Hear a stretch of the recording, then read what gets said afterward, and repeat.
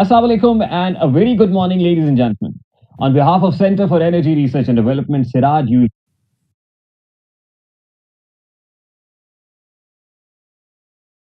Assalamu alaikum and a very good morning, ladies and gentlemen. On behalf of Center for Energy Research and Development, CERAD, UET Lahore, I warmly welcome you all to 5th International Conference on Energy Conservation and Efficiency, ICECE 2022. Let's begin the formal proceedings in the name of Allah, the most beneficent, the most merciful. أعوذ بالله من الشيطان الرجيم بسم الله الرحمن الرحيم ذلك بأن الله هو الحق وأنه يحيي الموتى وأنه على كل شيء قدير وأن الساعة آتية لا ريب فيها وأن الله يبعث من في القبور ومن الناس من يجادل في الله بغير علم ولا هدى ولا كتاب منير ثاني عطفه ليضل عن سبيل الله له في الدنيا خزي ونذيقه يوم القيامة عذاب الحريق ذلك بما قدمت يداك وأن الله ليس بظلام للعبيد صدق الله العظيم. Jazakallah. Ladies and gentlemen, now let's take a listen to the national anthem.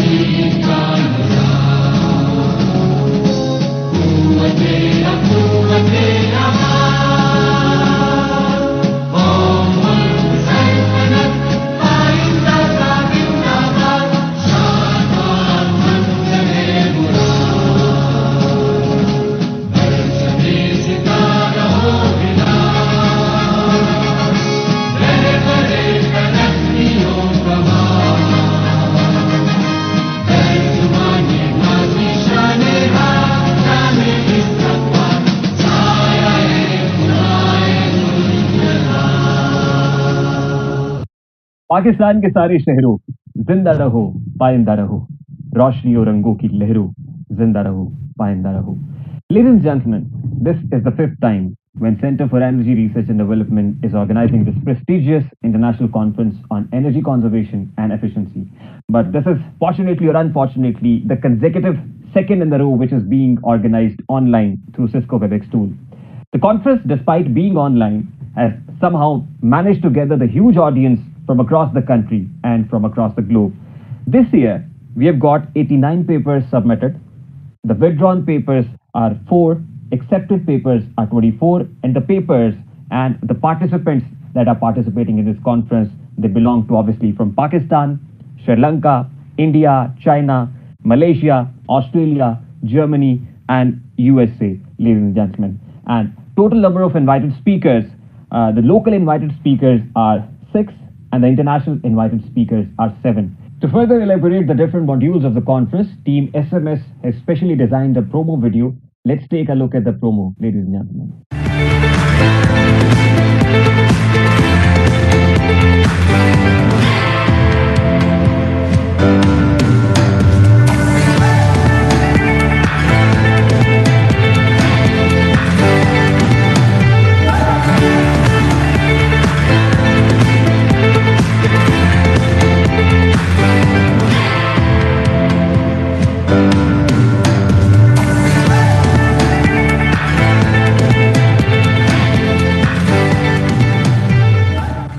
Ladies and gentlemen, I hope you enjoyed the video, and the video was about the different modules of the conference.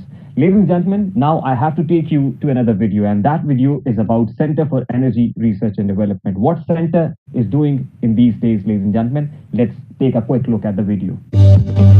Under the auspices of the Government of the Punjab, Center for Energy Research and Development, CERAD, established at new campus of UET, CERAD marks as a symbol of excellence in R&D activities in energy.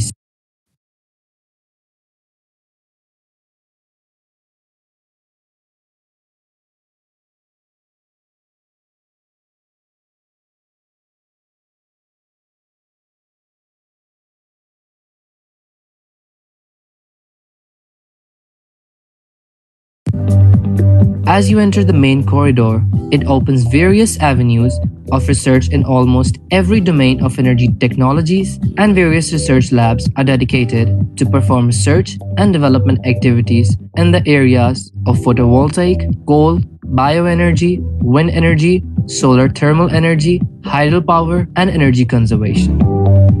Since its inception in the year 2012, CERAD has achieved great milestones under the supervision of Dr. Waqar Mahmood and his dedicated team that includes professionals with excellent academic background and industrial experience.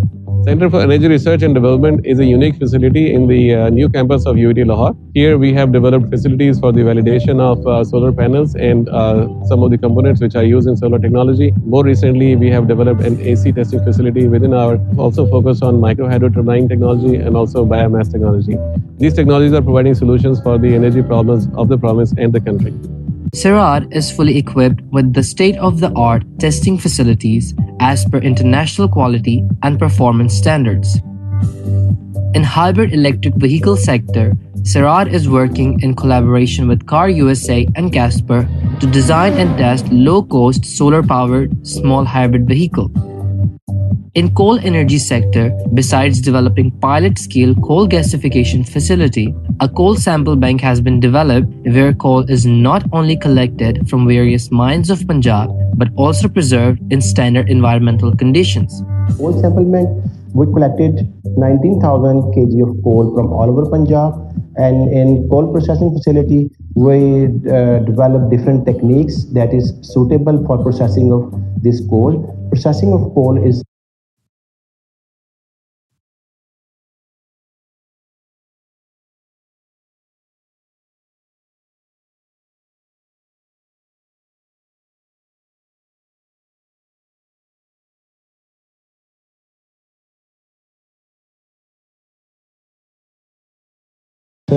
so that we can provide an environment-friendly clean coal for safe operations. The center is also contributing towards the knowledge-based economy.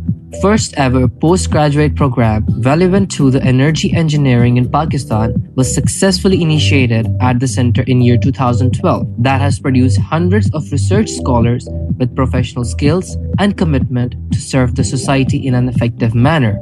It is also providing vocational training courses in solar technology, PV pumping, and renewable energy technologies under the umbrella of Punjab Skills Development Fund (PSDF) and National Vocational and Technical Training Commission. We are providing consultancy services for the Punjab government and for other provinces. Currently, we are in the lab where we are teaching the students of the PSDF and the NAVTEC. PSDF is a provincial level body that we are providing training for them. And in a similar case, we are also providing renewable energy courses for the NAVTEC. Besides this, CERAD organizes seminars, conferences, and workshops on regular basis so as to create better understanding of modern technologies and awareness in masses to conserve energy. We are trying to work on various projects related to energy efficiency and conservation. We initiated the energy efficiency and conservation course for the industries. We are also working on the solar pumping systems. We can enhance the efficiency of pumps and motors, establishing the first AC testing lab with giving all the technical support to PICA.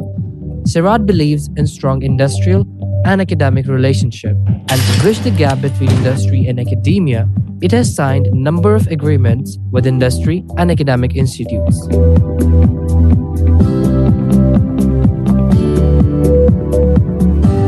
So what are you waiting for? If you are working in any renewable energy technologies, including solar, wind, hydro, biofuel, or coal energy sectors, and you need our services, feel free to contact us.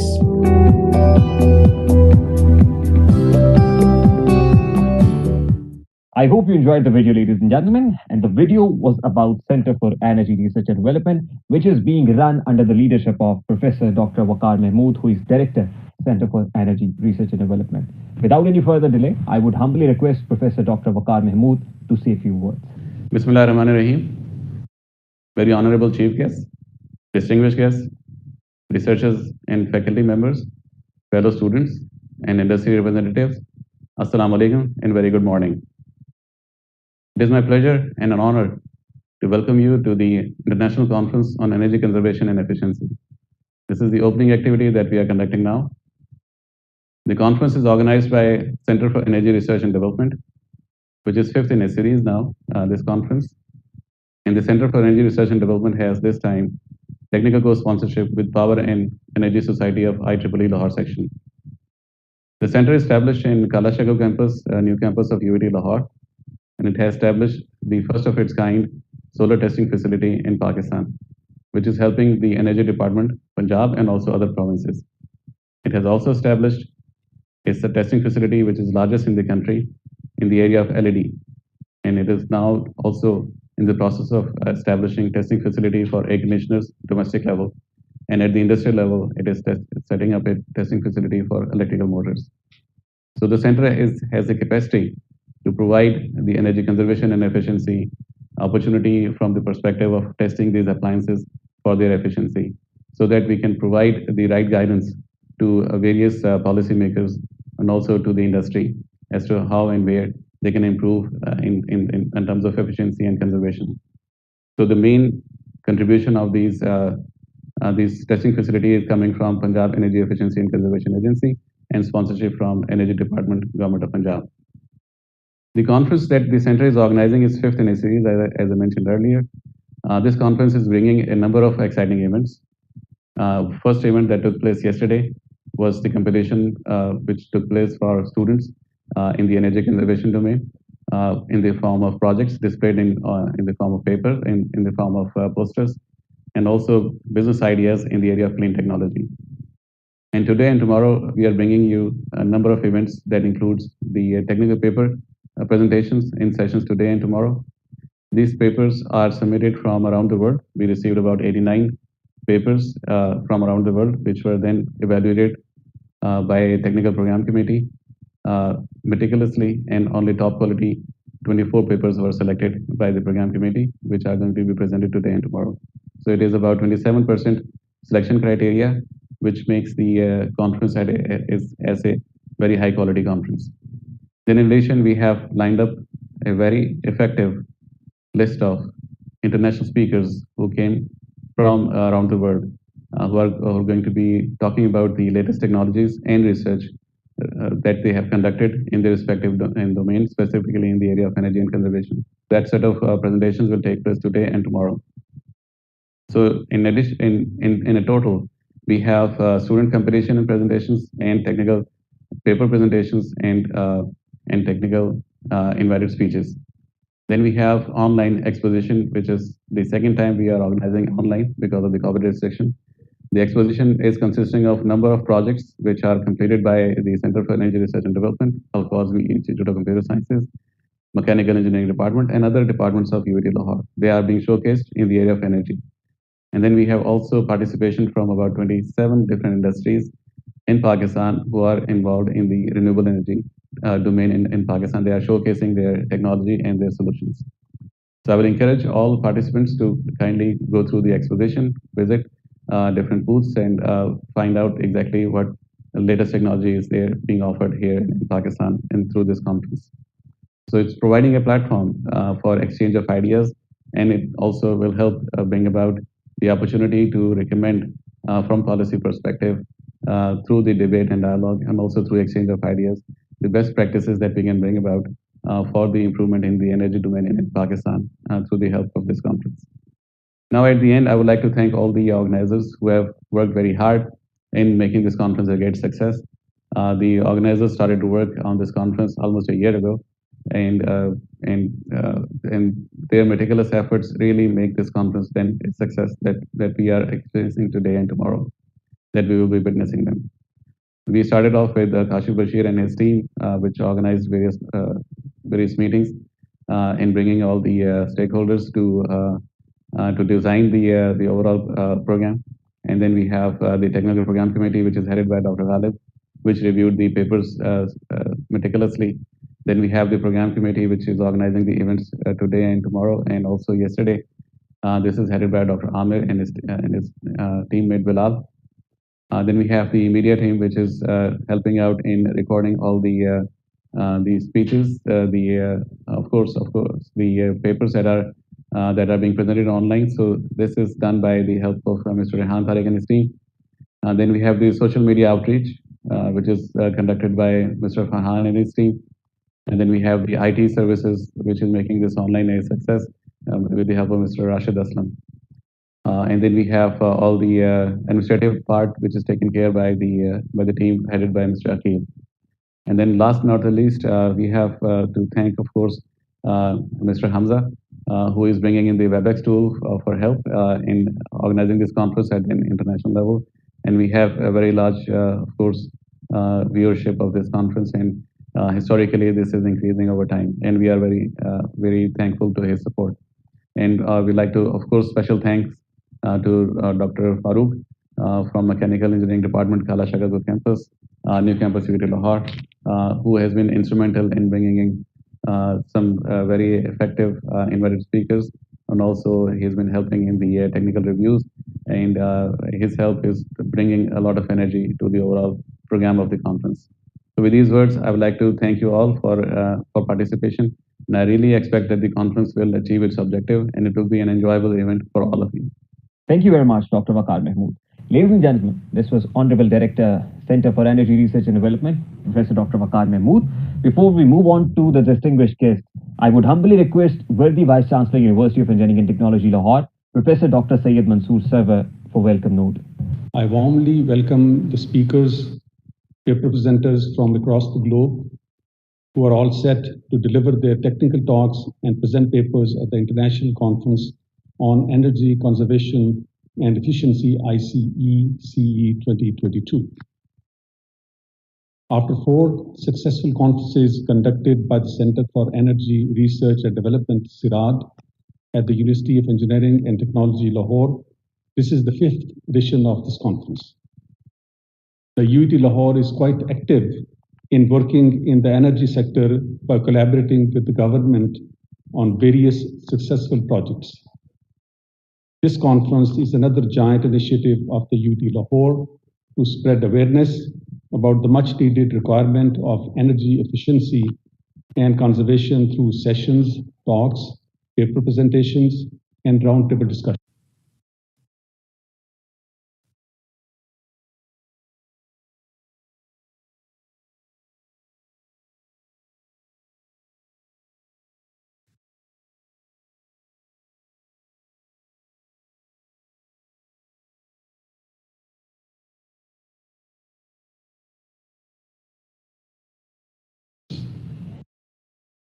ICE will provide you the opportunity to sharpen your skills, and above all, your research work will receive feedback through discussions by highlighting its strengths and weaknesses.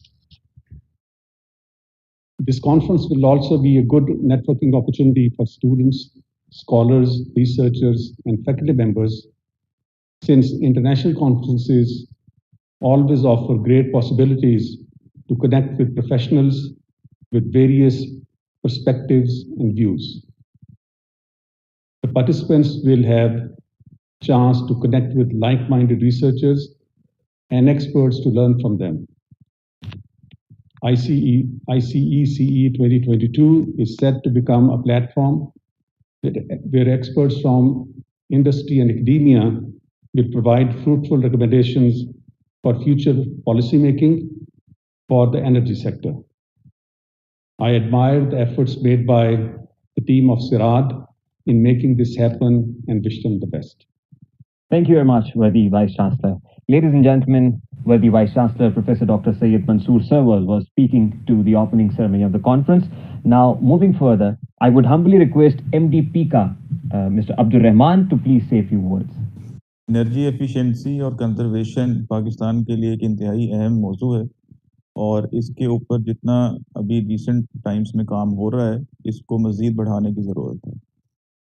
Pakistan क्योंकि एक energy starve country है और यहाँ पे energy की demand मुसलसल बढ़ रही है, और उस डिमांड को बहुत बेहतर तरीके से ऑप्टिमाइज और उसको मैनेज करने की ज़रूरत है। इस सिलसिले में गवर्नमेंट ऑफ पंजाब पिछले 3-4 सालों में बहुत काम कर रही है, और गवर्नमेंट में जो इसके कनेक्शंस हैं उसके बिल्स में नुमाया कमी देखने में सामने आई है। इस सिलसिले में इस कॉन्फ्रेंस को हम मज़ीद सपोर्ट करना चाहते हैं, और इसके ज़रिए रिसर्च और इंडस्ट्री और एकेडेमिया को हम इकट्ठा देखना चाहते हैं जो पाकिस्तान के लिए बेहतर फ्यूचर को इंश्योर कर सके। इस कॉन्फ्रेंस को जहां हम सपोर्ट कर रहे हैं वहां पे हम इसमें ये भी देखना चाहते हैं कि रिसर्च ओरिएंटेड कुछ पेपर सामने आए जो ये गाइड कर सकें इंडस्ट्री को और एकेडेमिया को फ्यूचर के लिए कि किस तरह एनर्जी एफिशिएंसी और कंजर्वेशन को यूज़ करके मुल्क के लिए बेहतरी लाई जा सकती है। Thank you very much, Mr. Abdur Rahman. Ladies and gentlemen, this was MT Pika. Now I have to introduce you to a guest who has always been there with his unconditional support, which is none other than Minister for Energy, Government of Punjab, Dr. Akhtar Malik. I would humbly request Dr. Sahab to please say a few words. बिस्मिल्लाहिर्रहमानिर्रहीम। मैं doctor Mohammad Akhtar Malik, वज़ीर तवानाई पंजाब आपसे बात कर रहा हूँ। तो हमारा ये 5वां एपिसोड हो रहा है energy conservation and research centre के लिए। तो मैं तमाम आने वाले मुअज़्ज़ज़ मेहमानों को इस कॉन्फ्रेंस पे खुशामदीद कहूँगा, क्योंकि आज दुनिया को इस चीज़ की ज़रूरत है कि एनर्जी जो हमारे इंजीनियर्स हैं, हमारे रिसर्चर्स हैं, हमारे एकेडमिया है और जो इम्प्लीमेंटिंग अथॉरिटीज़ हैं, उनका कोलैबोरेशन होगा तो हम लोगों को एनर्जी कंजर्वेशन और रिसर्च पर बहुत सारा फीडबैक भी दे सकेंगे और इनको इम्प्लीमेंट करने से लोगों की ज़िंदगियों में आसानी पैदा कर सकेंगे। मैं समझता हूँ कि ये वक्त की ज़रूरत है। एनर्जी प्रोड्यूस करना एक चैप्टर है और एनर्जी कंजर्व करना और उस पर रिसर्च करना बिल्कुल दूसरा चैप्टर है। तो इसमें जितना हमारे एकेडमिया के लोग और इसमें जो हमारे एक्सपर्ट्स हैं, जो एनर्जी प्रोड्यूसर्स हैं, आईपीपीज हैं, जितनी एजेंसीज इसके साथ रिलेटेड हैं, जब ये मिल बैठकर एक रोड मैप देंगे तो अल्टीमेटली फ़ायदा पब्लिक का होगा। मैं एक दफ़ा फिर आप तमाम लोगों को इस एनर्जी कॉन्फ्रेंस में खुशामदीद करता हूँ। Thank you very much, Dr. Sahab. Ladies and gentlemen, this was Honorable Minister for Energy. Now, quickly moving further, we have another guest from the Provincial Cabinet, Provincial Minister for Higher Education, which is none other than Raja Yasir Humayun Sarfaraz Sahab. I would humbly request Raja Yasir Humayun Sarfaraz Sahab to say a few words. Energy is the most important resource of our daily lives. We need the energy to make our lives more comfortable, easy, and joyful. Most of the energy comes from non-renewable sources. Looking at the country's energy outlook, we must use our energy resources wisely. Now it is time to seriously consider energy efficiency and conservation, which is undoubtedly one of the most powerful and cost-effective solutions being implemented throughout the world. Today, we realize the significance and necessity of energy, which is why our government has been fairly active in the subject, working on and planning several energy projects in partnerships with public and private sectors. In various initiatives, UET has been a key collaborator. Academia's involvement in resolving energy issues and proposing sustainable energy solutions is crucial. I am pleased that the International Conference on Energy Conservation and Efficiency, ICECE 2022, has brought together energy experts from around the world. It has provided one podium for all of them to share their ideas. From paper presentations to invited talks and industrial exposition, I am confident that energy experts from academia and industry, with their collaborative effort, will draft some valuable suggestions that would be great help for the government and policymakers. I appreciate the efforts of the Center for Energy Research and Development to conduct 4 successful international conferences on energy conservation and efficiency, and now going to conduct the 5th one. At this conference, I want to express my gratitude to the organizing committee and wish this conference will be successful now and in the coming years. Thank you. Thank you very much, Raja Yasir Humayun Sarfaraz Sahab, Honorable Minister for Higher Education. You have always been there with your kind support. Now, quickly moving further, we have Chairman Prime Minister Task Force on Science and Technology, Professor Dr. Ataur Rahman with us. I would humbly request Dr. Sahab to please say a few words. Bismillahirrahmanirrahim. I would like to congratulate the organizers for holding an excellent conference on the important topic of energy conservation. There are several aspects of energy conservation. The way that we construct buildings, the laws that exist in terms of building and structures, the materials that are used, which can minimize the air conditioning systems and also the heating systems, So the whole area of energy conservation is vitally important. It is also linked to energy generation systems, where a lot of work has already been done. Pakistan, as you know, has been trying to generate electricity from various sources, such as through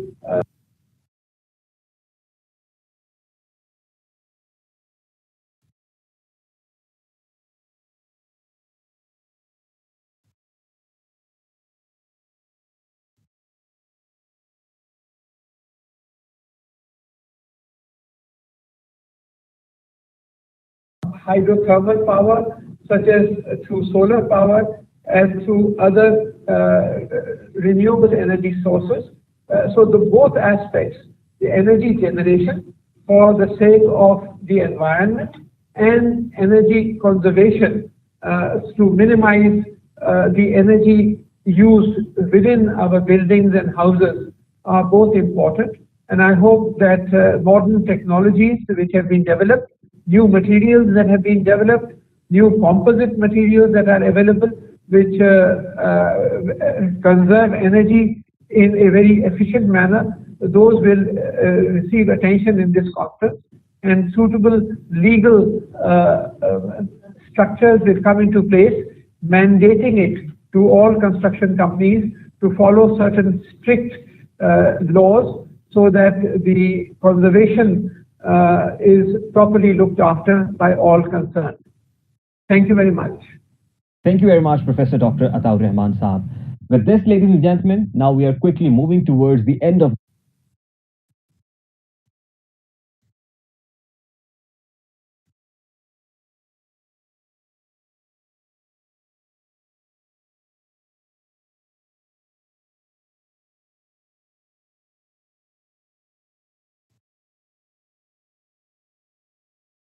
opening ceremony, and towards the end we have two prominent personalities with us. One of them is Honorable Governor Punjab and Chancellor of the University of Engineering and Technology, Chaudhry Mohammad Sarwar Sahab, with us. I would humbly request Chaudhry Mohammad Sarwar Sahab to please say a few words. Bismillah ar-Rahman ar-Rahim. Today, the world is on the verge of energy transition, making efforts to become self-sustainable, promoting green energy and conservation of resources. There will be huge transitions in the energy mix of other countries with their policy targets of introducing eco-friendly technologies in near future. As Pakistan is in the early stages, we must act quickly and intelligently to protect our environment and resources.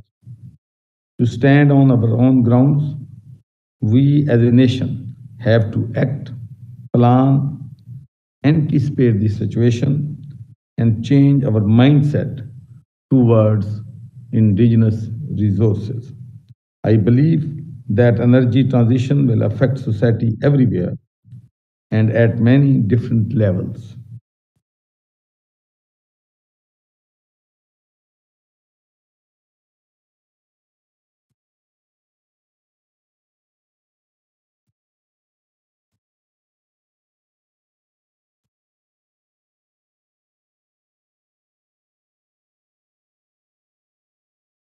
With the present initiatives being taken to shift our power mix to renewable energy and promote energy efficient practices.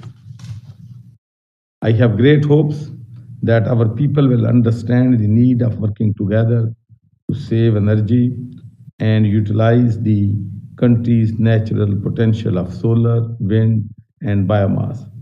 In this context, IEEE 2022 provides a unique opportunity for researchers and industries to come together for low-cost and innovative solutions.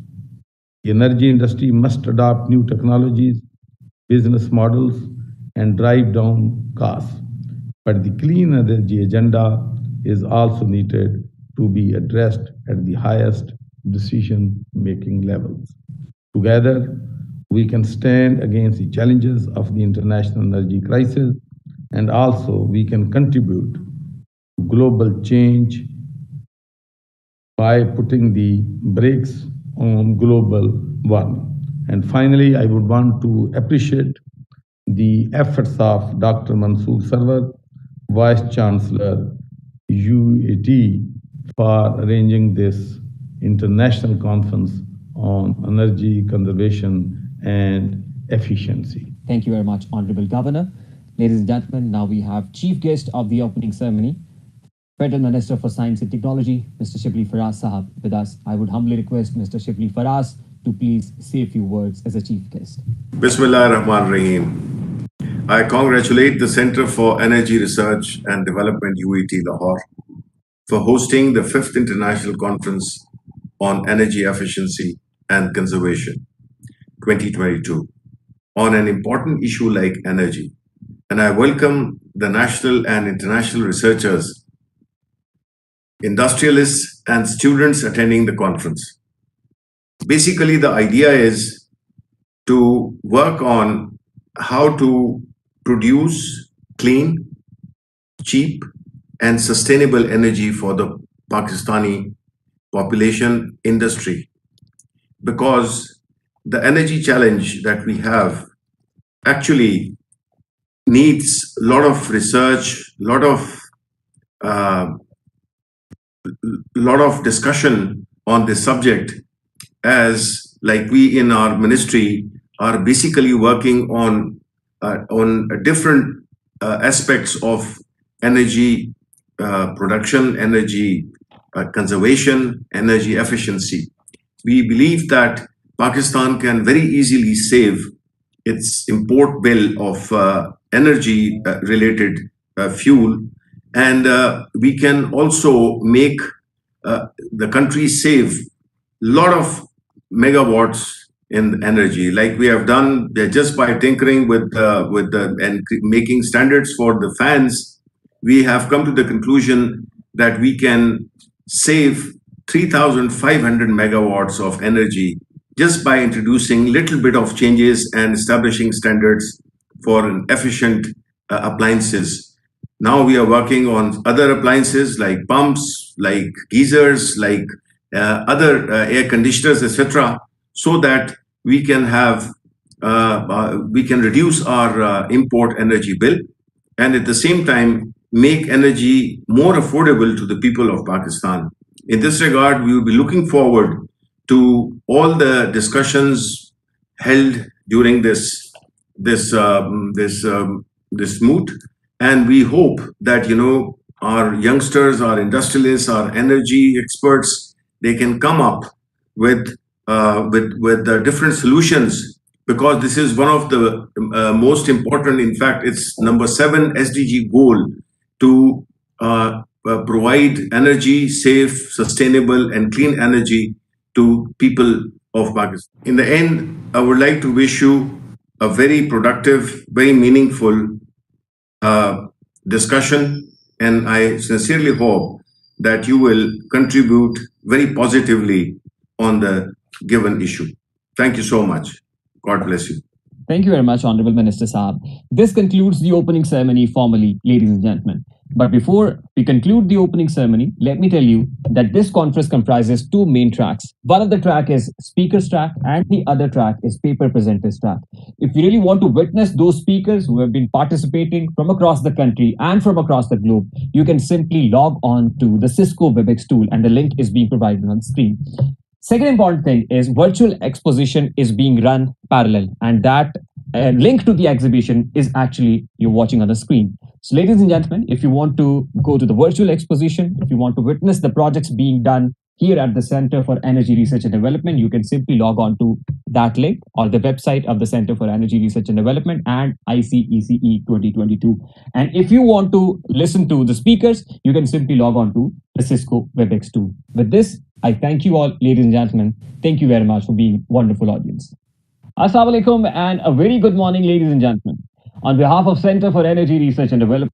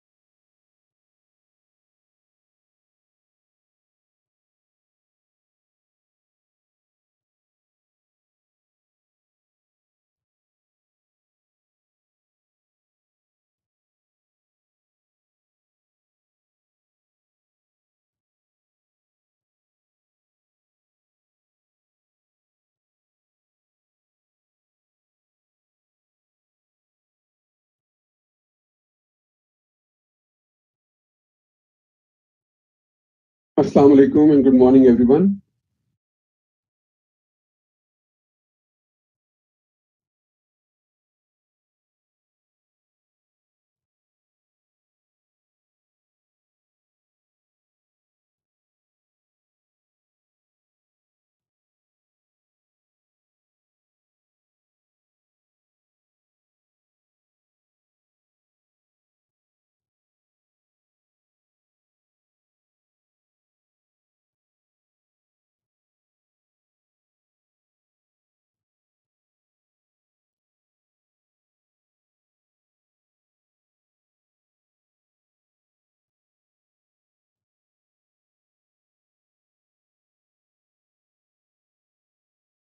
Assalamu alaikum, good morning, everyone.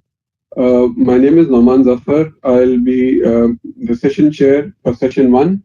And I'll like to welcome you all.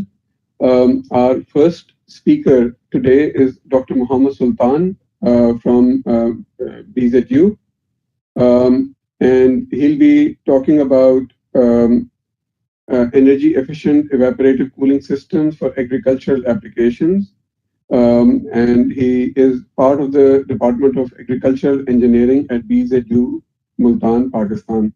So without further ado, I would like to invite him to actually begin his talk. Before that, just a little bit about him.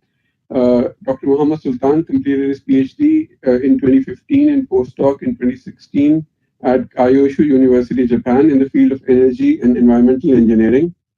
He was an awardee of MEXT and JASO fellowships from the Japanese government during PhD and postdoc studies, respectively.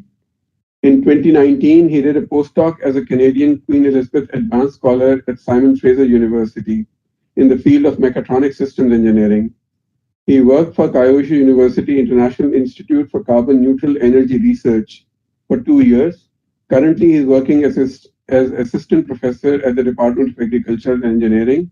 He has supervised 12 MN and PhD students so far. In addition, 10 MN and PhD students are currently working under his supervision. He has published 115 plus journal articles, 100 plus conference articles, 13 book chapters, and several magazine articles. He has authored 6 books for publishers like Springer, MDPI, and Intech Open. He is serving as guest editor for the special issue of Energies Journal, Sustainability Journal, Advances in Mechanical Engineering, and Frontiers in Mechanical Engineering Journal. In addition, he's serving as regional editor for Evergreen Journal of Kyushu University. His research is focused on developing energy-efficient heat and/or water-driven temperature and humidity control systems for agricultural storage, greenhouse, livestock, and poultry applications.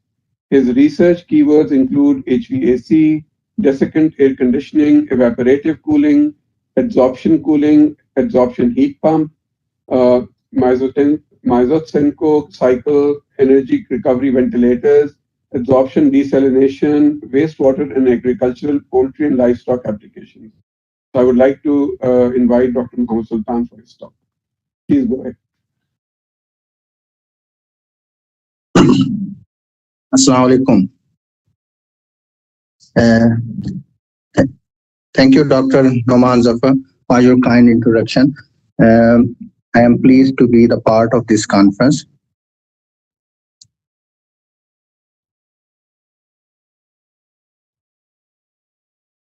Can you hear me? Can you just please confirm? Hear you. Fine. Okay. So you can see my presentation title on the screen. So this is mainly related with the energy efficient evaporative cooling systems for agriculture applications. So actually, if I coming to the theme of my talk, so related to the problem statement, the problem is that most of the temperature and humidity control system already working in worldwide are based on the compressor technology, which is relatively expensive and cannot control the humidity. And we have also temperature humidity control required in various agriculture applications, which include greenhouse farming, fruits and vegetable storage, poultry farms, animal livestock farms, agro-industrial processing, grains and dry fruits storage, hides and tannery storage, ceiling and structures for agriculture buildings. So the currently available technologies are advanced technologies. Most of them are based on the compressor, which consume huge amount of primary energy, and they are not able to control the humidity distinctly. I mean, they control the humidity by means of the temperature and cooling the temperature, air temperature below to the dew point, and then they control the humidity indirectly, but it's not having kind of precise mechanism to control the humidity. So the modern technology, as they are expensive and not economical, they at least for the agriculture sector. Therefore, low cost sustainable technologies are principally required for value addition, processing, export, development and modernization for agriculture sector of Pakistan. So in this case, I will, next slide please. In this case, I would be going through the beginning with the some agriculture applications background, that how temperature and humidity and other airflow parameters are linked with the need of the optimum temperature and humidity control system. Because most of the listeners of this conference are related to the mechanical engineering side, and they probably be thinking that how the agriculture engineering people are working in air conditioning and HVAC side. So that's why I have chosen some topics from my previous research articles, that what we are currently doing in our lab at Bahauddin Zakariya University. So this is a case study for agriculture greenhouses. You can see in most of the agriculture greenhouses, there are actually two main processes involved. One is photosynthesis, another is evapotranspiration. In case of photosynthesis, the plants takes the water vapors from the root and CO2 from the air and releases the oxygen and other things and water vapors into the air. So, but they also need the light energy. Due to that light energy, temperature in within the greenhouse is continuously increasing, and due to the release of water vapors into the air, humidity levels is also increasing. Same as the case for the evapotranspiration. So water vapors are about like 300 grams of water per day per square meter leaf area is usually released in a agriculture surroundings, and that has to be encountered by properly dehumidification system and temperature control system, so that to have optimum agriculture productivity in terms of photosynthesis. Next slide, please. If we translate this greenhouse air conditioning, so typically direct evaporative cooling system are used for greenhouses in most of the regions in Pakistan which are inefficient. Commercially developed evaporative cooling systems are used, but they are relatively expensive, at least for the conventional greenhouse products. But if you talk about medicinal, that might be okay. But in case of conventional product, is expensive. Pakistan faces severe temperature and relative humidity conditions, which are changing from region to region and annually, as with months, which are not suitable for greenhouse. Next slide, please.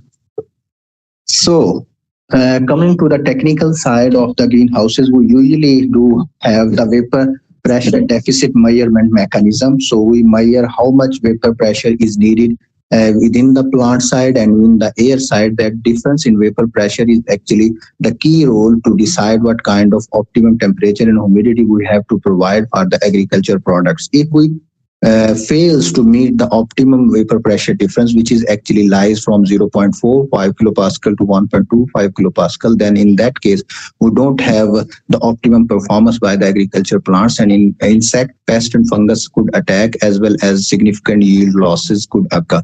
And this ideal VPD for agriculture plants is actually changing from various agriculture product stages like germination, seeding, vegetables, and early fruit or mature staging. This the ideal requirement of vapor pressure difference or vapor pressure deficit is changing.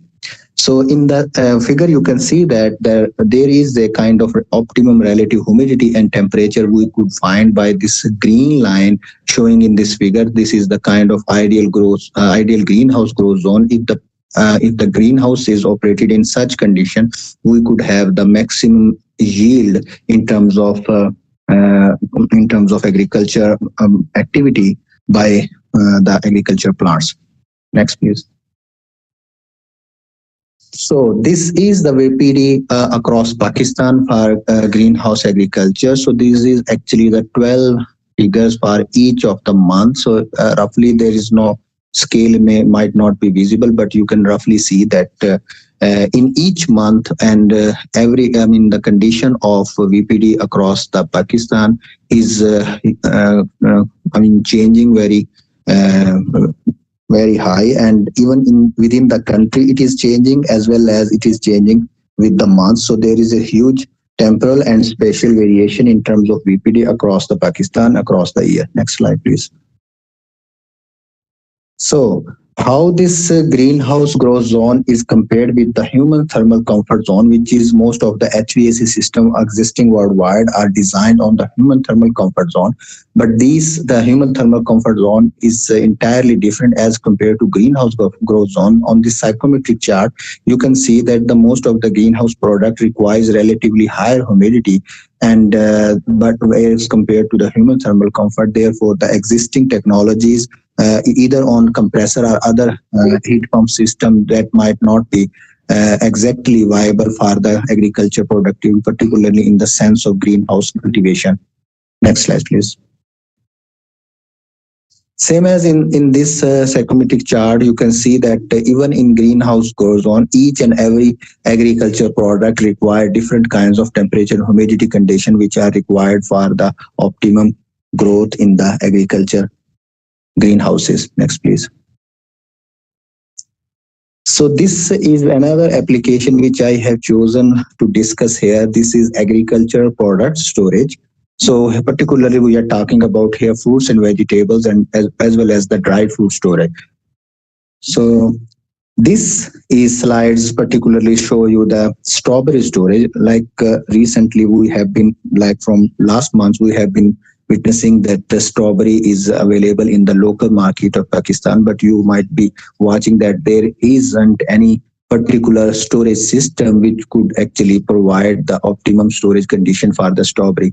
I mean, the strawberry is a kind of sensible product. Obviously, for long-term storage, we usually prefer the refrigerators and frozen strawberry. But if we want to have fresh strawberries and we want to store fresh strawberry for like 1 or couple of months, so there is not any particular HVAC or temperature and humidity control system for the strawberry storage in Pakistan, because these systems are relatively expensive for existing technologies and they are unable, to meet the economic conditions of Pakistan. So there are so many agriculture processes involved during the decay process of this fresh fruit, just in case for the strawberries. So we need to have some sort of optimum and low cost and sustainable temperature and humidity control system for agriculture storage, so that we could provide optimum temperature, optimum humidity, optimum flow rate, and optimum CO2 and oxygen level.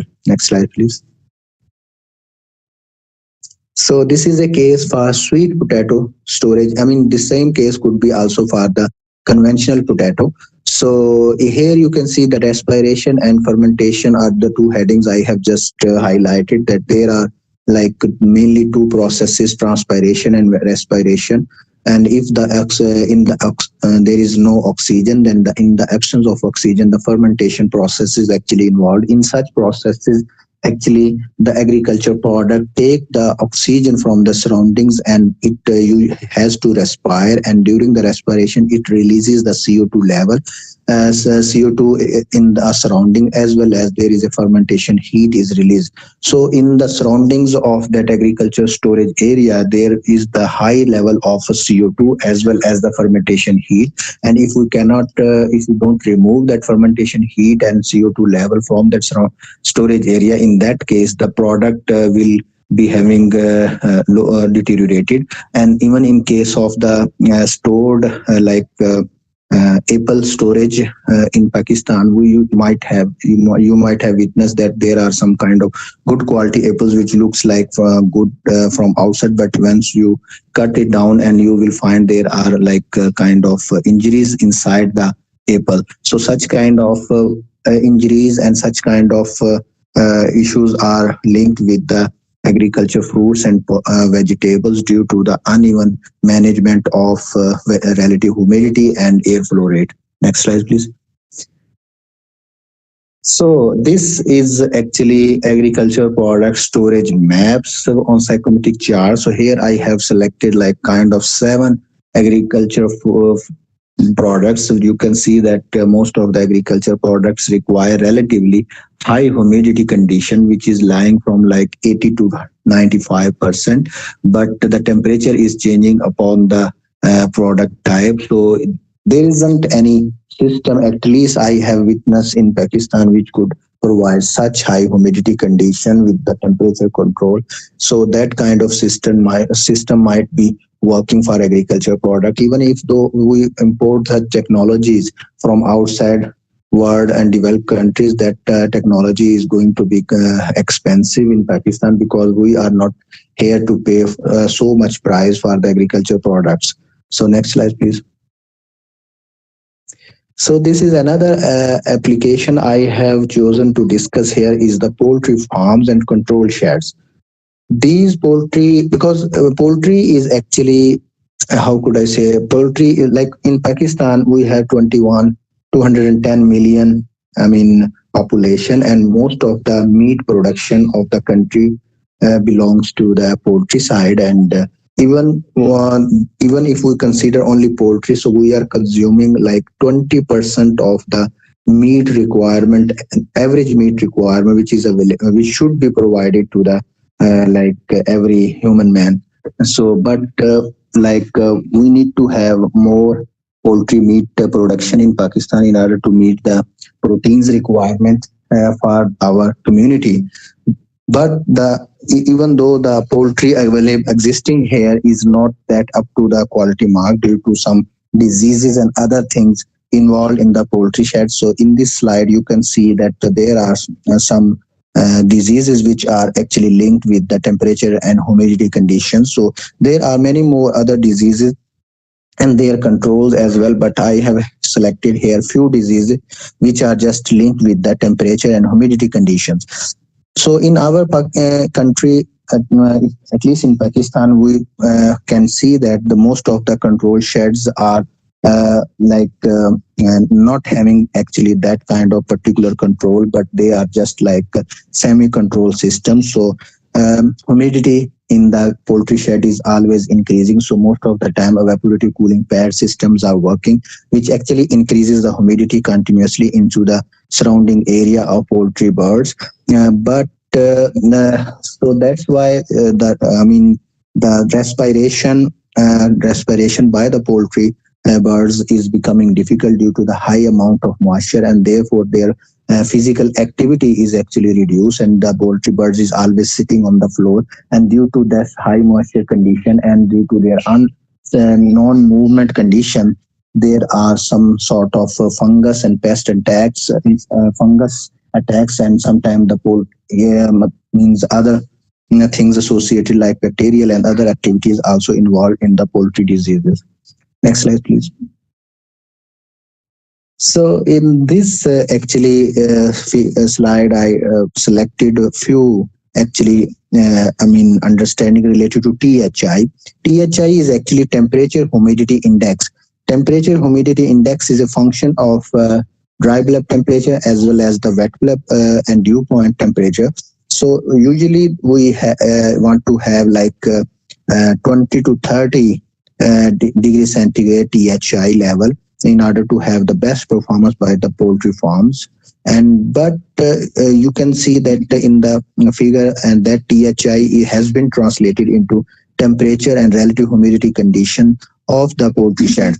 So in case of like months,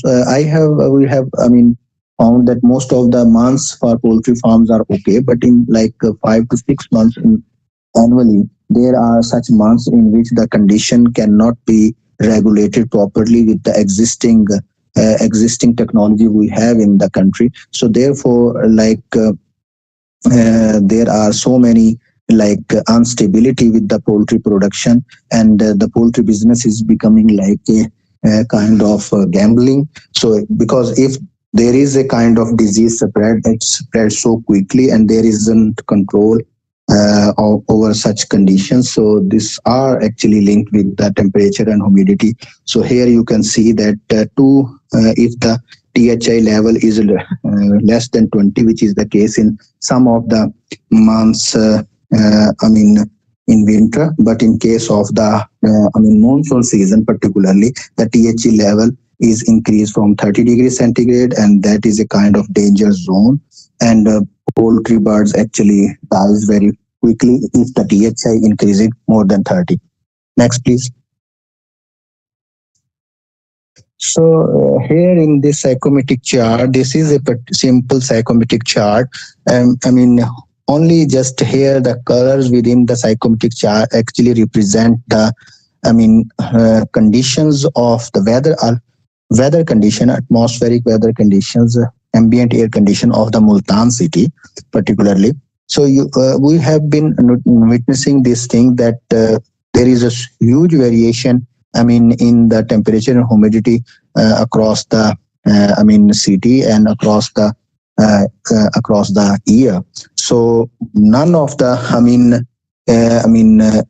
with time, if we talk about 1 week, 2 week, there isn't any optimum temperature and humidity conditions available for the poultry. Even the poultry optimum temperature and humidity conditions changing with the age of the poultry. So you can see that 1 week, 2 week, 3 and 4 and 5 week poultry birds are having different kind of temperature and humidity requirement. Most of the time the humidity requirement is 50 to 70% relative humidity is optimum in case of 1 to 5 week chicken, but the temperature is decreasing. The optimum temperature for 1 week chicken is lying from 30 to 35, whereas in case of the 5th week, once the poultry gains the weight, it do not like the high temperature. Instead, it likes the relatively low temperature from 20 to 24 degrees centigrade. Next slide, please. This is another application we are working here is the livestock and dairy cattle farms. In case of livestock and dairy cattle, we used to although we don't have such a problem in the temperature and humidity condition, but the issue is here, whatever that breed we are working in Pakistan that are conventional breeds, and if we want to have modern and advanced breeds which could provide more output in terms of meat production and dairy products, then in that case such breeds of cattle or dairy livestock actually they require low temperature and high humidity. But for example, if we talk about the Australian breed, which could provide a milk production of about 30 kilograms per day, which is actually at least 3 to 4 times higher as compared to our conventional livestock breed in Pakistan. But if we want to import such breed and want to grow such a livestock animal in Pakistan, so we fails to grow such animal due to the unavailability of the optimum temperature conditions, because the Australian breeds even in our winter of the November and December, it feels it is hot for that Australian breed. So we need to have some sort of low cost temperature control system. If we could provide such system to that agriculture animals, so in that case we might be able in a longer run to replace some of the agriculture and livestock breeds, so that it will contribute in the meat production as well as in the dairy market. Next slide, please. Here are some the psychometric representation of optimum temperature and humidity requirements for different kinds of agriculture animals, mostly dairy and sheep and beef. So you can see then they are requiring different sorts of temperature and humidity. And even this is changing with respect to their age, and that has not been provided here in so detail. But as per the ASHRAE guidelines, there are chapters which are available on the livestock and animal air conditioning. So that ASHRAE, American Society of Heating, Refrigeration, and Air Conditioning Engineers, have actually compiled such information in their books, and their chapters actually gives more details. Next slide, please. So the concept here is what is the concept we are actually working. So in order to address all these agriculture application we have discussed in the previous slides, is that we want to develop a low cost, energy efficient and a sustainable air conditioning system for various agriculture applications. So the solution goes into two sides. For humid climates, we are working in the thermally driven system, particularly the open cycle desiccant air conditioning system, which in case of Pakistan is actually applicable for like 3 to 4 months. Whereas in case of dry climatic conditions, low humidity application, so in that case, we are actually exploring the evaporative cooling based solutions. These evaporative cooling based solutions are actually direct and indirect evaporative cooling conceptualization, including the Meso-Senko cycle principle and hybrid evaporation system. So together with these two concepts, we could be able to replace the existing vapor compression system, or at least to develop a sort of energy efficient hybrid system which actually be sufficient to control the temperature and humidity perfectly, as well as with more than 70% of the energy saving. Next slide, please. Focusing on evaporative cooling based solution for dry climatic conditions. So we are next slide, please. These are for the dry climatic conditions. So evaporative cooling, this is a conventional direct evaporative cooling system, which is also known as swamp cooler, or we sometimes name it as like Lahore cooler. So these are not be working in, at least in the high humidity regions and high humidity months, particularly like monsoon season. Next, please.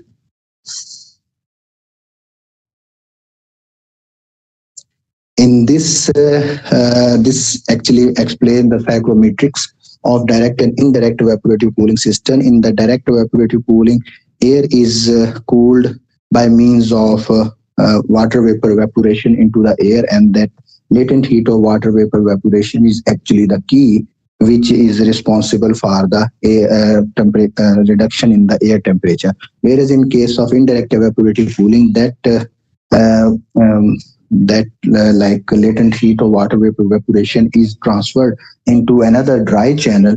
That's why that is creating like a stable humidity condition with relatively less relative humidity condition, and which could contribute for other application. Next, please. This is another concept of Meso-Senko cycle principle for the controlling the air temperature. So in this concept, we have this certain mechanism to assist the wet channels performance, and that wet channel performance is actually significantly improved by means of this M cycle mechanism. And in that case, the M cycle apparatus is the heat mass exchanger is able to cool the air below the wet bulb temperature and up to the, theoretically up to the dew point temperature, but obviously below the wet bulb temperature. Next, please. So such kind of evaporative cooling experiments apparatus we have developed here in our lab, and we are working here for system applications. So that the internal heat mass exchanger can be like cellulose chloride, indirect evaporative cooling, and the M cycle evaporative cooling. Next, please.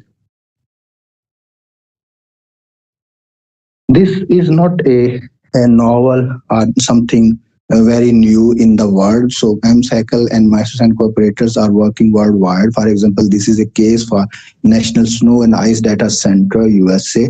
So this is existing in the Colorado state. So where the M cycle industries, the Colorado Corporation, who is the license owner for the making production of many of the M cycle products.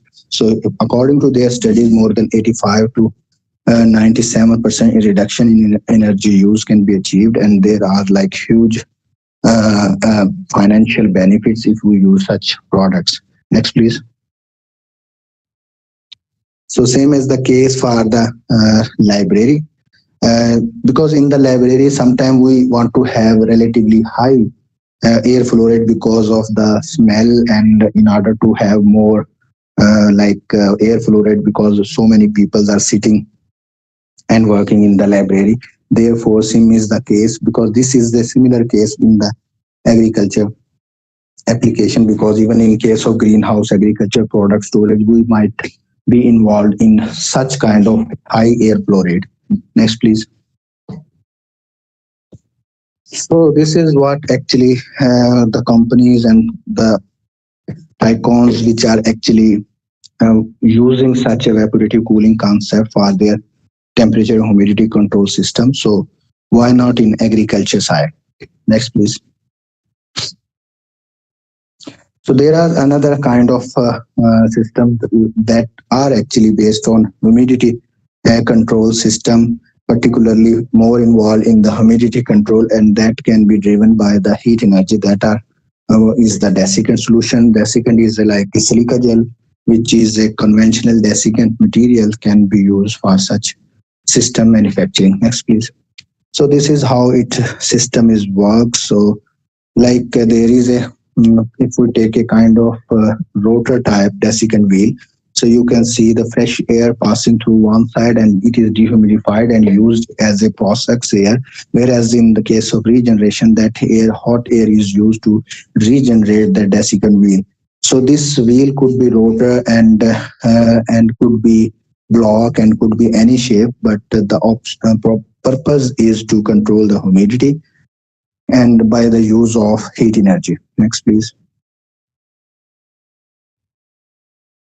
So here is kind of just a quick schematics of how this desiccant system could be linked with the evaporative cooling system and could be the heat exchanger in order to meet making a particular one unit system which could be able to control the humidity as well as to control the temperature. So by this we could have an option to control humidity separately and to control the temperature separately. Next slide, please. So this is a kind of experimental apparatus that can be used for the testing of honeycomb polymeric desiccants, and there could be many more desiccant materials which could be used to test for such kind of desiccant materials. So it has an ability to have a huge amount of experimental data on different kind of conditions which might be required for the simulation and analysis of the other applications. Next, please. So this is another experimental apparatus if we want to have test the material side. So this desiccant block and material can be developed distinctly. Next, please. Such polymeric sorbents and polymeric adsorbents can be used. There are obviously silica gel is the priority because it's cheaper, but I have here selected a couple of polymeric sorbents which are relatively expensive, although having a huge high performance in terms of humidity reduction.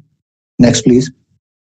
So their structure is something like this, and you can see their particle size is ranging 2 micrometer to 20 micrometer. So this is the 3D images of polymeric sorbent. Next, please.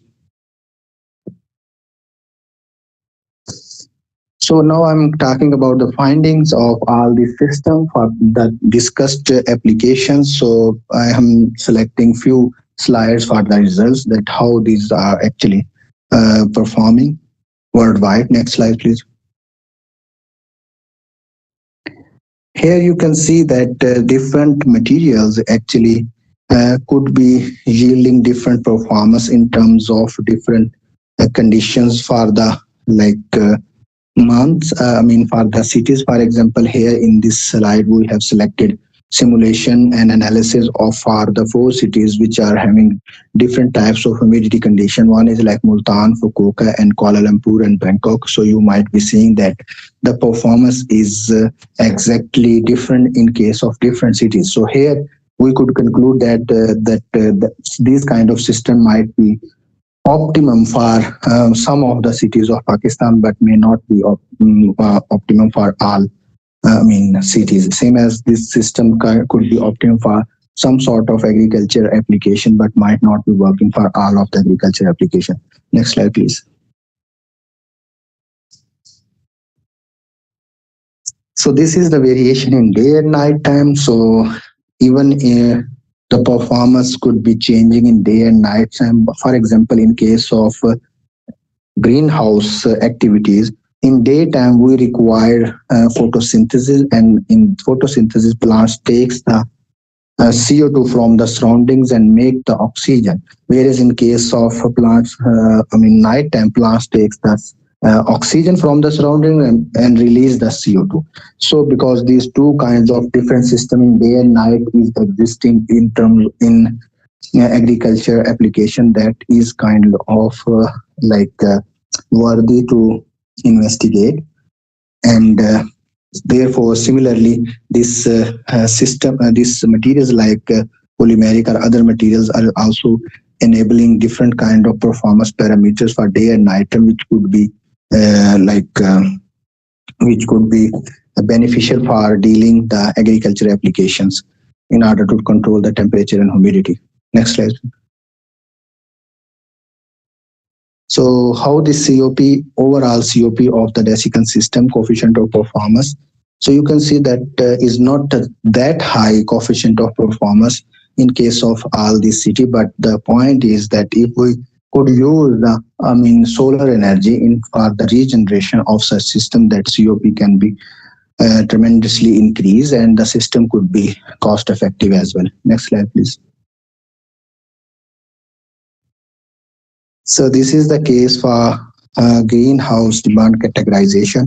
So in case of greenhouse, we might be involved in what kind of humidity condition we are looking into it, and then up to that conditions of relative humidity we require, we can categorize the greenhouse demand and then do the needful activities in terms of research and in terms of development of the system. Next, please.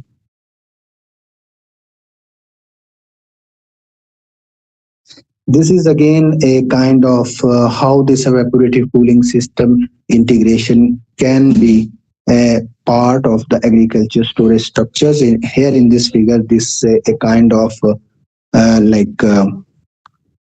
solar chimney, and solar chimney as well as evaporative cooling, particularly Mesosenko evaporative cooling, is designed in such a way that they are part of a agriculture storage area, and in that case they could be assisting the sensible and latent load of that storage room. And as per the research is concerned, so they are able to reduce the 20 to 30% of the sensible and latent load, which is kind of good to assist the temperature and humidity conditions. Next slide, please.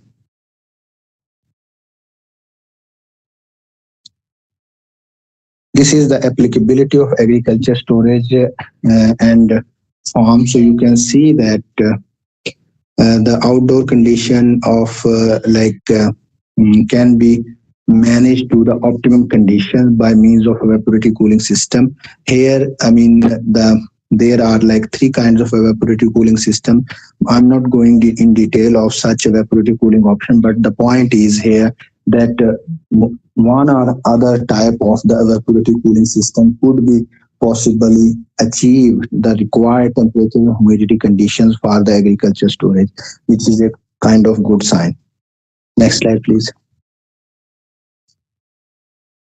So this is a kind of a desiccant plus evaporative cooling systems applicability for dry fruit storage. Here in this slide can also be visible that this storage of ambient air condition are red, whereas the supply air conditions after passing through the desiccant plus evaporative cooling system, it becomes blue. So these are mostly coming into the range for ideal temperature and relative humidity storage for some of the dry fruit.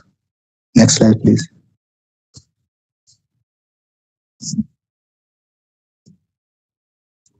Next slide, please.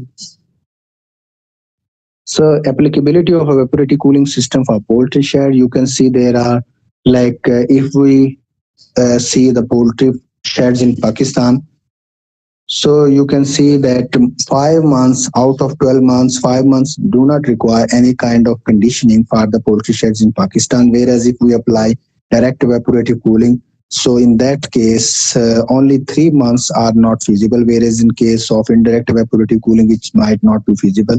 Whereas in case of MEC system, only 2 months are not feasible. Rest of the months are feasible. So in that 2 months, like which is June and July, so there could be a hybrid solution in which the vapor compression system, including with the evaporative cooling system, could actually assist to control the temperature and humidity throughout the year in the poultry sheds of Pakistan. Next slide, please. So this is how it's actually linked with the performance synthesis. So even though the desiccant systems and desiccant materials, so they here in this case silica gel and polymeric sorbent. So you can see that even if we change the desiccant materials, so we could be able to marginally regulate the performance of such system, which might be worthy for some sort of specific control of temperature humidity for age dependent poultry sheds.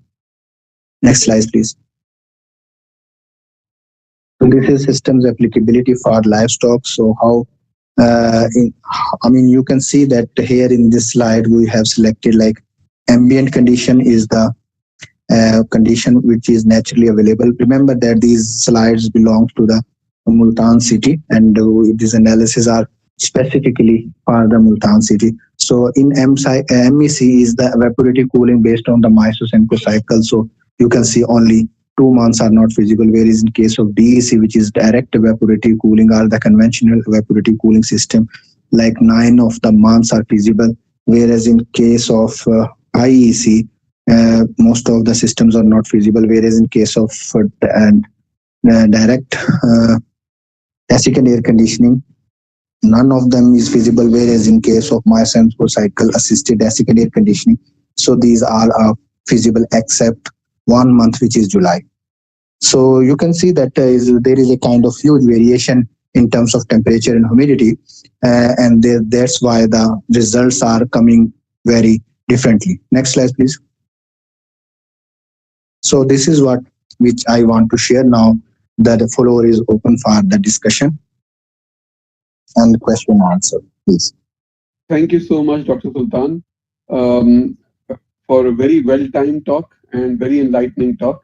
We have just a couple of minutes for questions. If anybody has a question, they can put it in the Q&A bar, and I can then forward it to Dr. Sultan. If not, I have a question, Dr. Sultan. Yes, please. In the slide about the livestock suitability of different, you had mentioned ambient conditions, and you had also mentioned the desiccant cooling. If you can go out, or just you can explain. So in the ambient conditions, we had a number of feasible months. In the case of DHT, we had no feasible month. So how is it possible for it to go even below the ambient conditions in terms of feasibility? So your question is, in case of livestock, the ambient conditions, we have a relatively good number of months which are feasible, whereas in case of desiccant air conditioning, yes, and none of the months remain feasible. So how can it become worse in desiccant air conditioning compared to actually, thank you for the question. Actually, so in case of actually livestock, if we talk about the conventional livestock animals we have in Pakistan, they actually might not be requiring any sort of temperature and humidity control exclusively. But if we want to import some sort of high productive breeds like Australian cows in Pakistan. Over there, we are interested to control the temperature and humidity. And it has been found that the animals, particularly the big animals like livestock, they are more interested in temperature control as compared to humidity control. Therefore, the desiccant system might not be that much kind of interest as compared to the temperature control system, which could be uh, given by the evaporative cooling system. Therefore, if we go by the desiccant system, that even though the humidity is less, so we are actually wasting the energy. But if we combine the desiccant with evaporative cooling, or we use the Mesosenko cycle evaporative cooling, in that case, we are able to control the temperature up to the desired level. Thank you. And one more question. I mean, maybe it's just my lack of understanding, but in terms of evaporative cooling, my understanding is that the air conditioned air, the conditioned air will be higher in humidity just because of the nature of the process. So in evaporative cooling, is there a possibility of actually just evaporative cooling alone? Humidity through that process as well? You mean humidity suits the process? You mean? No. Can we reduce the humidity? Yeah, I understand. Okay. So actually, there are kind of 3 to 4, maybe 2 to 3 types of evaporative cooling options we have. So in each of the evaporative cooling concept, the product air is having higher humidity as compared to the ambient humidity. But in case of indirect evaporative cooling and Mesosenko cycle evaporative cooling, so the humidity ratio or the absolute humidity remains constant theoretically, but the but the relative humidity is relatively low as compared to the conventional swamp cooler, or you can say Lahore cooler. So we have the ability to reduce the relative humidity a little bit as compared to the conventional evaporative cooling system, but obviously this will be relatively bit higher from the ambient air conditions. Thank you so much. So these were the questions I had. I do not have any more questions from the audience, I see. So we can move to the next presentation. So, Professor. Thank you so much, Dr. Sultan. I really appreciate your time. Thank you, sir. Thank you. Yes. Okay, so the next presenter will be myself. I'll introduce myself. If you would, if the organizers would allow me to share my screen. I have a few slides. I mean, I would want to introduce the research cluster here at LUMS, and I'll take my introduction there. So the organizers, if you can allow me to share my screen.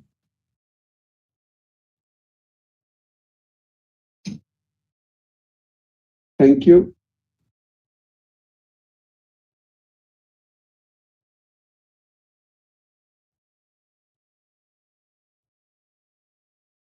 Okay, so I'll be presenting the next talk on swappable batteries for electric vehicles. And this is some of the work that we're doing here at LUMS. And it's primarily towards technology-driven manufacturing and how we can, and the case for creating this technology-driven manufacturing in Pakistan. To give you an overview, I am associate professor in the electrical engineering department, and there are a few key areas that we work in. A lot of work is applied in nature, so we have a lot of collaboration with the industry, and we also do some fundamental research as well.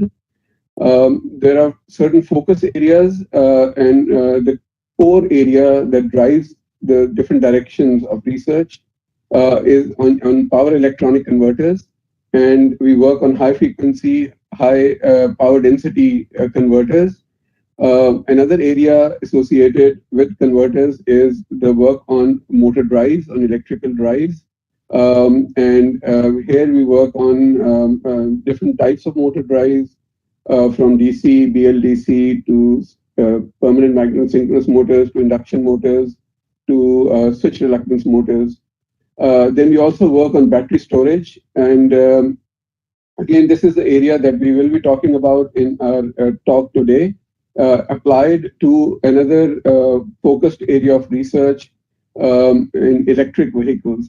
That's again a major thrust, and we work in the technology, in technology development, in policy, and then in implementation as well. So one of the areas has been to fast track EV policy implementation in Pakistan.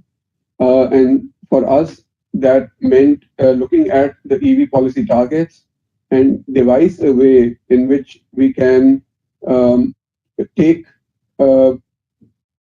this to a level where the barriers of entry for EVs can be reduced to a minimum, and the technology participants in Pakistan can start working on the technology from day one, right away, not only for creation of solutions within Pakistan, but also to be able to export these to other parts of the world. Then another area that we work in is grid-free living, and that is primarily to look at the requirements, the energy and power requirements, and how, without compromising the quality of life, can we actually live totally off grid. And that doesn't mean that we need support of the grid for different times of the year, but what would it take in terms of living completely with no reliance on the grid at all, even for stability. And then that breaks down into 4 areas of work that includes generation, storage, understanding and working of loads, and of course, one of the key areas is scalability. So the solution has to be sized appropriately for a given period of time, and over time, its working efficiency and output decreases. So how can we add to it rather than replace the solution, and without compromising the existing installed base of solution that we have? Then we work on off-grid electrification as well, and this includes microgrids, and this is beyond subsistence energy and power provisioning for household loads and also for communal loads, not only for convenience, but also for value addition in off-grid communities. And then part of the work that we do with LUMS Energy Institute is working with the existing grid as well, and that is to understand the challenges that existing grid has and how we can mitigate those challenges and provide technology solutions to help them, but also to enhance the capacity of the personnel working in the power sector, and how we can propose newer cutting-edge areas of research and technology. Our talk today is about the case for swappable batteries for electric vehicles. So I'll start with the background, then I'll create a case for swappable batteries, present an opportunities and challenges landscape for a country like Pakistan, a developing country like Pakistan, and then I'll go slightly deeper into the battery technology itself for enablement. And in the end, I'll also talk to the audience about the opportunities that LUMS presents for work in this and other areas in the electrical engineering department. When we look at the road transportation and EV opportunities in Pakistan, we look at the various segments of the transportation vehicles, and we see that cars and SUVs are there, and they are sort of the largest, financially speaking, contributor to the transportation segment. But in terms of sheer numbers, 2 and 3 wheelers and the impact that it has on the population, they take the cake. And we have about 22 million of 2 and 3 wheelers on the road, and they're also the largest segment of adding new vehicles on the road every year. And then buses and trucks, they are a challenging segment because of the sheer amount of power that needs to be processed and the complexity of the systems involved. And the numbers are small, So buses and trucks are generally areas that have a bigger challenge. And generally speaking, this would be an area where invariably government support would be most needed. In our assessment, two and three wheelers are lowest hanging fruit in terms of development of technology and also to proceed with little or no financial support from maybe the government sector. It is an area where self-sustainable business models can be developed for the industry to take it up on its own, as long as the government doesn't create any road barriers for the people who are working in the area. The EV policy target is one of the key driving forces, which is 30% of new sales by 2030.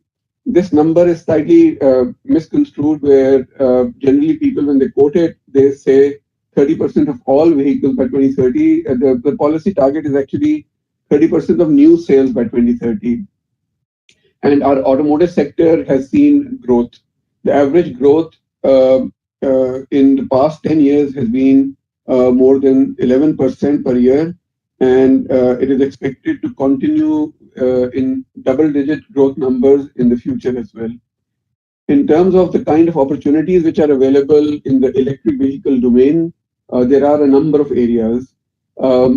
In today's presentation, we'll be partially talking about just two of them, which is the battery storage and charging and swapping systems for provisioning of energy related to EV opportunities. But in addition to that, EV, electric vehicle manufacturing itself, is a large opportunity and a distinct opportunity.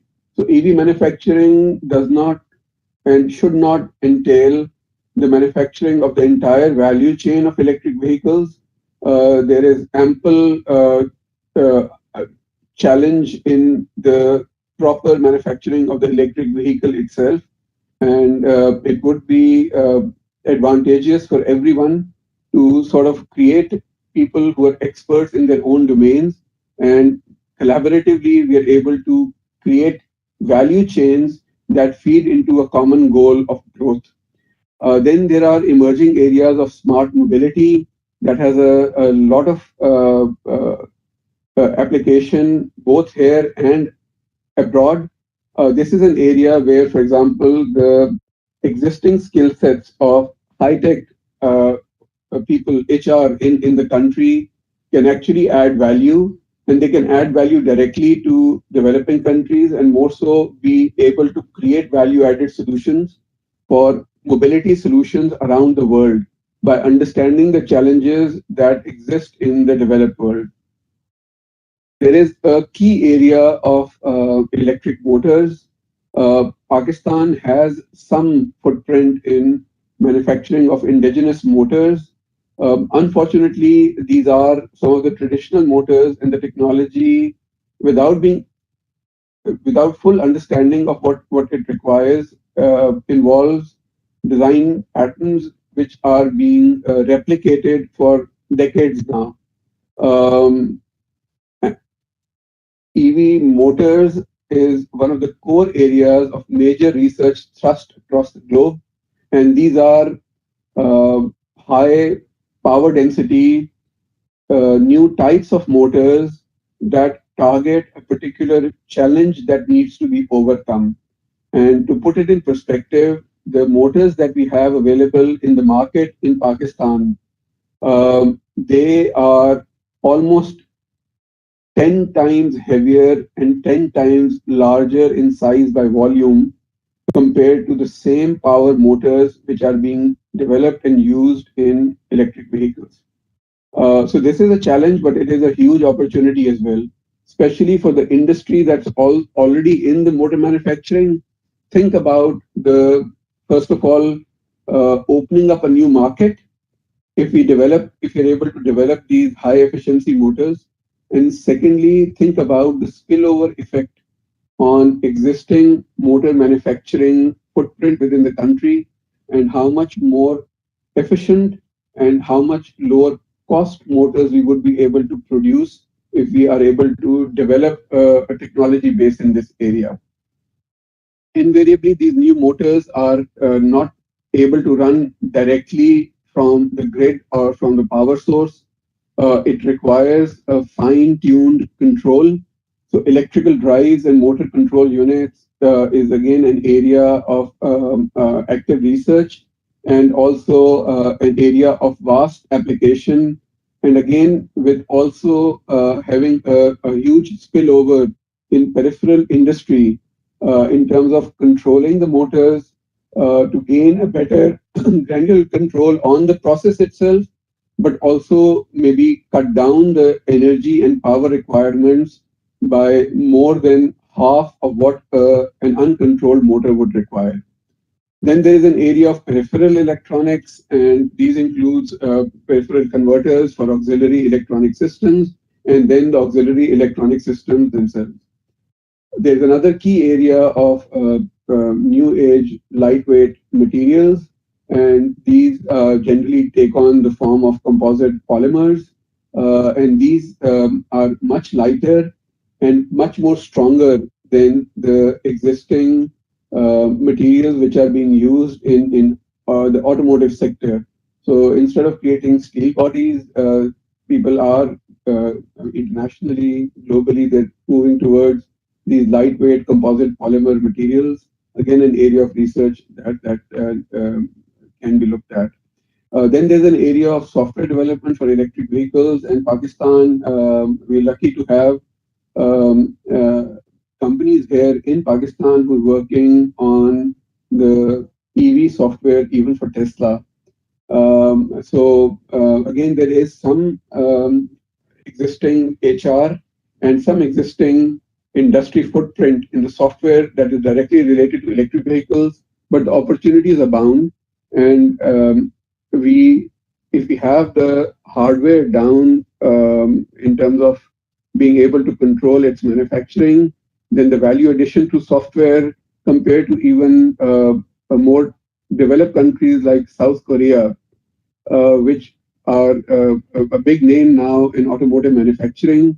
And in Japan, for example, they are looking at countries like Pakistan for resources in software development.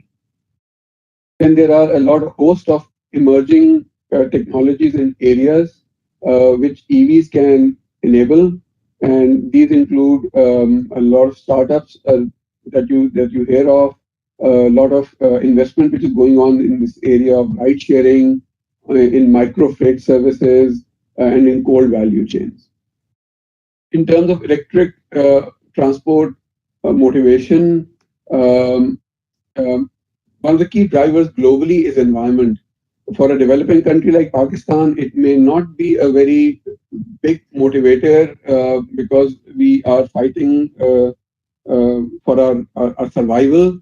An environment sort of takes on a back seat for us, but it nonetheless is a huge concern whether we give it its due focus or not. According to a study, 43% of air pollution in Punjab is contributed by transport sector, and this is for the whole province. And in terms of urban areas, the estimates are as high as 65%. And for the environment, we need to look at well-to-wheel considerations and also look at noise pollution. Another area which is directly related to the theme of the conference is efficiency, and fossil fuel vehicles have serious limitations. Hybrid electric vehicles it's an intermediate technology by design. So the overall technology structure is very complicated, both in terms of the use of materials and in terms of controlling the operation. And all electric vehicles, with its challenges, offer a very nice footprint for adoption. So if you look at the first pictogram on the right,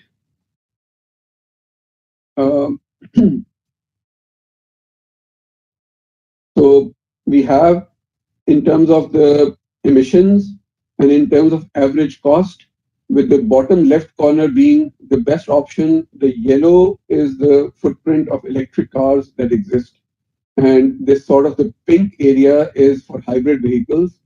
And the gray and the green are where the conventional gasoline and diesel engine cars exist.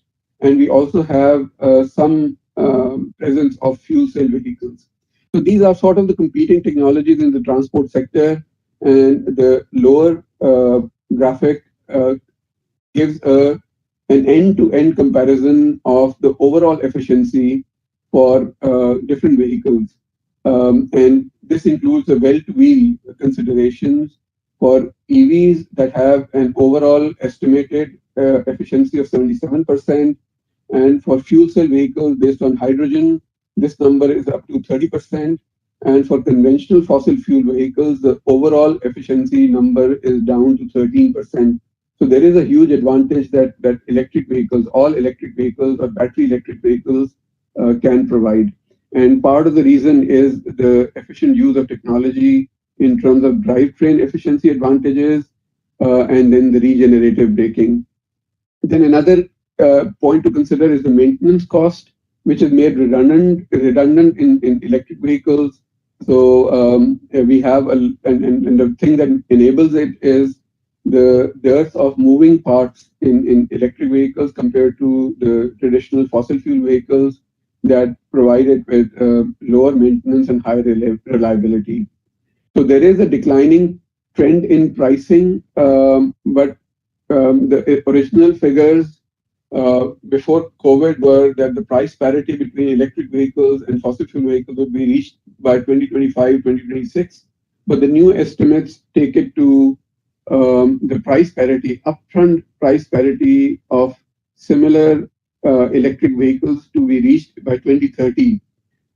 It is our belief that with swappable batteries, the upfront price parity we can achieve now. When we talk about, again, a comparison between the fossil fuel vehicles and electric vehicles, there are sort of advantages, disadvantages for both. And the table is sort of a recap, a summary of various ways in which we can compare them, do the comparative analysis. And the pictogram on the right is basically just to highlight the aspect of what would it take for a vehicle to traverse a certain amount of distance in a particular drive cycle. So the top graph is actually for a US 06 drive cycle. This is an IEC, so not an IEC, this is the EPA drive cycle for traditionally used for conventional vehicles for their emissions. It covers like an urban cycle, and it's a speed versus time graph, and shows that in an urban environment, a person would say start, go to a certain speed, maybe stop, and then complete a drive cycle. For electric vehicles, the lower graph is primarily the power requirement to achieve for a particular vehicle, a Prius-sized vehicle, to achieve the drive cycle which is given above, and the power requirements at different times to meet that speed versus time requirement. And in this, we can see that there are surges of power, and this particular graphic is very illustrative in terms of the kind of stresses the various systems in electric vehicles would experience.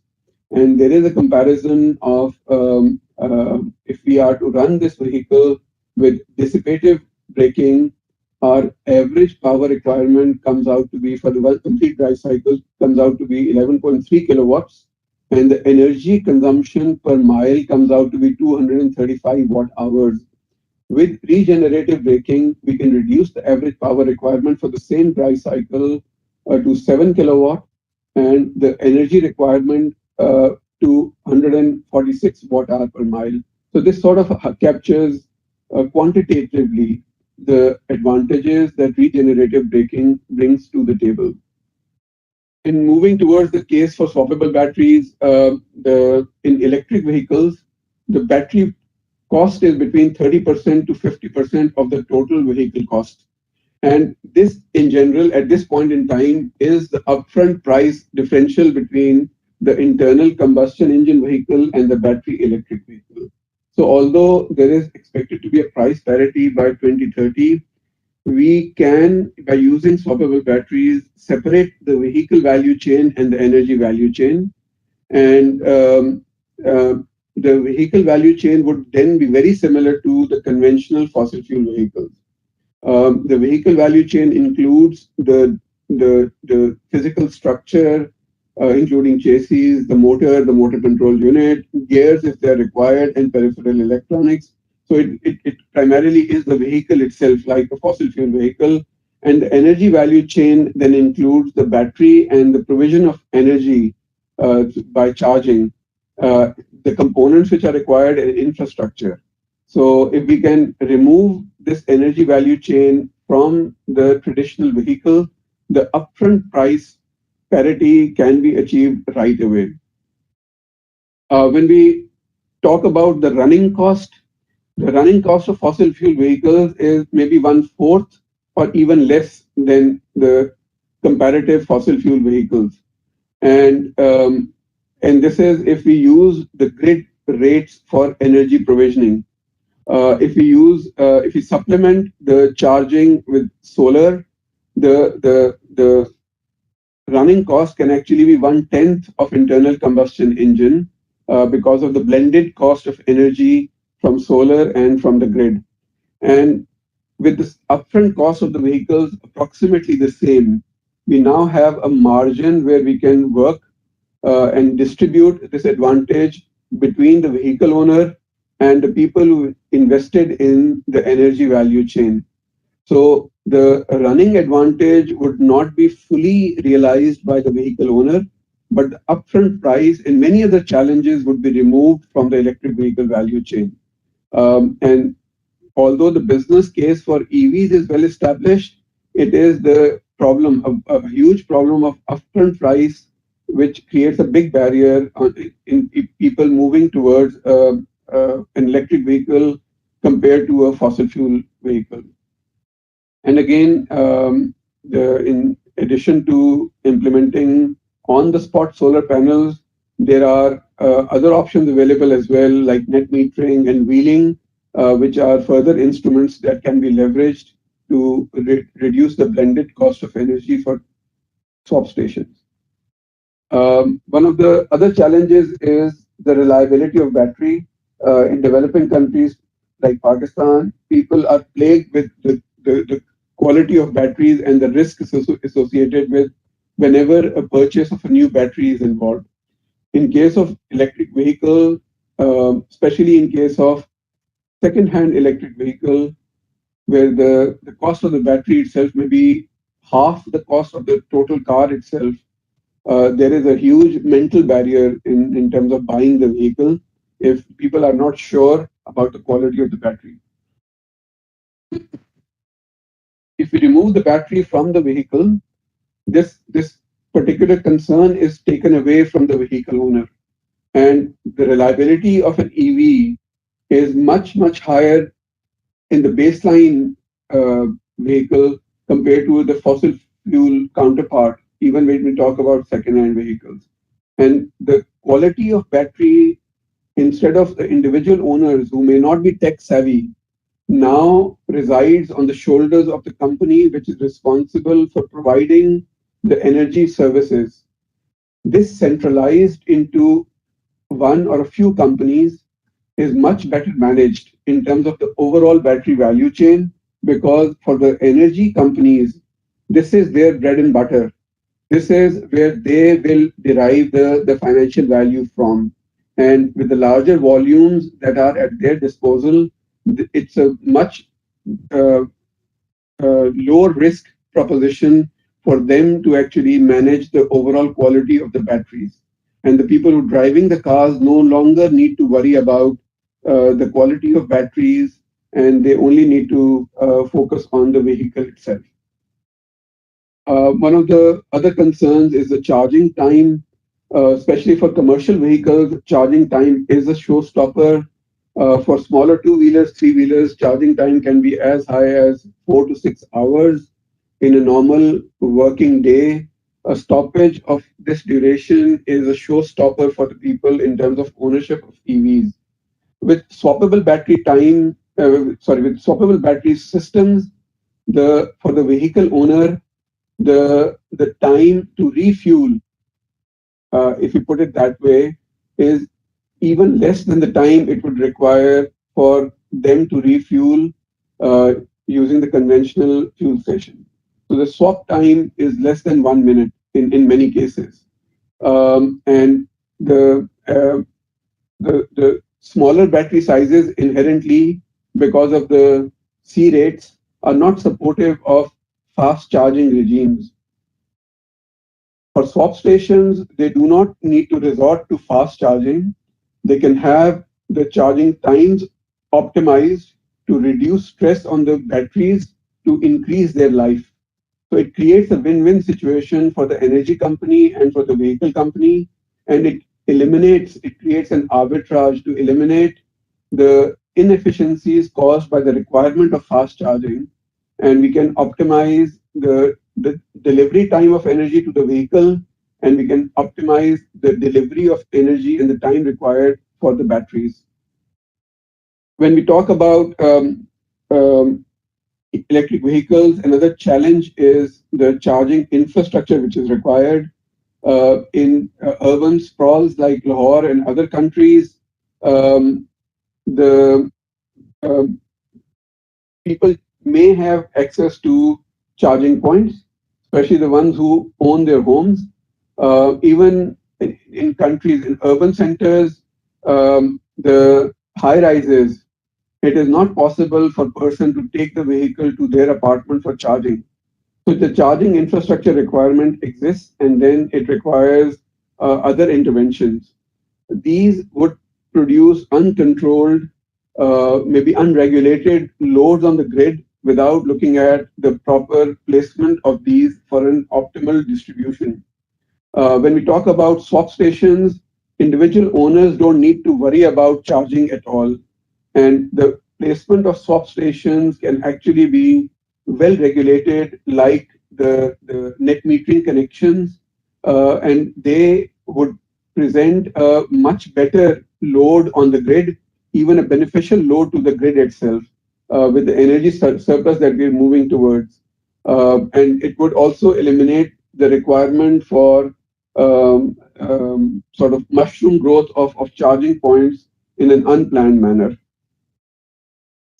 Another important aspect is range anxiety, and images like the one on the right, where people have taken pictures, multiple pictures of a Tesla being charged from a diesel generator on the side of the highway, become the laughing stock on the web.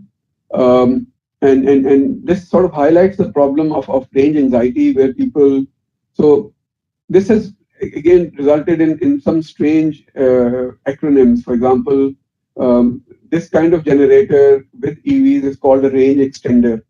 So they give it a fancy name, but in the end, it's primarily using fossil fuels and charging the vehicle. With swappable batteries, in especially the initial phases where the swap stations are few and far away, we can have a battery delivery service which can eliminate the range anxiety altogether. For a nominal fee, if a vehicle actually runs out of electrons at any point in time, these batteries can be delivered to the vehicle owners. In terms of the suitability of the swappable battery mechanisms and the business model to existing value chains, the oil marketing companies have an established business. The charging infrastructure for four-wheelers does not directly map onto the current business model of fuel stations and oil marketing company. At the very best, with detriment to the battery, the minimum time is between 20 minutes, 30 minutes for 80% charge. So this is much higher compared to a car coming in for refueling, which can be done in a few minutes' time.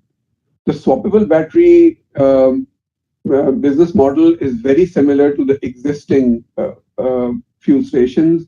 And all we need to do is create a bay for swapping. And in a very similar manner, instead of refueling, we can swap the batteries and allow the vehicle to move on their way.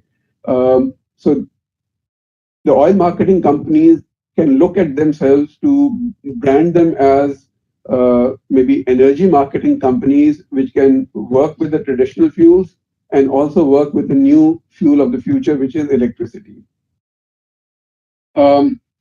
When we talk about battery recycling, that's another area which is very important. And the batteries which are in the electric vehicles, they, after certain state of health, they are no longer suitable to be used in electric vehicles because of those high power requirements that we saw in the earlier slide. But they still have useful life available.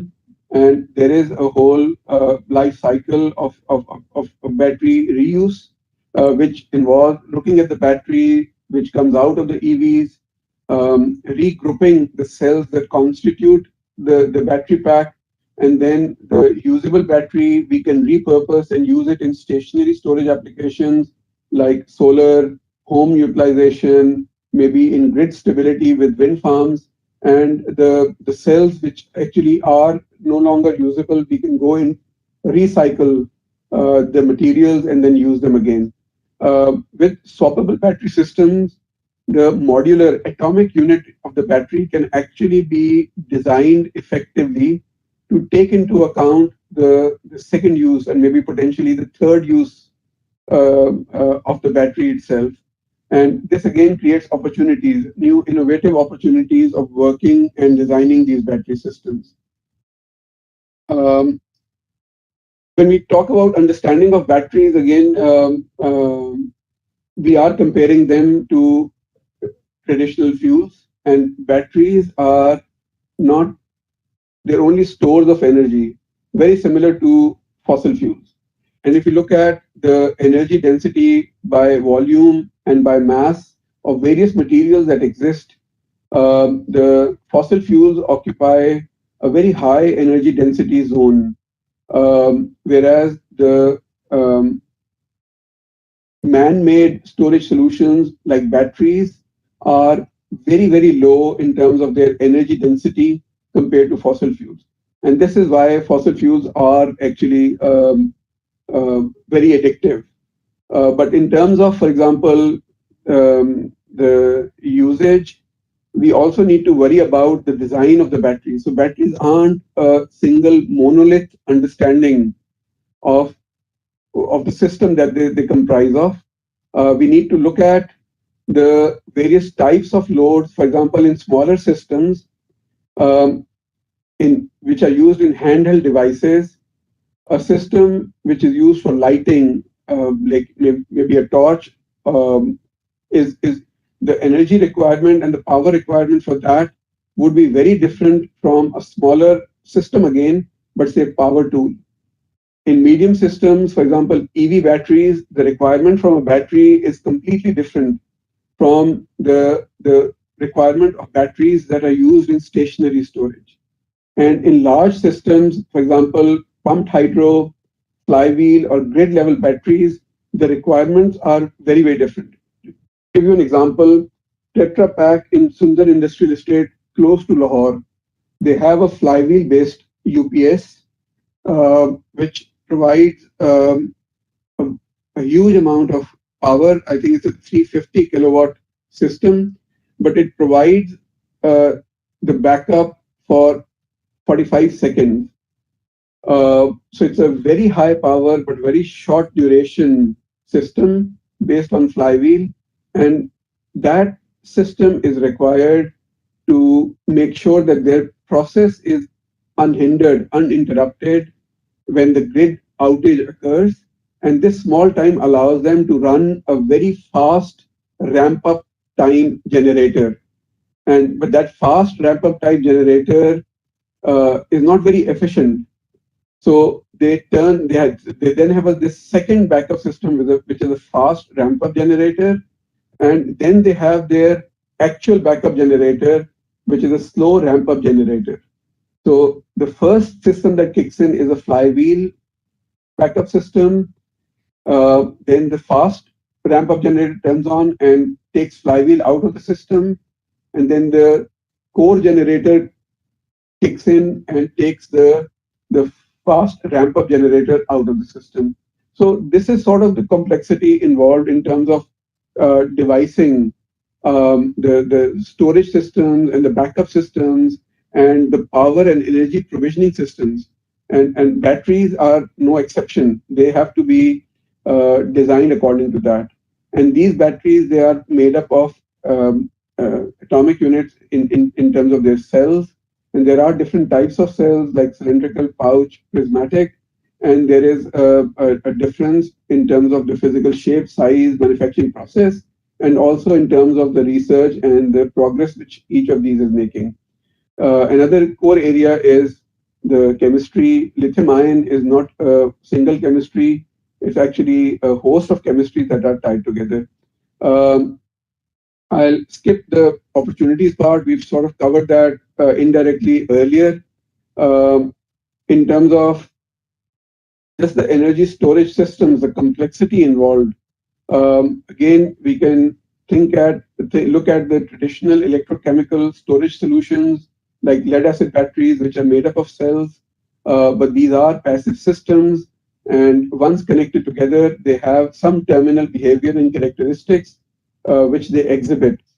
With the new age battery systems, each of these cells then requires a host of electronic systems to supplement and complement the functionality that they are providing to make sure that they are high reliability, longer life overall systems which exist. And that takes on a host of other considerations that need to be put in place. Once this is done, then we are able to create new age battery systems which are intelligent. They're able to communicate what's happening inside. They're able to record the behavior of the loads. And then this data can be further used to analyze the usage behaviors and further refine the design of these systems. And once again, it can lead to maybe another active area of research and work in that, where we look at hybrid storage solutions based on what the load requirements are, and then how we can design it for both optimal servicing to the load and the longevity of the battery pack itself. So this is, again, I wanted to talk about this, but maybe another time, about the various, the detail that goes inside the battery systems in terms of managing the atomic energy units. I'll take a couple of minutes to introduce the electrical engineering department at LUMS. We currently are accepting applications, and the deadline is the 12th of April, with the subject test required for admission happening on the 15th of May. There are in graduate program at LUMS 4 streams and 12 research labs and clusters that support these streams. So in addition to these traditional structure of electrical engineering, we are now grouping the research focus in a lot of interdisciplinary areas of maybe related to life sciences, data sciences, and sustainability. So again, for those of you who are interested in maybe a deeper understanding for job placement or for graduate studies, or maybe entrepreneurship opportunities, with the National Incubation Center housed at LUMS in the School of Science and Engineering, with a unique makers lab to assist hardware-based startup companies and for rapid prototyping. I think it provides a unique opportunity. Many people actually consider financial sort of up cost at LUMS to be a barrier, but more than 90% students are on financial aid, with more than 70% fee waiver. There are a large number of students on 100% financial aid, and in the last 3 years, 100 plus MS students have worked as paid part-time RAs on different projects that the faculty sort of is able to win. In terms of job placements after masters, 90% of the graduate students are placed within 6 months of graduation, and the average salary of the previous batch has been more than 80,000 rupees per month. Just figures that I wanted to project. Some links that are available, and with this I will end my talk, and we can move towards Q&A.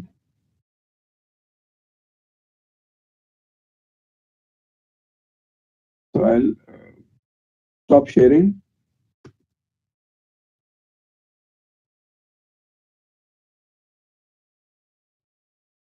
And move towards Q&A. So I did see a few questions that came up.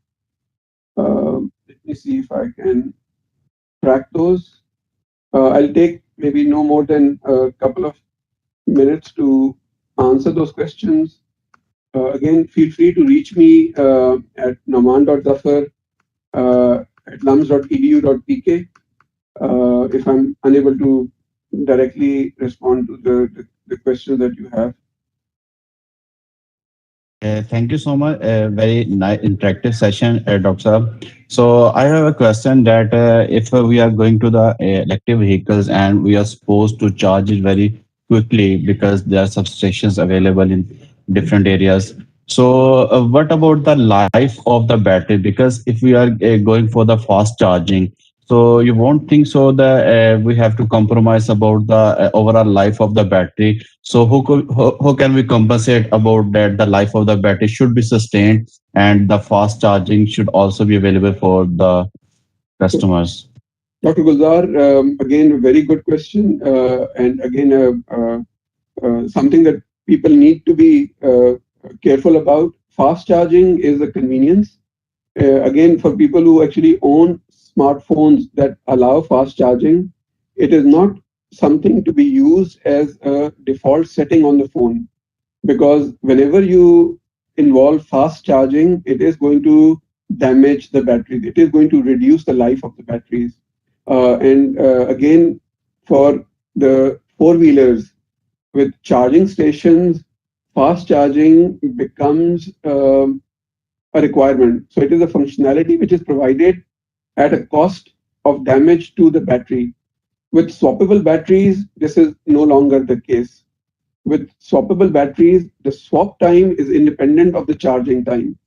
So if for charge batteries to be put into the vehicle and for the discharge batteries to be taken out, there is no charging cycle involved. And the discharge batteries then go into their individual units, and they can be charged at the optimal rate, which provides the longest life.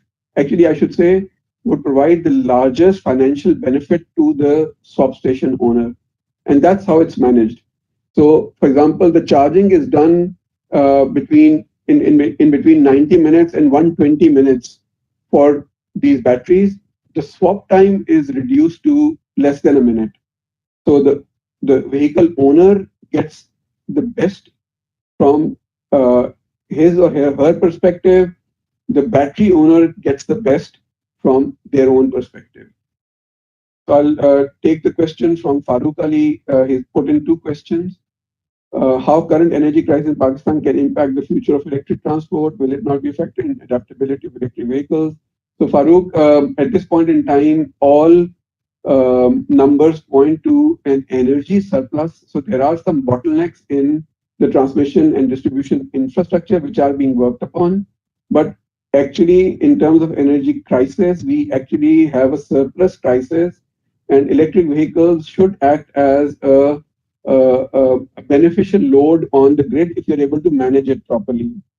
What about adaptability of electric vehicles in rural areas with poor conditions of road? Again, when we talk about electric vehicles, we have to be very careful about allowing entry of electric vehicles into a developing country like Pakistan. If we are not careful about the standards, we actually will run into problems that you have mentioned. And once again, there are players who are available with UNECE standards compatibility on the vehicle and vehicle components, but they still need to be tested for weather and road conditions in Pakistan, and that testing cycle need not be compromised. And once again, there is a filtering mechanism for the vehicles to come on the road, and then the people look at the behavior. Unfortunately, this particular cycle where the user behavior and the user feedback fine tunes the industry, just like solar PV reduces the confidence of the masses on technologically a very viable solution. So if we can mitigate that upfront by adoption of good standards, this itself can actually be, the risk can be reduced. From Farhan Ahmed, sir, to swap the batteries will be hard for user as life of battery is very important. If user swap batteries and new intake charge battery life may be lesser, what will be the benefit of user to swap batteries quicker? Okay, Farhan, again, a very valid concern. So I have to re-emphasize that the ownership of the battery is not with the vehicle owner. So if you look at the swapping system, think of it as very similar to water dispenser that you have at home. When people buy, they buy water dispenser. They get a service of a filtered water from maybe Nestle, maybe Gourmet, maybe another company. They get two bottles and they take it to the water supplier. They don't worry about what bottle they're getting. They're worried about the content of the bottle. The ownership, in a way, of the bottle, it doesn't matter which bottle you're getting, or maybe very similar to the LPG cylinder case. You take back the cylinder, get the filled cylinder, and take it home. The cylinder, the ownership resides somewhere else. So, with this, I hope I've answered the question. I would move on to the next speaker. And I would now like to invite Dr. Just give me a second. Dr. Majid Gulzar.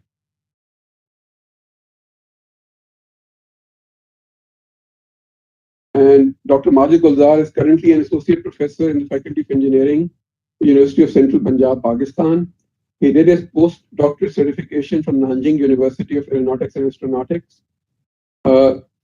He received his PhD and MS degree with specialization in electrical engineering, control science, and engineering from the University of Science and Technology of China in 2016 and the University of Engineering and Technology Lahore in 2012, respectively. He is member of Pakistan Engineering Council and IEEE. His area of interest are operation and control of renewable energy systems, optimization techniques and applications, multi-agent networks, analysis and design of linear and nonlinear systems, economic energy dispatch, etc. He has advised several projects in these areas and has a number of publications in international leading journals and conferences. With this, I would like to invite Dr. Majid Gulzar to talk about operation and control of renewable energy systems. Over to you, Dr. Gulzar. Thank you so much for a brief introduction. First of all, can you confirm that can you hear my voice? And at the same time, I'm going to share my screen. Ji, Dr. Gulzar, I can hear you. And I'll let you know once your screen becomes visible. Okay, sure.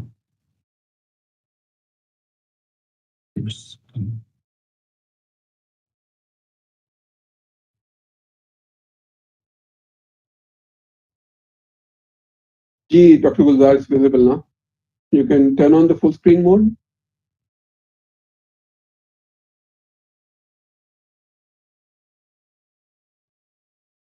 Yes, done. Please go ahead. Okay. Okay, thank you so much. Thank you so much, first of all, for inviting me as a guest speaker for IEEE 2022. So the topic of my presentation is my talk is operation and control of renewable energy system. So first of all, going into the details, I will give a brief introduction about myself. So my name is Dr. Muhammad Gulzar, Associate Professor in University of Central Punjab. So first of all, coming to the specialization, so I have the specialization that I'm going to search in these days, that is operation and control of renewable energy systems, then design of linear and nonlinear system, optimal techniques, optimization techniques, multi-agent networks, and economic energy dispatch. So I am a new researcher, so I don't have so many publications so far. I have just 44 publications, and citation score is 304, H index is 9, and I index is 8.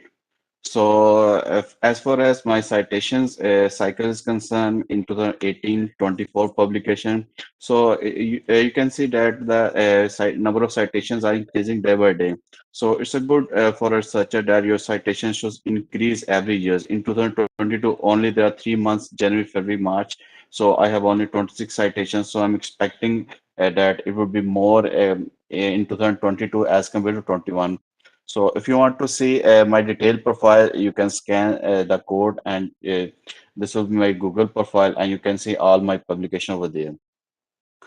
So coming to the presentations, so I will cover these six contents in my presentation. First of all, classification of electrical power engineering, then maximum power point tracking algorithm, a brief overview of this, and then there will be some MPPT algorithm for PV system, then for wind system, and then the hot topic, or what should I say, the emerging topic in these days is load frequency control of renewable energy system. And at the end, I will give you a future recommendations, means your take home message, what is going on, what is expected in the next future, where you can do your research, where you can go. So at the end, I will also give a brief introduction. So first of all, classification of electrical power engineering. So obviously, electrical power engineering is a broader sense. So, but I'm only stick over here into the renewable energy system. If I will categorize this into the three branches, so first one is power system, then renewable energy system, and then the power electronics. If we go into the power systems, then we have transmission, distribution, and the generation. Obviously, if you are again using the renewable, we are doing the same transmission, distribution, and generation. So I'm giving an overall picture of the electrical power engineering. Then I will narrow down about my research area after that. And if you are going to the renewable energy system, there are multiple sources: solar, wind, and the remaining fuel cell, hydro, tidal wave, etc. So I'm main focusing on the solar and wind, so I have mentioned separately, and the remaining sources are elaborated as well. So if you are going to do research in transmission and distribution, then network configuration is very important, and obviously smart grids are important. But if you are strict towards the renewable energy sources, then the droop control is very important that we have to control. So if you are going to the power electronics, then the control areas are, we have to control the harmonics level, load management, energy management. So these are the control topics. And if you are coming to the smart grid, so DC microgrid, AC microgrid, and hybrid microgrids are important. So similarly, hybrid microcontroller, we again have to control the troop control. So in AC and hybrid microcontroller, the main focus is frequency stabilization, while in DC, AC, and hybrid, the main focus is on the voltage Doctor, stabilization. I'm sorry for interrupting you. If you go into the presentation mode, which is the third from left icon under your, yeah, and change it to, and you know, the one on the right, and change This it to one? full. If you right click this, you can hide presenter view. That would allow the overall presentation to become available to everybody. And then rerun it. Or you can remove the HDMI cable. You have two screens attached. Yes, I have two screens attached. Please remove the HDMI cable. Okay, I have removed it. If you, yeah.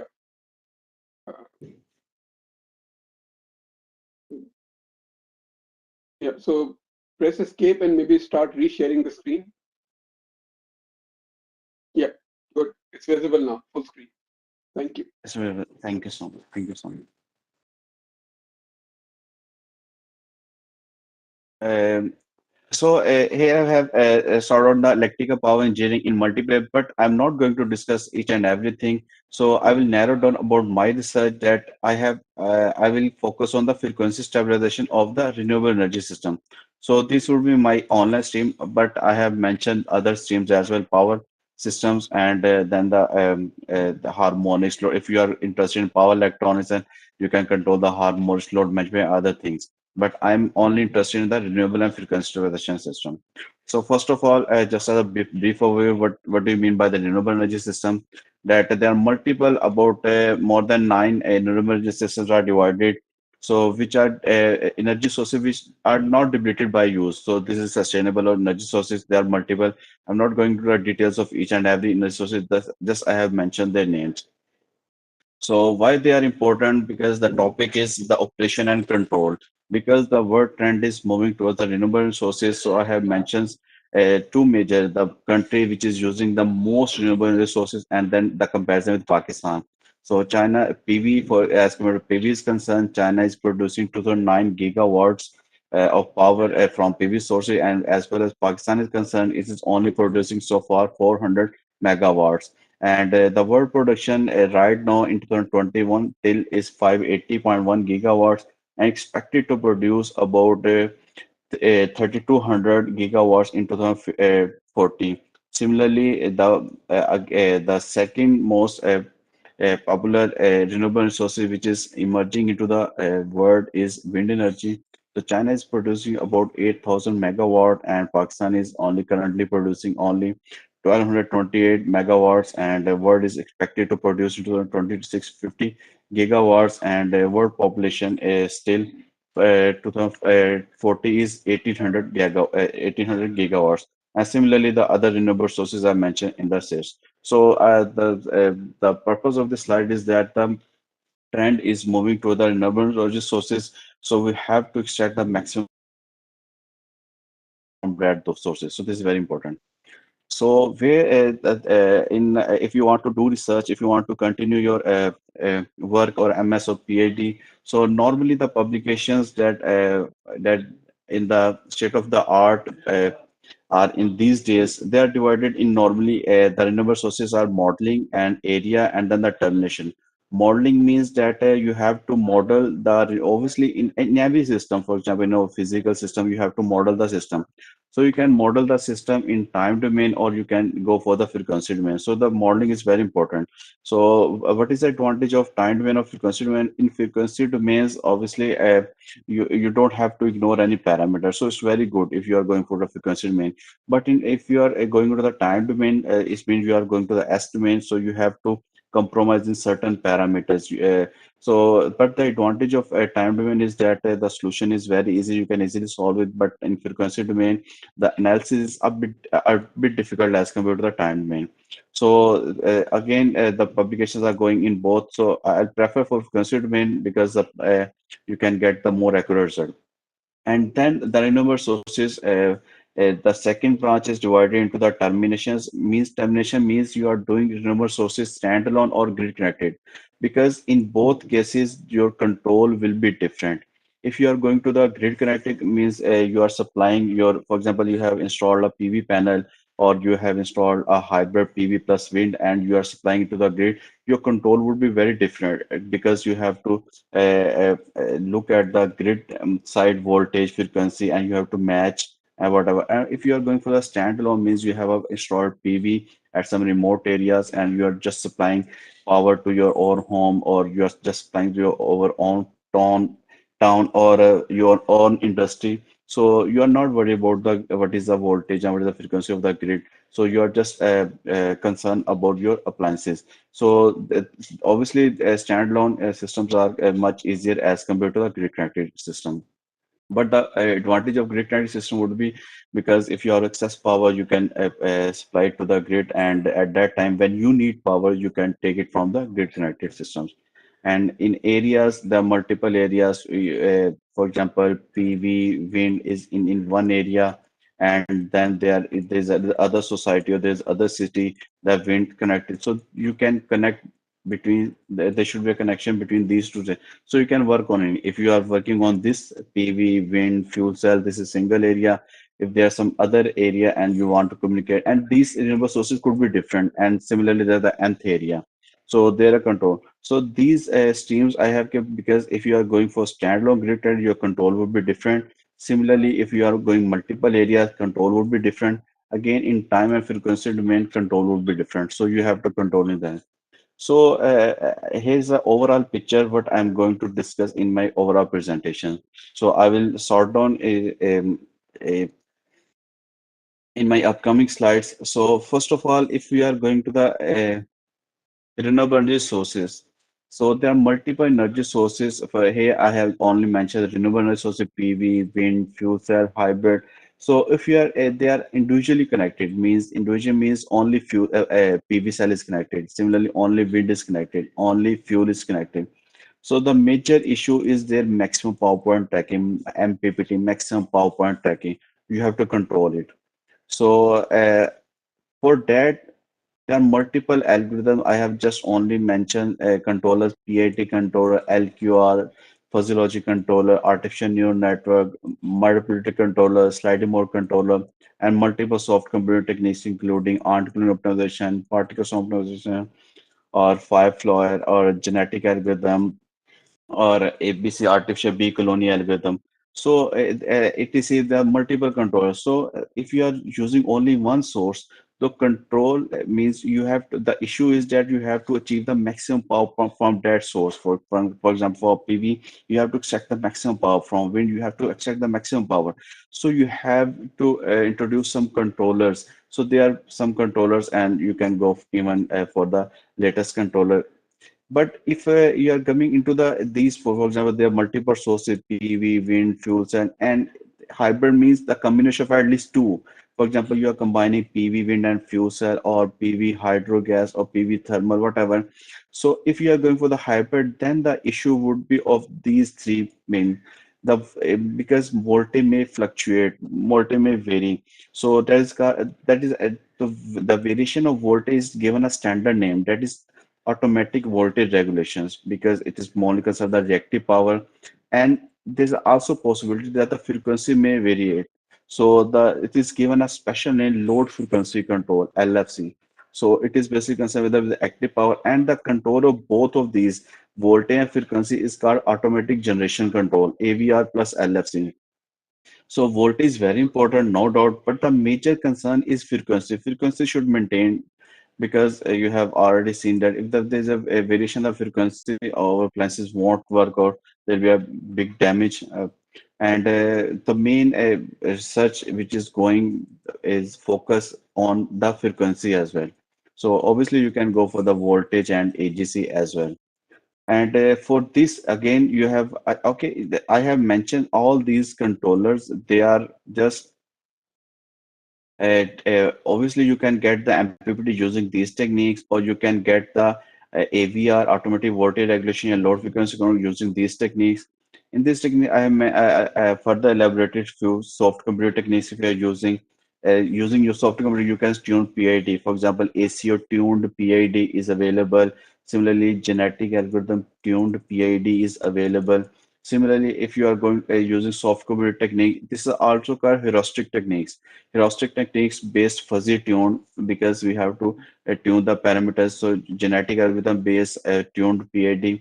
Similarly, why we are using multiple controllers? Because the weakness of one controller could be the strength of the other controller. So we can combine these two controllers and get the optimal results. Similarly, this is also a topic that using soft computer technique, we can tune the fuzzy logic, and after fuzzy logic tuning we can tune the PID controller. So this is also possible. Similarly, some cascaded controller, adaptive and gain scheduling. So just this is not the topic of my presentation today, but I'll just give an introduction that we can also we have also some test system in MATLAB. That's the IEEE 914. We can also test, there are multiple systems available over there.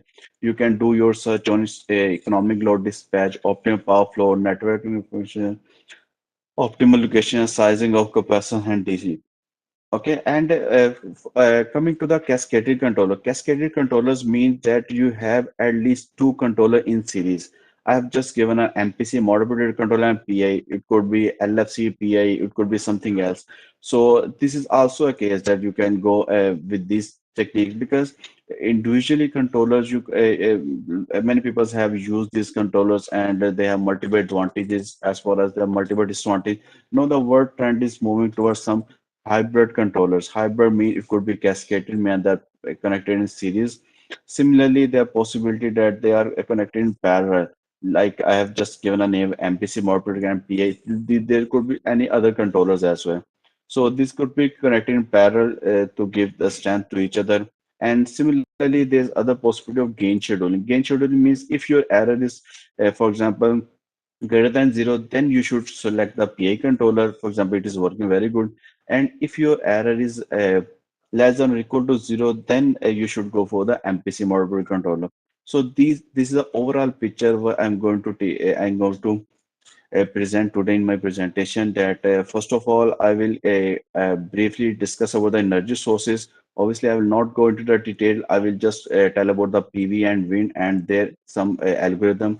So their issue is MPPT. So using some algorithm, I will tell how we can get a MPPT. How can we achieve MPPT using these algorithms?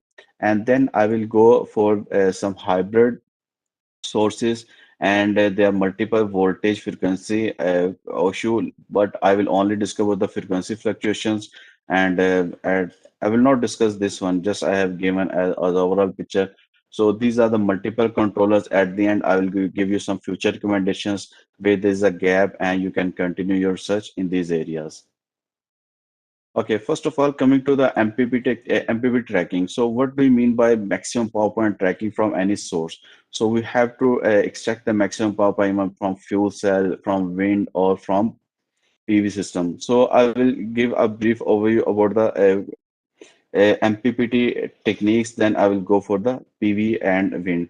So PV, PV from PV, this we cannot extract the maximum power. So non-MPPT is given over here. Okay? Then we have MPPT controllers, and this MPPT controller we have to implement the over technique, MPPT controller technique. So after this charge controller, we can extract the maximum power point tracking. So if the PV is connected as a standalone, means you're not supplying to the grid, then you have to charge controller and charge it to the batteries. Okay, and you can run your own batteries. Similarly, if your MPPT is up to the mark, then you can directly run your own appliances, and this should be DC because you are not converted to the AC.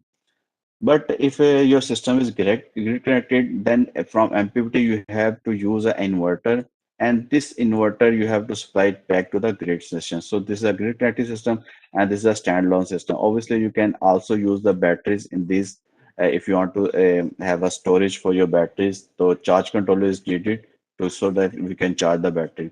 So in standalone, there is no need for grid, and in grid connected, you must have a grid. So the question is why we need maximum power point tracking? Because if we know the issue, then we'll go for the controllers. So because the input of any algorithm is not consistent. So for to be consistent, uh, input is not consistent, but the output should be consistent because we are applying 220 volt. So it should be a appliances is 220 volts. Or but the PV there's a daytime, there's a nighttime, there's a cloud. So it is not consistent. So we must maintain some distance so that the output should be very consistent. So it should be balanced the cycle. So cycle could be balanced using maximum power point tracking techniques. Okay, I have mentioned many slides, but I have seen that time is running short, so I will directly go into the main slides after skipping some slide that will be more concern. If you have any question, I will discuss at the end. So this is a IV curve of PV, and this is a uh, the maximum. What do you mean by the maximum power point? Because at some point you can get the maximum power. Okay, so this is for example, there is a voltage and there is a current.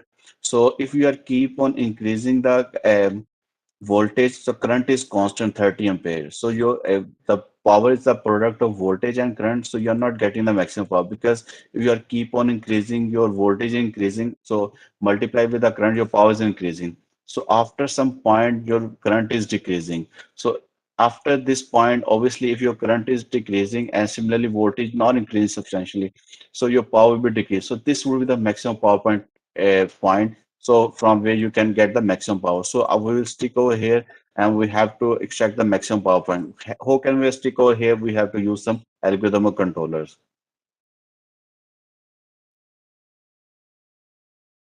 So again, I will go on main slides. There are two main factors that is affecting the uh, PV panels. One is the temperature and the other is the irradiance. If we are if the temperature is changing, obviously our power is changing. If our irradiance is changing, again our power is varying. So we cannot control temperature is continuously changing, irradiance is continuously changing. So they have to change. So we have to introduce some controllers so that although they are changing, but our power should be maximum. So after the PV panels, we must have voltage. We have to find out the voltage and current. And after these voltage and current, we have to introduce some MPPT controller. And this MPPT controller will go into the DC converter gate pulses. So this will control the DC gate. So this is the point where we have to introduce our controller to extract the maximum power. Obviously, then there's a DC-DC converter, and it will go to the direct load current. So this is a point where we can add some controller. So here is the effect of changing temperature on the IV curve. Because if my irradiance is 200 watt per meter square, and then irradiance is 400 watt per meter square, again irradiance is 15. If we are keep on increasing the irradiance, obviously our power will be increased. Similarly, vice versa, if we are keep on decreasing the irradiance, our power will, our maximum power would be decreased. So I said earlier that the irradiance the main factor about your power, irradiance and temperature. So we have keep the temperature 25 degrees centigrade as a fix. So now coming to the temperature of the effect. So what is the effect of temperature on the MPPT? Similarly, 25 norm is a standard temperature we are using. So if we keep on changing the temperature, is 50 degrees centigrade or is 0 degrees centigrade, over maximum power point again would be changed.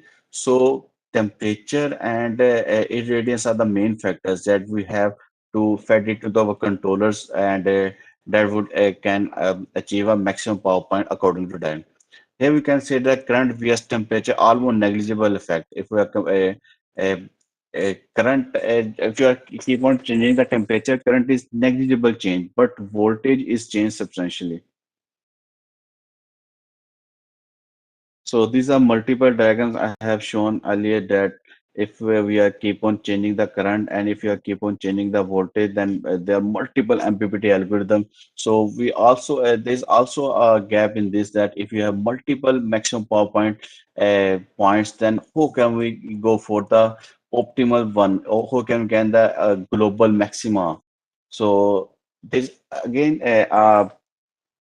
loophole that if we are okay, we are getting the MPPT using our algorithm, but there's a partial shading effect like this. If there are some trees or there's some buildings over there or there are some clouds over there, so there's a effect of partial shading. How we can compensate this partial shading effect of the controller? Because the MPPT of PV is also, almost I would say is a saturated field, because so many algorithms, so many controls have are been introduced.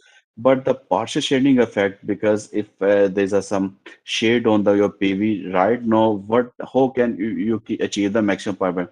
Because what happened when there's a partial shading in your effect, so you have multiple peaks. So if you have multiple peaks, you have to find the global maxima. So these are the local minima, and you have to maximum.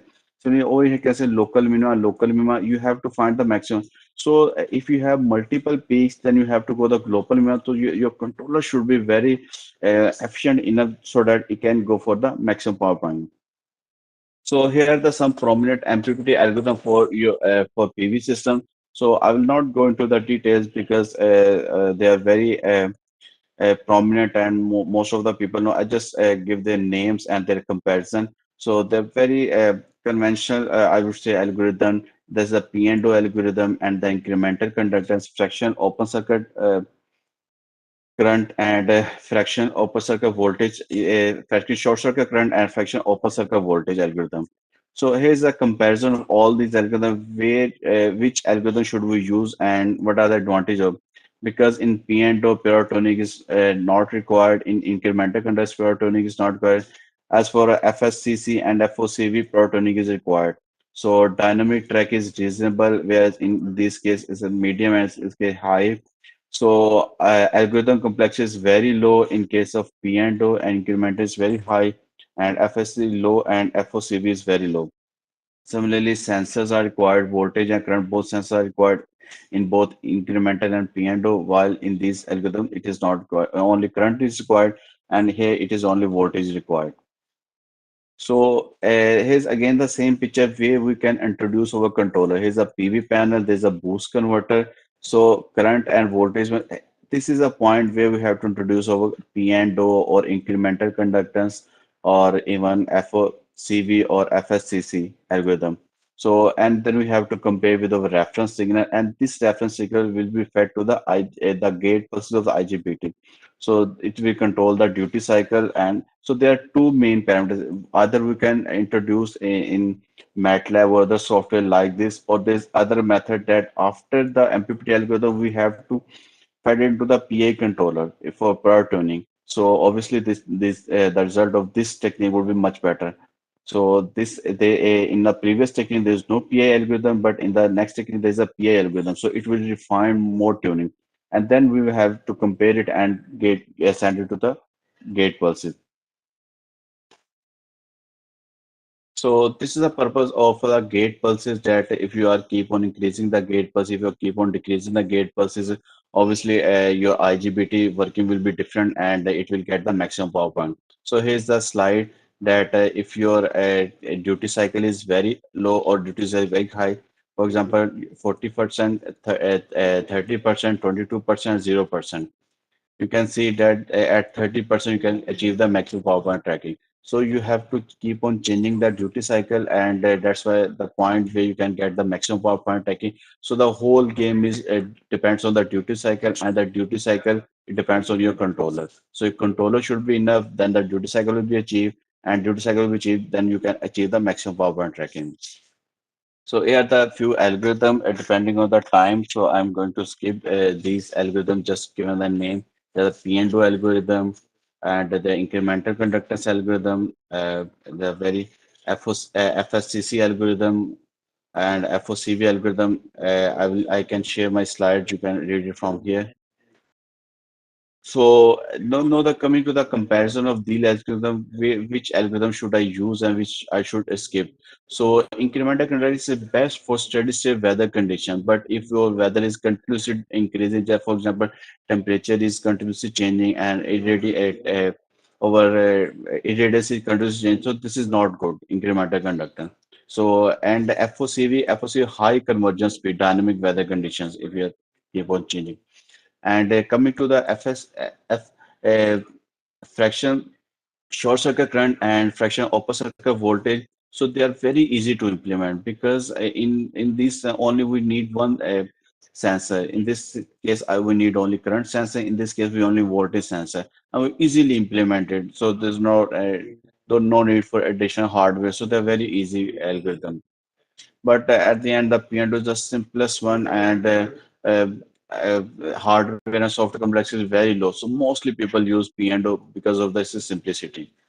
So here I've also shown that how you can implement the MATLAB. So in MATLAB, you must have a PV array. Then you must refine filter should be there so that it should remove some harmonic. That this is the converter. There the sensor. There should be some sensor for voltage and current and conventional converter control. So it could be NDP and or multiple control.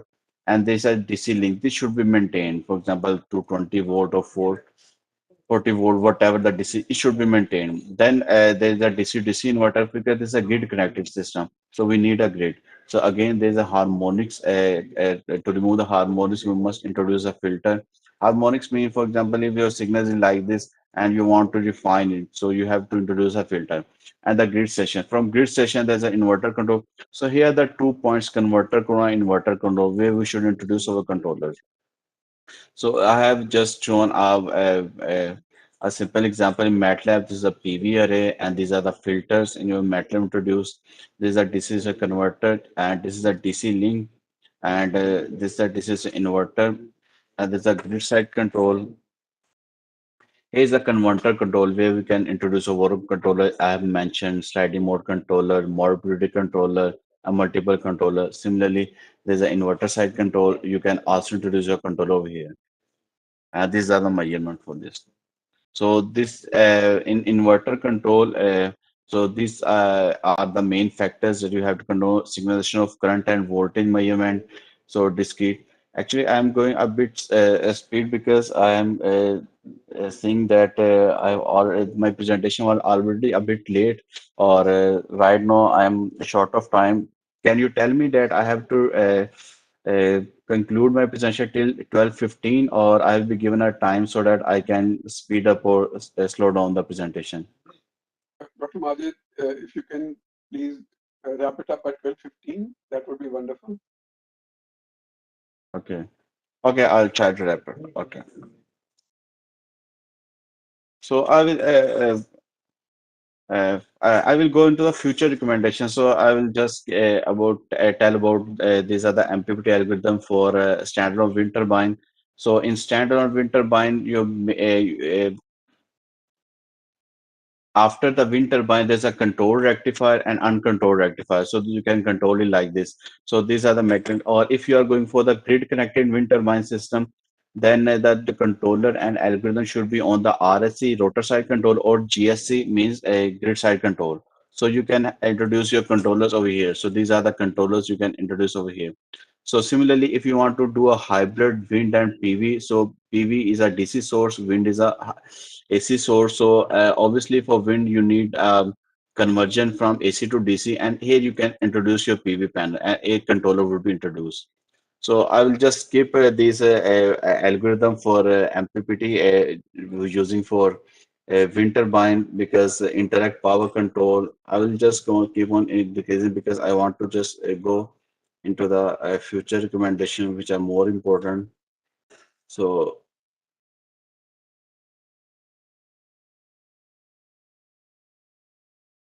there's a comparison of. I will keep on skipping. Uh, can you see my screen of LFC publications, because I have skipped multiple. Yes, yes, visible. Okay, okay. So I also mentioned that if you are going for the hybrid sources like PV, wind, so their voltage is very important, frequency is very important. But I'm going over the LFC publication, Web of Science. I have searched from Web of Science. You can see that the LFC trend is keep on increasing day by day. So there's a number of publication that people have published. I have mentioned till 2020. So about 500 papers were published in 2020, and similarly about 600 in the previous years. And if you can see the citations of those publications, you can see in 2022 about 12,000 publications were papers were cited for LFC. So this shows that this is a trending field right now. Yeah, that you can go for this load frequency control. You can introduce your own control and you can publish over here. So already the controllers that have been published: classical, inter PA, and fractional, cascaded, multiple, and recently developed are 3DF, PID, and PID tilde, PID, or LQG.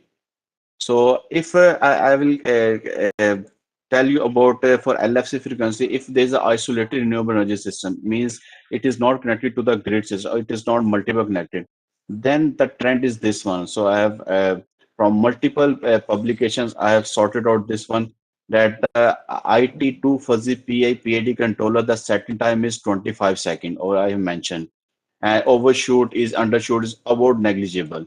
Similarly, if we are keep on creating, so this is a very latest paper in which we have used adaptive fuzzy PID controller and whale optimization algorithm. So the you can see that the set time is only 2.13. You can see that they are introducing very latest controllers, and the set time is keep on decreasing for the load frequency controller. So similarly, there is a gap. If you want to reduce your time from 2.13 to more, then you can go for that. Similarly, if we are going for the interconnected renewable system, that was only the standalone, means multiple areas are connected with each other. So I have shown multiple controllers over here. Again, I can show you that the trend is keep on decreasing. So the so far that we have achieved the time that is 1.2 millis, 10.2 seconds, and overshoot is also negligible, and undershoot is also negligible. So still there's a room that if you want to introduce some controller and the set time would be less than 1.2 second, then you can easily publish. So again, I have shown a chart that if in 1970 for LFC, PID controller was introduced, the performance was not too high. The controllers are introducing day by day, but right now 2 degree PID controllers is performance much better because it is latestly published in 2020. So again, if you are keep on increasing the controller efficiency, then you can easily publish. So future recommendation, I will show only for my own publications. So here, 2 area, 3 area uh, uh, tuning of PAD. There's a controller I have used in my own publications that I have used adaptive fuzzy. The two fuzzy controllers are tuning each other, and then they are tuned by the PA controller. So this is the MPC tune PA controller, modulator controller, and then I have tuned this MPC with the PA controller.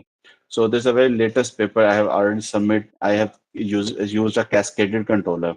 So the slave controller is the MPC and the master controller is optimization block. And I have used a fraction order PID controller. So the results are very promising over here.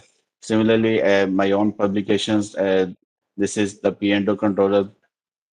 I'll keep on. So coming to the future context, I have already shown you the modeling time domain frequency area. So what is the trend going on? So these are the future some recommendations. If you will introduce some time delays in the renewable sources from one source to another, you can go for the some publication. If you will introduce some faults in the systems, and auto tuning is very important. The auto correction of the dead fault, that is also very important. And there's a very hot topic about the cyber attack. If there was some cyber attack on the renewable, then how can we tackle it? Then multi-agent, multiple areas are connected. Again, the previous talk was about uh, electric vehicle to grid, yeah, grid to electric vehicle. This is also very important topic. And again, coming to the again first slide, these are the sources, these are the problem, but the gap is in the controllers. These are multiple controllers introduced, but if you are keep on, if you are if you are learning about multiple controllers in cascaded, in adaptive, in gain scheduling, you can introduce your own controller. You can go for your research. And thank you so much. If you have any question, you are most welcome to ask. Thank you so much, Dr. Gulzar. Again, very enlightening talk, and thank you for your recommendation as well to young budding researchers in the areas that they can proceed with. I need to present a virtual shield. Um, so, Dr. Majid Gulzar, I would like to present you a virtual ICEC 2022 shield for taking time out and sharing your passion and your research with the attendees. Please accept this humble token from the conference. Thank you. And I would now like to invite our last speaker of this particular session. And for that, I would like to invite Dr. Faisal Mahmood. He is a chemical engineer with an MS degree in energy systems engineering from NUST. Upon completion of his master's, he secured a scholarship under the faculty development program from the University of Agriculture, Faisalabad in 2016, and left for USA to pursue higher education. During his PhD, he carried out research on transforming lignin to laser-induced graphene for energy storage and electrochemical sensing applications. After completing his PhD, he has joined the Department of Energy Systems Engineering at the University of Agriculture, Faisalabad as an assistant professor. Currently, his research domains range from designing and optimizing renewable energy systems using simulation tools and preparing nanomaterials from various carbon-based substrates for multidimensional applications. Without further ado, I would like to invite him to present his talk. Over to you. Assalamu alaikum.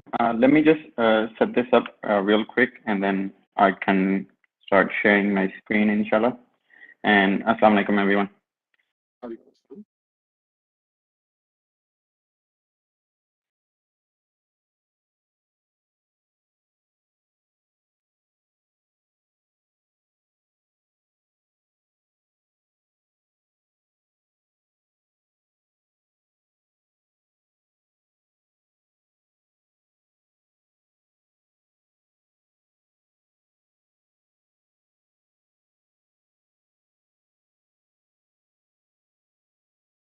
Sir, for some reason, I'm not able to share my screen. I'm not sure what happened on my side. I would request the organizers to allow screen sharing to our speaker. Because I have allowed my system to share the screen, but I don't know what's going on. Just a second, sir. Just a second. Sure. Please check now, sir.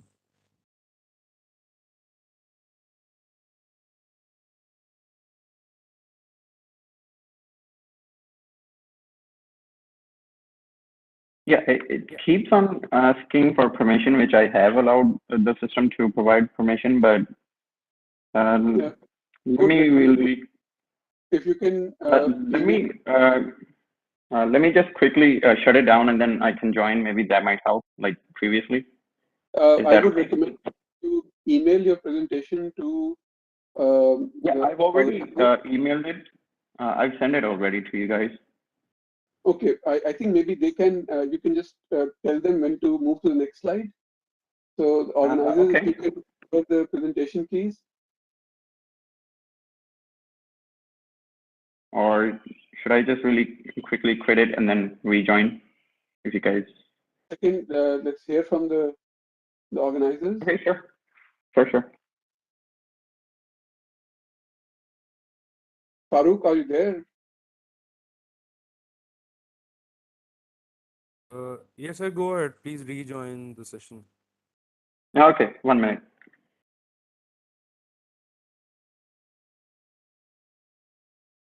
So to the audience, I mean, we now have a small opportunity. If you have any questions from any of the speakers, we can maybe take a couple.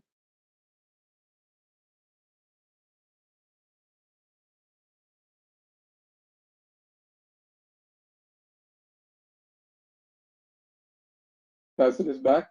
Wow, that was a quick restart.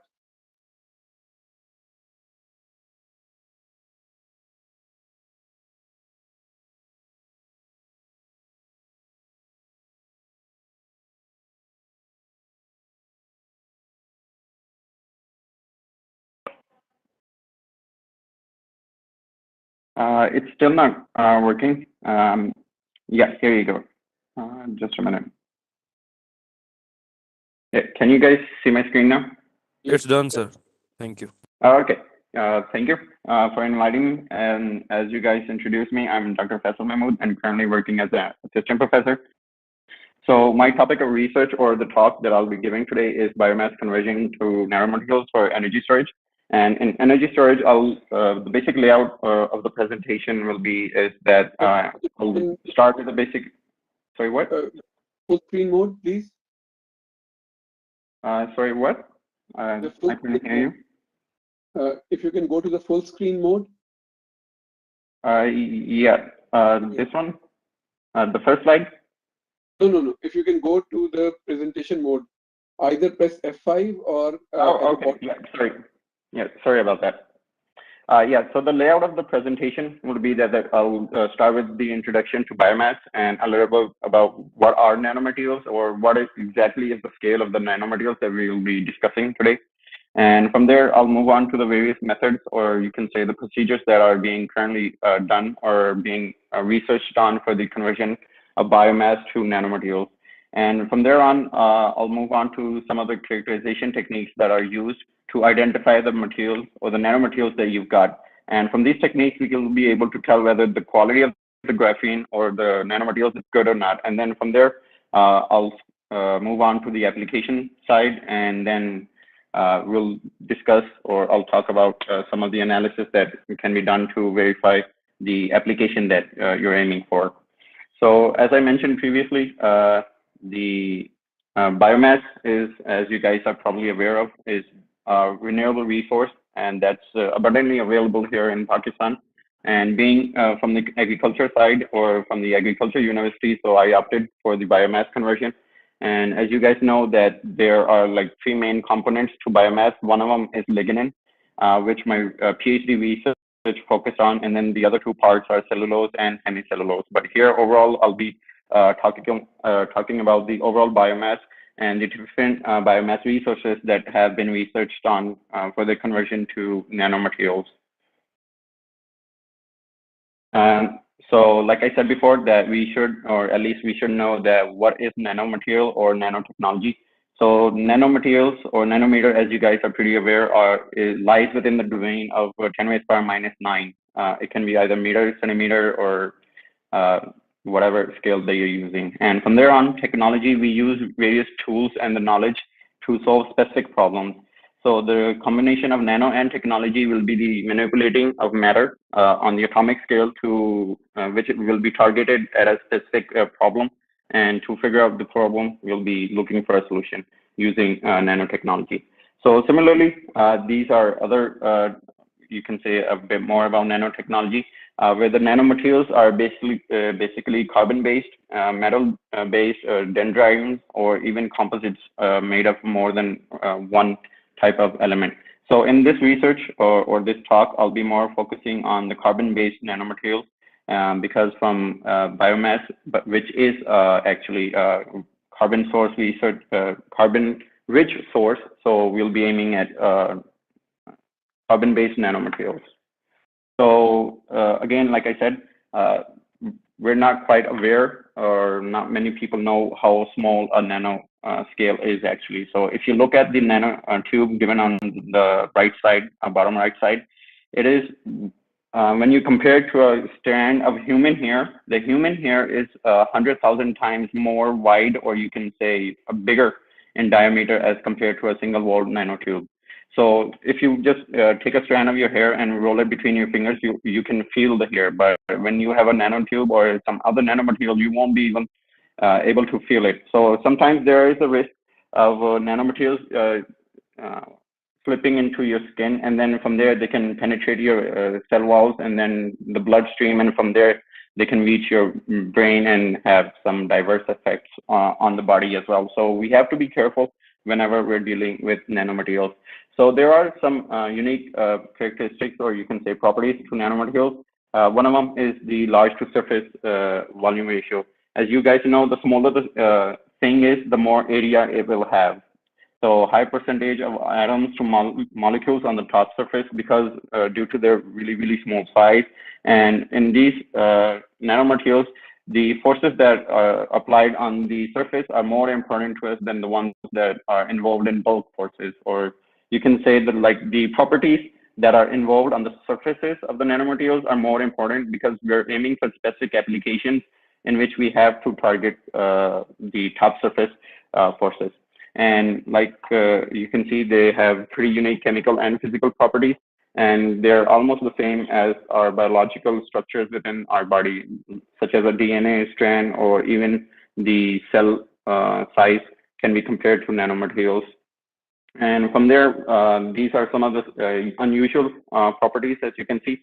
They have low transition temperatures, and due to their unique capability to combine with each other, they have exceptional or increased mechanical strength and the main property for energy storage, which we look for, is the electrical conductivity of the material that we are aiming for, or the one that we generated or produced in our research. So these are some of the few, you can say, the properties that are unique to nanomaterials and should be focused whenever you're doing research on them. So first of all, I'll be talking about nanotubes, carbon nanotubes, and the microwave pyrolysis that was done in recent research to obtain the nanotubes. So, but whenever you're working with microwave, these are some of the parameters that should be considered, especially the output power level, because if you have the output power level too high, then obviously your biomass source or whatever substrate that you're using will be damaged and you won't be able to get the optimum or the ideal properties of the nanomaterials that you're looking for. So the output power of the microwave should be adjusted properly, even though initially it will be a hit and trial method. But if you're following a similar method in research, then it's better to go with the properties that are already published or articulated in various research papers. And from there on, the reaction temperature is also pretty important, because if you go over the required limit or the one that the optimum temperature, then obviously you won't be able to get the nanomaterials that you're looking for. It might turn out to be something else that you weren't expecting in your research. And similarly, the biomass size or the particle size that you're using of your biomass substrate also plays an important role, because if you have large or chunks of your biomass, then the processes that you're using, the chemicals and the like the microwave rays, they won't be able to affect it as much, or it won't be affected better as when compared to small biomass sizes. And then after that, the residence times and residence time of the volatile matter. Volatile matter, you guys might know, are the gaseous compounds that sometimes seep out or come out whenever you're doing a thermal chemical reaction, or when you're ever treating your substrate with thermal energy. And similarly, the biomass characteristics, like I previously mentioned, that biomass is a carbon-rich source, but also you have to look at what are you using. Like in my research, I use lignin, but some researchers, they don't separate out the lignin from the biomass. They just put it in straight, and those do affect the overall properties and the characteristics that you get of the materials at the end. And then obviously the most important, but not the least, is the reactor design. It does play a significant role in the process that you will be considering to carry out for the research. And the research, the references are given right here at the bottom of the slide. But as you can see, that these are some of the nanotubes that they were able to obtain using microwave pyrolysis from gumwood biomass. So here they kept the water, the power of the microwave that I mentioned in the previous slide, it was around like 300 watts. And then the biomass, the pyrolysis temperature, which was also an important parameter, was kept at 500.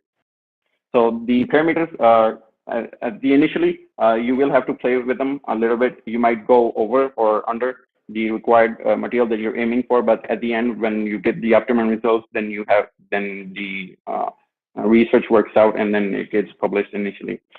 So here, as you can see, the CNTs that they were able to obtain had a diameter of 50 nanometers, and it was confirmed using SEM and TEM analysis that we will be discussing later on. But then as you can see, the one of the most important conclusions was that when they performed the pyrolysis without the microwave, they weren't able to detect the CNTs in their end product. And from here, I'll be moving on to CNTs that we can obtain from the chemical vapor deposition method, which is also known as a CVD. And it's one of the most common methods to obtain carbon nanotubes, or the CNTs. And what basically happens is that you have a quartz crystal reactor, which is performed, or the research or the experiment is carried out in an inert medium. And you can either pump in the nitrogen gas or an argon gas, whichever you have available in your lab. And then what you do is that you pump it into the reactor, and the air or the oxygen that's already present within the reactor comes out from the other end. So you're left with an inert medium to carry out your research. And along with the inert medium gas, you also have to provide a source of carbon. Most researchers that have been published do enter methane gas, which is CH4. As you can see, that it does have carbon in it. And then the substrate that you're using will be specified for the specific inlet gas that you're or the inlet material that you're using. So as you can see from the diagram that the catalyst will be applied, and from heating some of it up, you'll be left with particular places of the catalyst from where the CVD or the CVD will occur, and then you'll end up with the CNTs that will eventually grow on the catalyst spots that were left behind after the heating process. But then the carbon from these, the carbon that is present within the CNTs will come from the gas, like I previously mentioned, the CH4 gas that was introduced, and it will be deposited with time once the conditions are appropriate, and then eventually you'll end up with CNTs like the ones that were showed in the previous diagram. From there on, after a couple of examples of CNTs, I'll move on to graphene. It's also another nanomaterial and also known as a wonder material of the future, if we are ever able to get it out of the lab. But here I'll be talking about the aerogels. And aerogels are also a unique material that are being introduced from various materials or substrates for various applications. So here, what they did was that they shredded the piece of the biomass, and then they washed it and dried it. And then obviously when you wash it, you have to dry it so that the moisture present within the material, within the biomass doesn't affect your overall process that you're aiming for.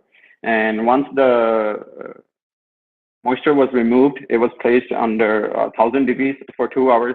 And like I previously mentioned, these processes, some of these processes have to be done under inert medium.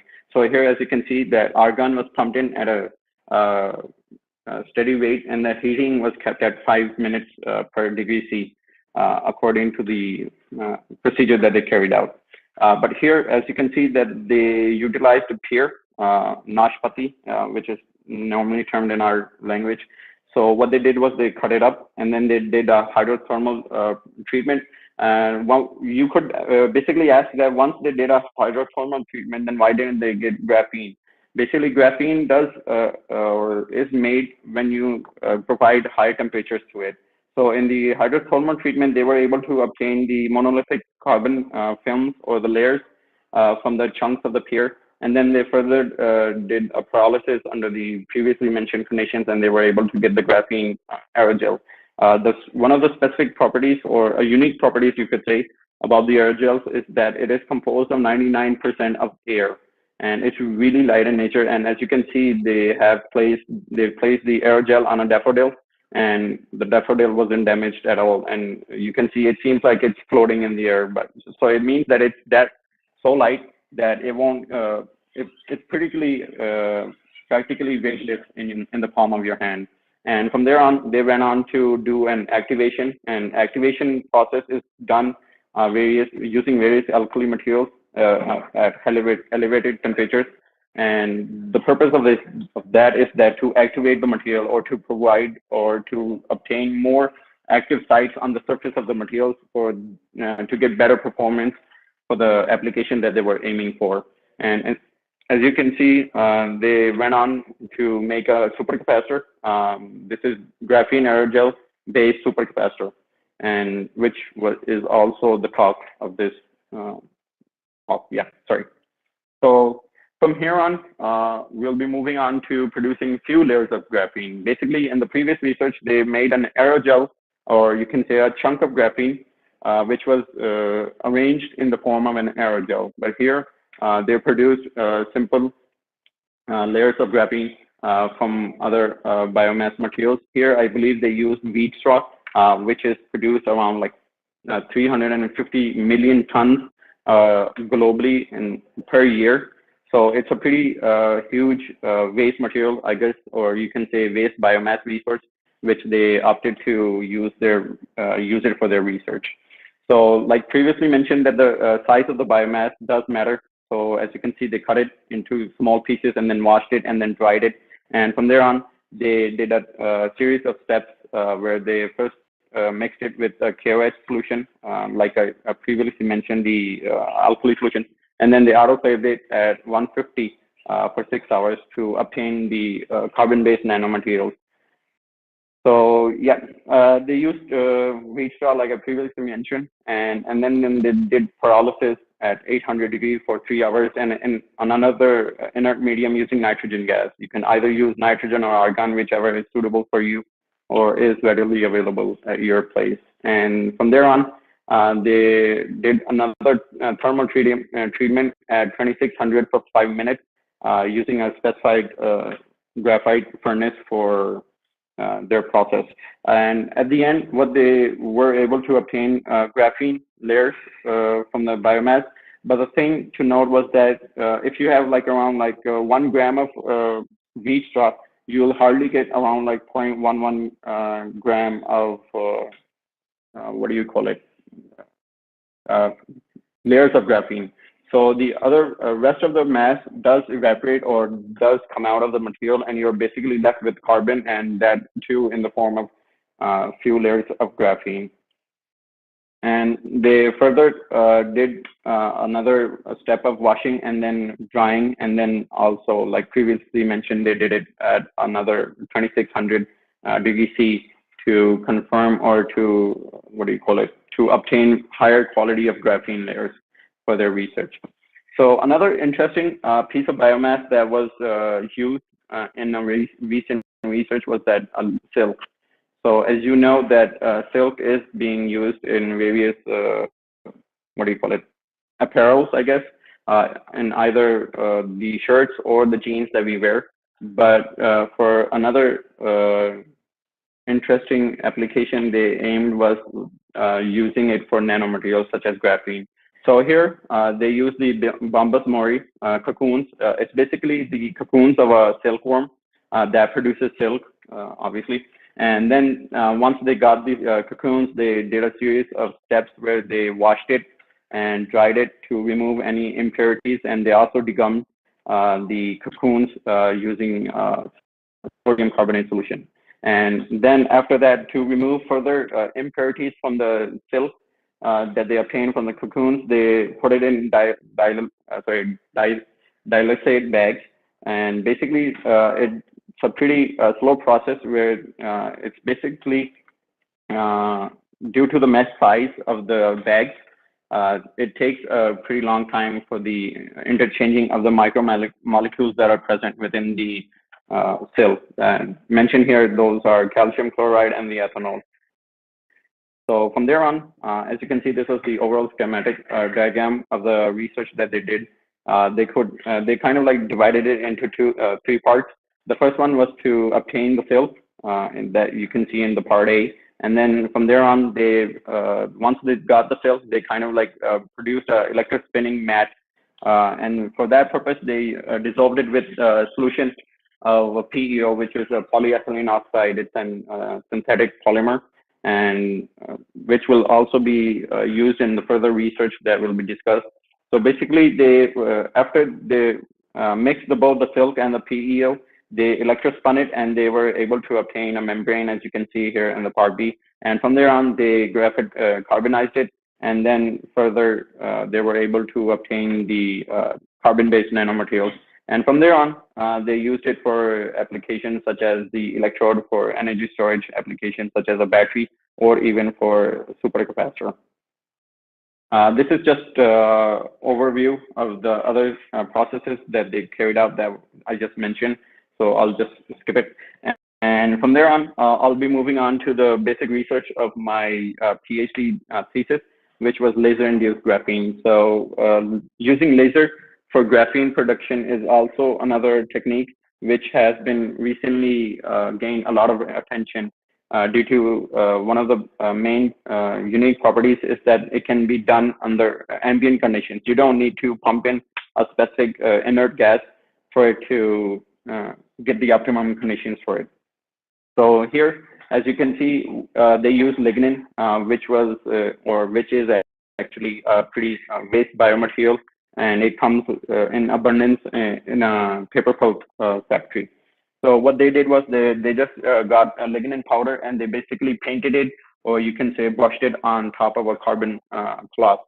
So after the carbon cloth, they melted the process, and they elevated the temperature around to like 200 to sorry, from 250 to 300, what happened was that the lignin kind of like melted on with the carbon cloth, and it formed a pretty uniform layer along with the carbon cloth. And after that, as you can see, the DLW process is known as a direct laser writing. So you can make various patterns using the laser. And what really happens during this process is that the laser heats up the substrate up to around more than 1,000 degrees within a few milliseconds.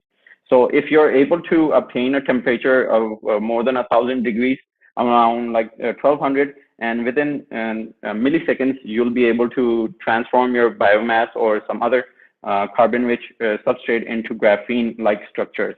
So, but it's not that really easy to obtain these conditions. But if you do have a laser, then obviously go ahead. And once they were able to write or get the specific pattern, they washed off the residue lignin that wasn't carbonized on top from the carbon cloth, and from there on they used it for their specific application, which was what do you call it, energy storage. So this is basically a diagram from one of my research. So what I did was that I used lignin. As you can see, I basically formed lignin powder into a flexible film using the PEO, the polyethylene oxide that I mentioned previously. And from there on, as you can see that using the laser, you can make various patterns. Here, as you can see, this was the emblem of my previous university. It had a tiger as a diagram. So, and from there on, I did use the graphene that I got from the lignin for supercapacitor fabrication. And these are some of one of the, or actually two of the analysis techniques that we'll be discussing later on for characterizing a supercapacitor. And recently, as you can see, since laser graphene is also a technique, but recently in 2019, another method was introduced, or actually put out here to the world through the publication, and it was done by the Tour Group from the Rice University based in USA. So the Dr. James Tour is pretty famous for his research on basically the laser technique, and as well as the flash graphene that we'll be discussing here. So what happens in this process is that you provide instant charge or actually instant power to your substrate, which is placed within an inert medium, as you can see here in the quartz crystal or quartz tube actually. So you have a capacitor and you provide charge to it, but then once the charge is amplified, you let go of the charge on the capacitor, and the current passes from one side to the other really fast. And if you have any other substrate, or if you have any material within the capacitor electrodes, then obviously that will come in contact with the charge, and it will raise its temperature, which is here given around to like 31 to 3,000 Kelvin degrees. And in, like I previously mentioned, that if you're able to get the temperature very high within like milliseconds, you'll be able to get nanomaterials, or specifically graphene. So here, as you can see, that they were able to get the temperature in about less than 100 milliseconds, which is really fast. So if it's like less than even a second, obviously. So, and from there on, they did some observations, and was that the more time that it takes for the cooling of the substrate that you have, you'll be able to get more layers of graphene from your substrate.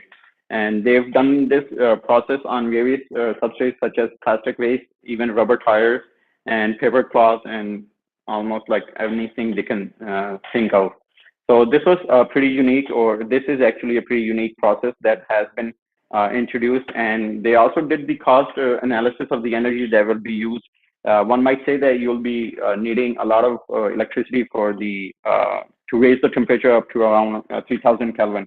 But the calculations that they did was that to convert or transform 1 ton of rubber waste material, they'll be needing around like $6 of electricity to convert 1 ton of, so which is pretty optimum in their country, obviously, where they do have excess energy, but it might be a bit expensive considering the tariff rates that we have for our electricity here in Pakistan. So from there on, these were some of the techniques that were or are being used.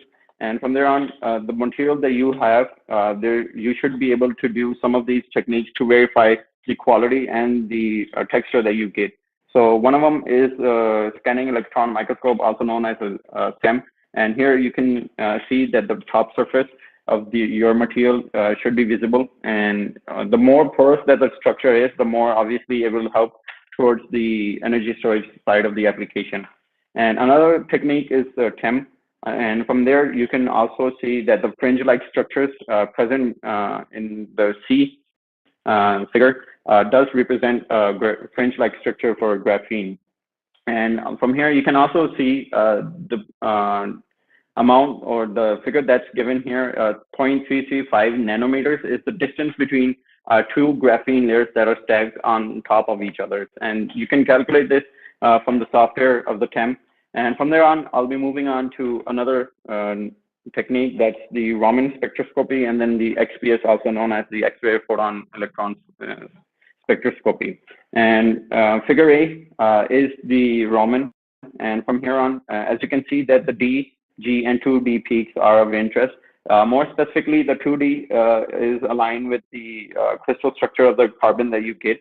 And it will be better if you get a higher structure of the 2D. But in my research, we were able to get the D peak to the highest, which does show the defects within the graphene that we produce. And these defects can be attributed to the excess oxygen that or that was present from the polyethylene oxide polymer that we use. So, and from there on, you can see that the other three are from the XPS analysis.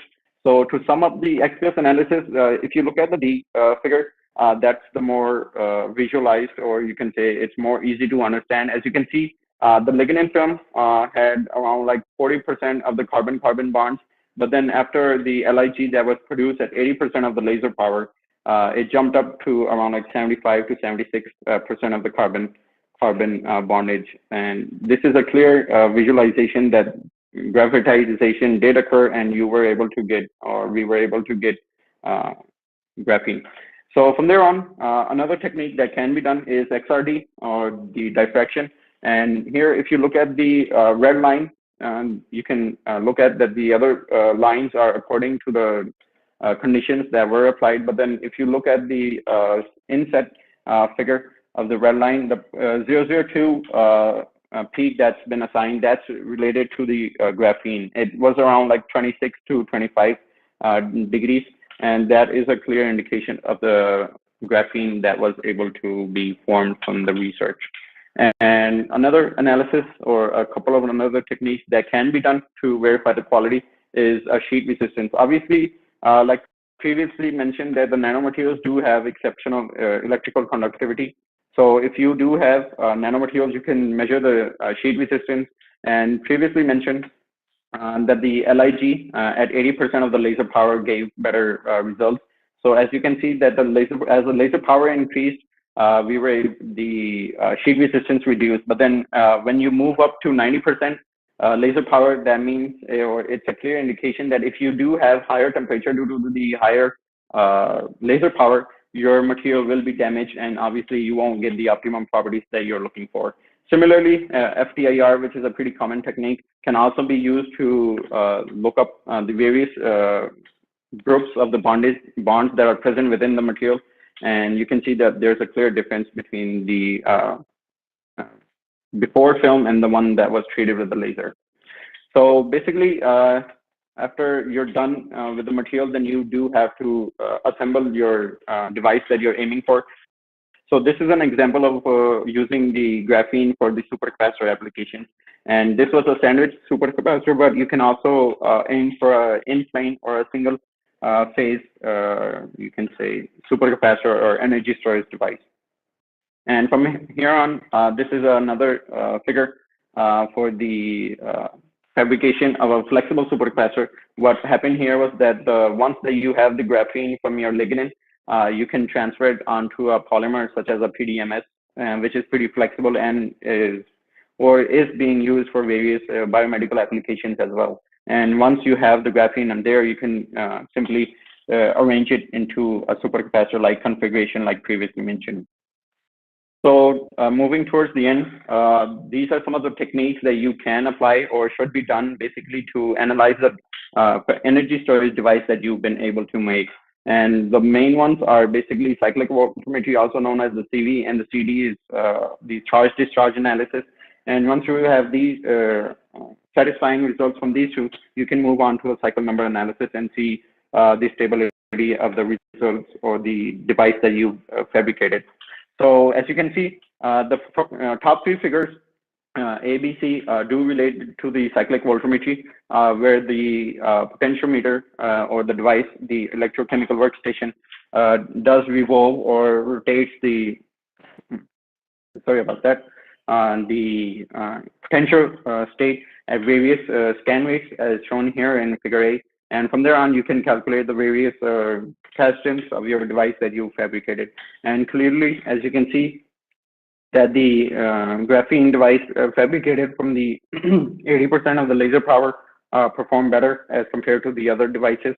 And similarly, you can see in the bottom three figures are the results from the charge discharge analysis that was carried out at various current densities. So similarly, this was the black one was obviously at a slower scan rate or current density. That means it will take longer for the device to charge and longer time for it to discharge, which is a clear indication that the device was good and performed according to the needs.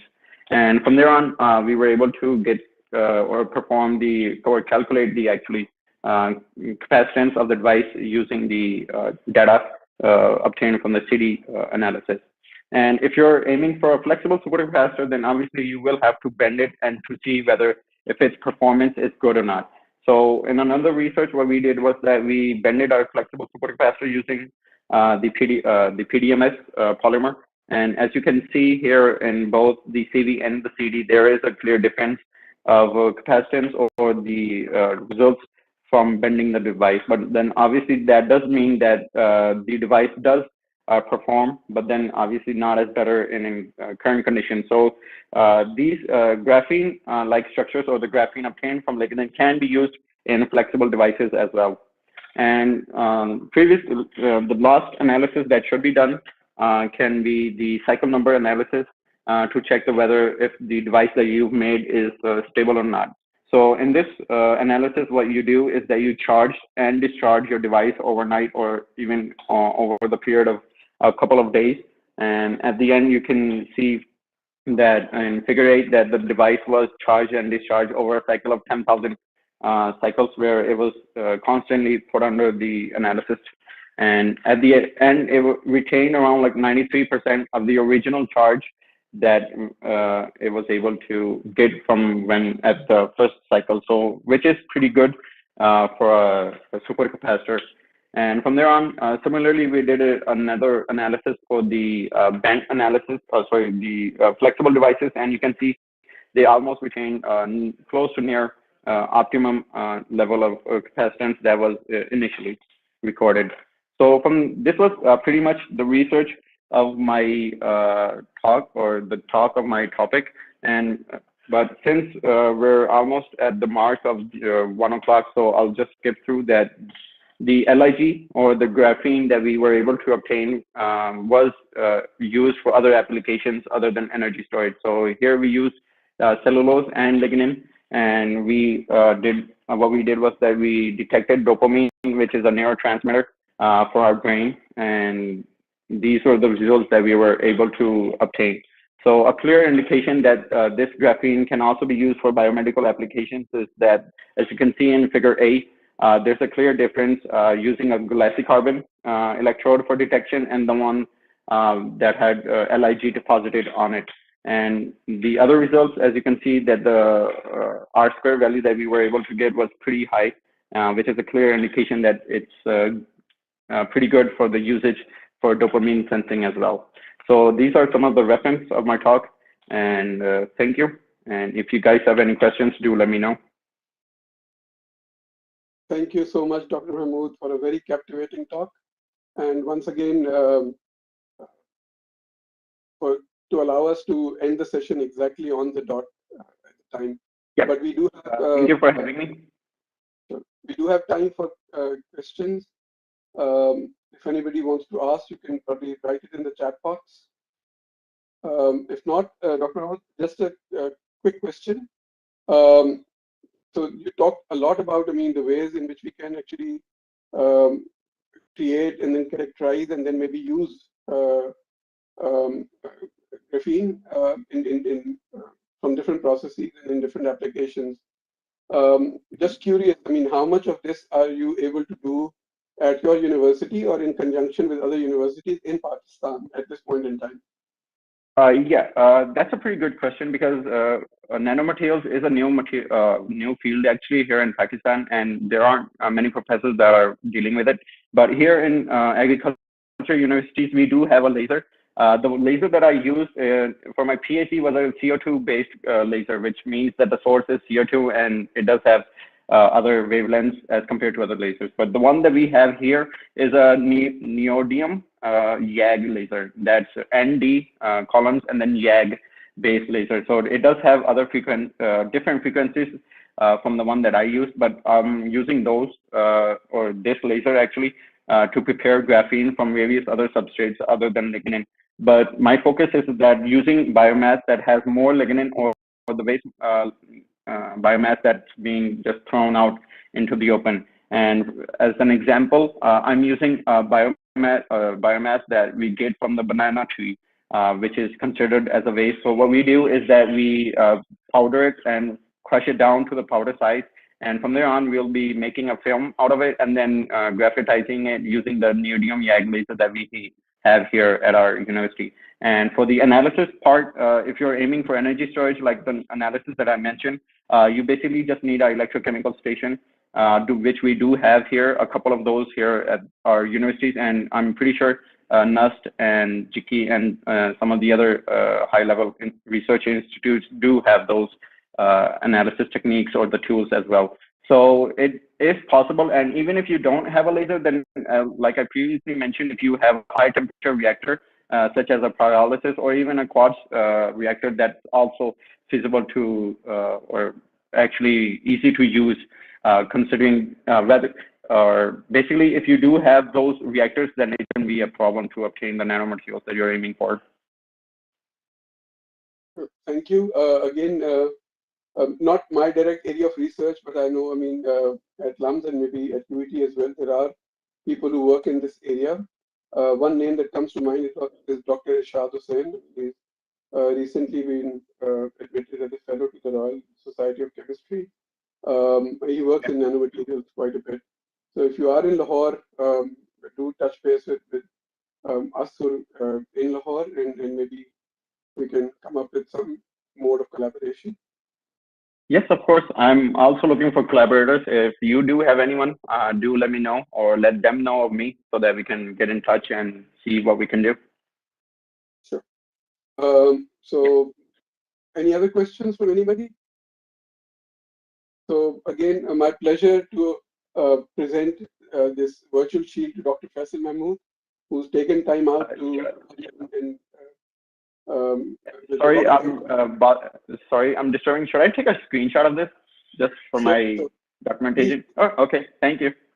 We don't have any other mechanism of presenting it to you, so. No worries. This is sufficient. Thank you. Thank you, Ji. Thank you all for being a wonderful audience. This brings us to our close of the first session. We have a 1 hour break and hope to see all of you here at 2 p.m. Any word from the organizers?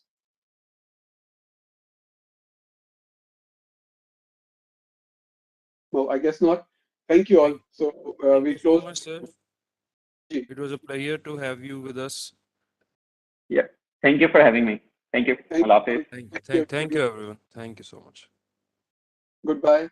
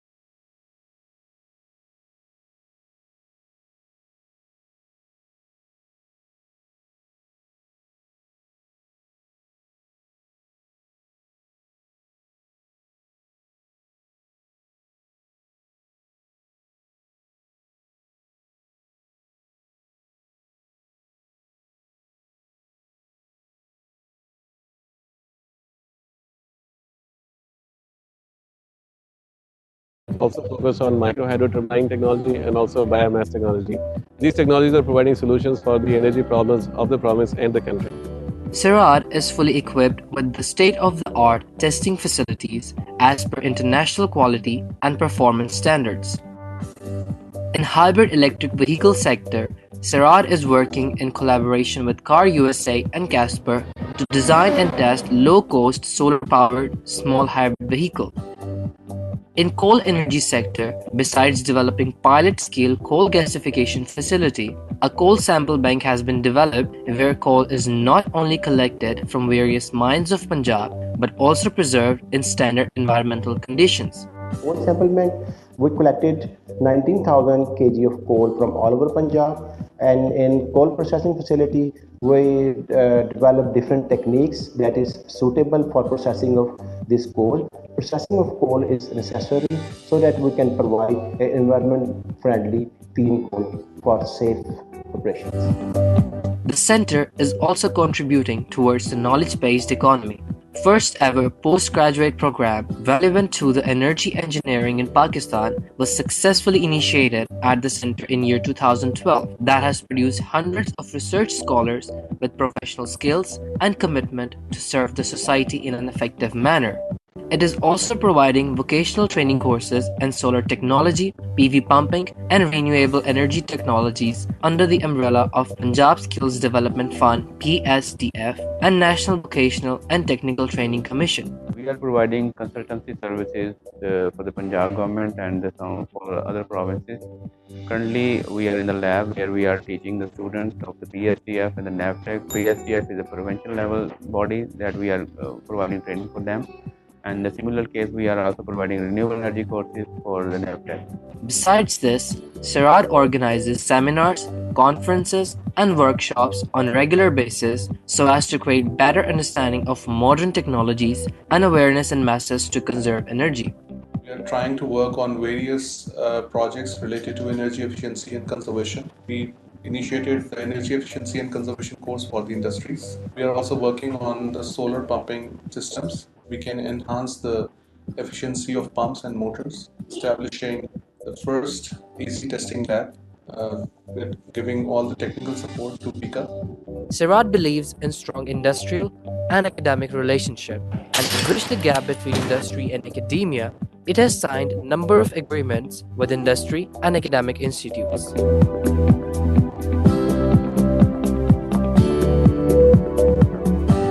So what are you waiting for? If you are working in any renewable energy technologies, including solar, wind, hydro, biofuel, or coal energy sectors, and you need our services, feel free to contact us.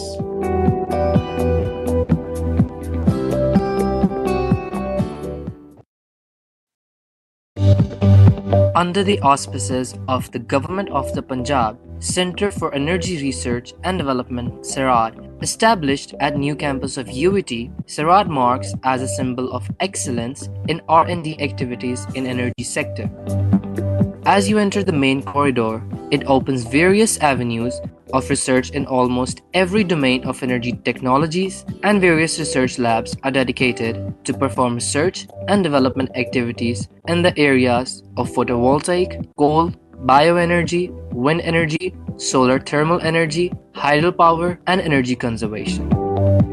Since its inception in the year 2012, CERAD has achieved great milestones under the supervision of Dr. Waqar Mahmood and his dedicated team that includes professionals with excellent academic background and industrial experience. Center for Energy Research and Development is a unique facility in the new campus of UET Lahore. Here we have developed facilities for the validation of solar panels and some of the components which are used in solar technology. More recently, we have developed an AC testing facility within our, also focused on micro-hydro turbine technology and also biomass technology. These technologies are providing solutions for the energy problems of the province and the country. CERAD is fully equipped with the state-of-the-art testing facilities as per international quality and performance standards. In hybrid electric vehicle sector, CERAD is working in collaboration with Car USA and Casper to design and test low-cost solar-powered small hybrid vehicle. In coal energy sector, besides developing pilot-scale coal gasification facility, a coal sample bank has been developed where coal is not only collected from various mines of Punjab but also preserved in standard environmental conditions. Coal sample bank, we collected 19,000 kg of coal from all over Punjab, and in coal processing facility, we developed different techniques that is suitable for processing of this coal. Processing of coal is necessary so that we can provide an environment-friendly clean coal for safe operations. The center is also contributing towards the knowledge-based economy. First ever postgraduate program relevant to the energy engineering in Pakistan was successfully initiated at the center in year 2012 that has produced hundreds of research scholars with professional skills and commitment to serve the society in an effective manner. It is also providing vocational training courses in solar technology, PV pumping, and renewable energy technologies under the umbrella of Punjab Skills Development Fund (PSDF) and National Vocational and Technical Training Commission. We are providing consultancy services for the Punjab government and some for other provinces. Currently, we are in the lab where we are teaching the students of the PSDF and the NAVTEC. PSDF is a provincial level body that we are providing training for them. And in a similar case, we are also providing renewable energy courses for the NAVTEC. Besides this, CERAD organizes seminars, conferences, and workshops on regular basis so as to create better understanding of modern technologies and awareness in masses to conserve energy.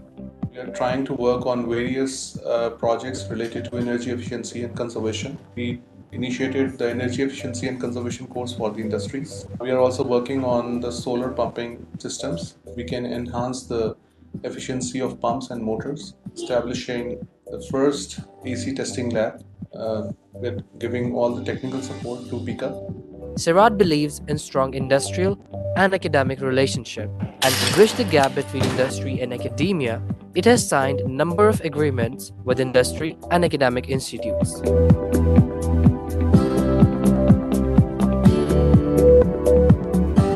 So what are you waiting for?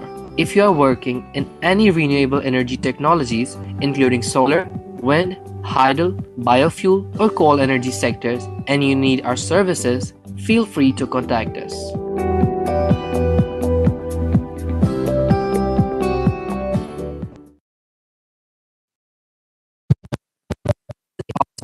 Of the Government of the Punjab Centre for Energy Research and Development CERAD, established at new campus of UET, CERAD marks as a symbol of excellence in R&D activities in energy sector.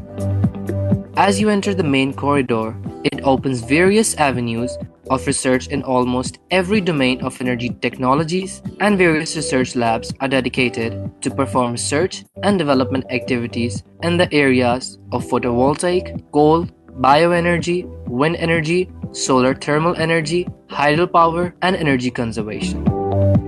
Since its inception in the year 2012, CERAD has achieved great milestones under the supervision of Dr. Waqar Mahmood and his dedicated team that includes professionals with excellent academic background and industrial experience. Center for Energy Research and Development is a unique facility in the new campus of UET Lahore. Here we have developed facilities for the validation of solar panels and some of the components which are used in solar technology. More recently, we have developed an AC testing facility within our, also focused on microhydro turbine technology and also biomass technology. These technologies are providing solutions for the energy problems of the province and the country. CERAD is fully equipped with the state-of-the-art testing facilities as per international quality and performance standards. In hybrid electric vehicle sector, CERAD is working in collaboration with Car USA and Casper to design and test low-cost solar-powered small hybrid vehicle.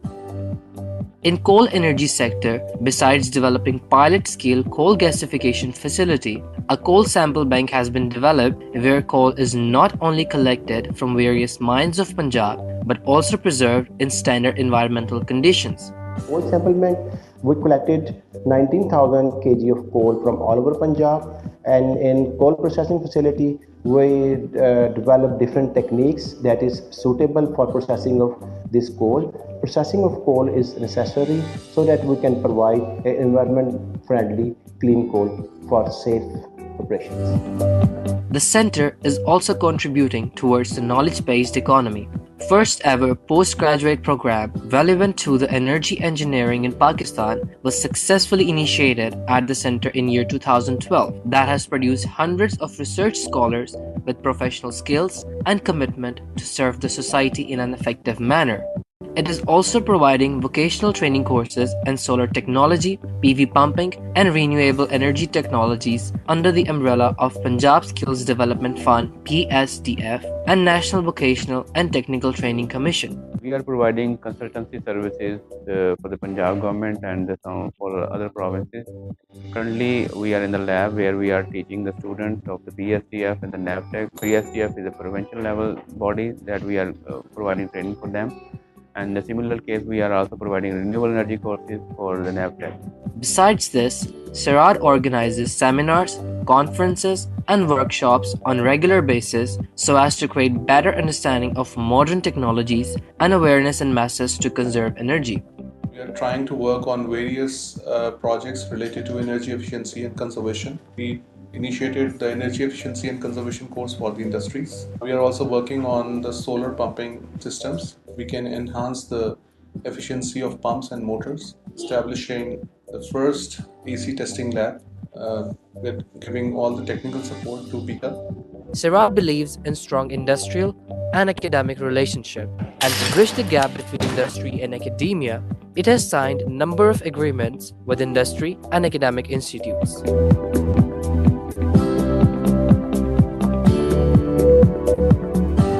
So what are you waiting for? If you are working in any renewable energy technologies, including solar, wind, hydel, biofuel, or coal energy sectors, and you need our services, feel free to contact us.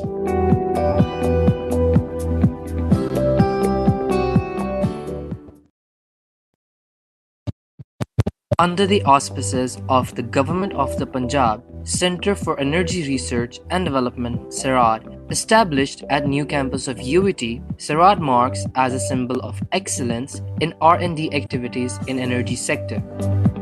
As you enter the main corridor, it opens various avenues of research in almost every domain of energy technologies, and various research labs are dedicated to perform research and development activities in the areas of photovoltaic, coal, bioenergy, wind energy, solar thermal energy, hydropower, and energy conservation.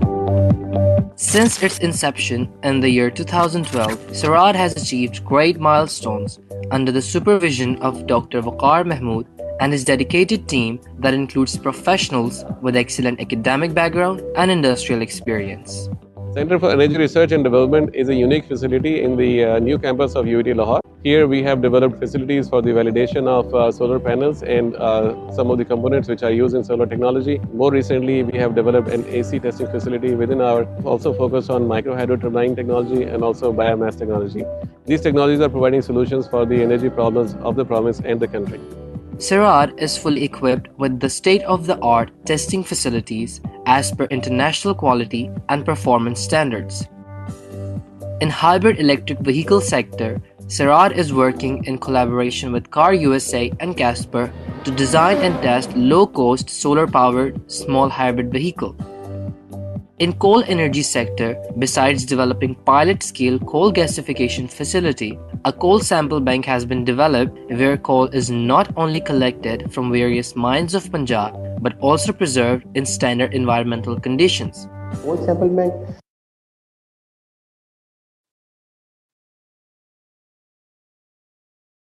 My name is Jamshed Iqbal Janjua and I'm working as a Senior Manager Research at Al-Khwarizmi Institute of Computer Science. I work at the Power Systems Lab and we focus on the research areas in the energy sector and the power sector related environments. And we work with the NTDC, CPA and different DISCOs in Pakistan to solve the problems related to the power sector and energy sector with some indigenous capacity building and software development and IT based solutions. So we have developed a project named Unmanned Grid Control and Monitoring System. This project was a joint initiative between NTDC and MAPCO, and it was funded by MAPCO as well. So the focus of this project is to control the monitoring and the grid control monitoring system mechanisms of the concerning DISCO. The system comprises of the two main parts. The first part is the hardware devices, which are responsible for the data acquisition and the control system, whereas the other part is the web portal. And this project is totally developed from the hardware to the PCB design, hardware, the firmware level, and the data acquisition systems, and then the portal in Al Khwarizmi. The overall mechanism of this project is first of its kind and it is deployed on the 11 kV feeder panels on the grid stations, or 220 kV, 500 kV, and 66 kV grid stations of MAPCO. And the hardware devices detect the faults and sends the information via GSM and GPRS medium to the concerning control room. And then there is an interactive dashboard for the web portal. From here, the concerning grid control operators can actually manage the grid, and different kind of alarms and faults based upon the feeder and the transformers deployed in the grid stations are available in the real time for the efficient management of the grid station. We have developed a project for the data communicator development of for the grid control and monitoring systems. In this project, we have focused on reducing the communication cost that occurs when we collect data from the grid stations and relay it to the backend servers. So in this overall activity, the hardware was focused, and we have developed a data communicator that actually communicates with the local devices on the grid station and acquires the data through the Wi-Fi. And then after a certain interval of a time, the data is being relayed in a mechanism to the backend servers.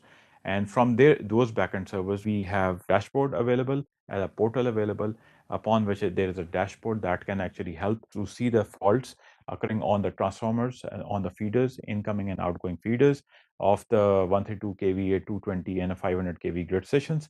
And the grid control operators can actually control the different functions of a grid station. They can turn off the grid, they can turn on the certain line, and they can manage the load shedding management on this grid, on the concerning grid station.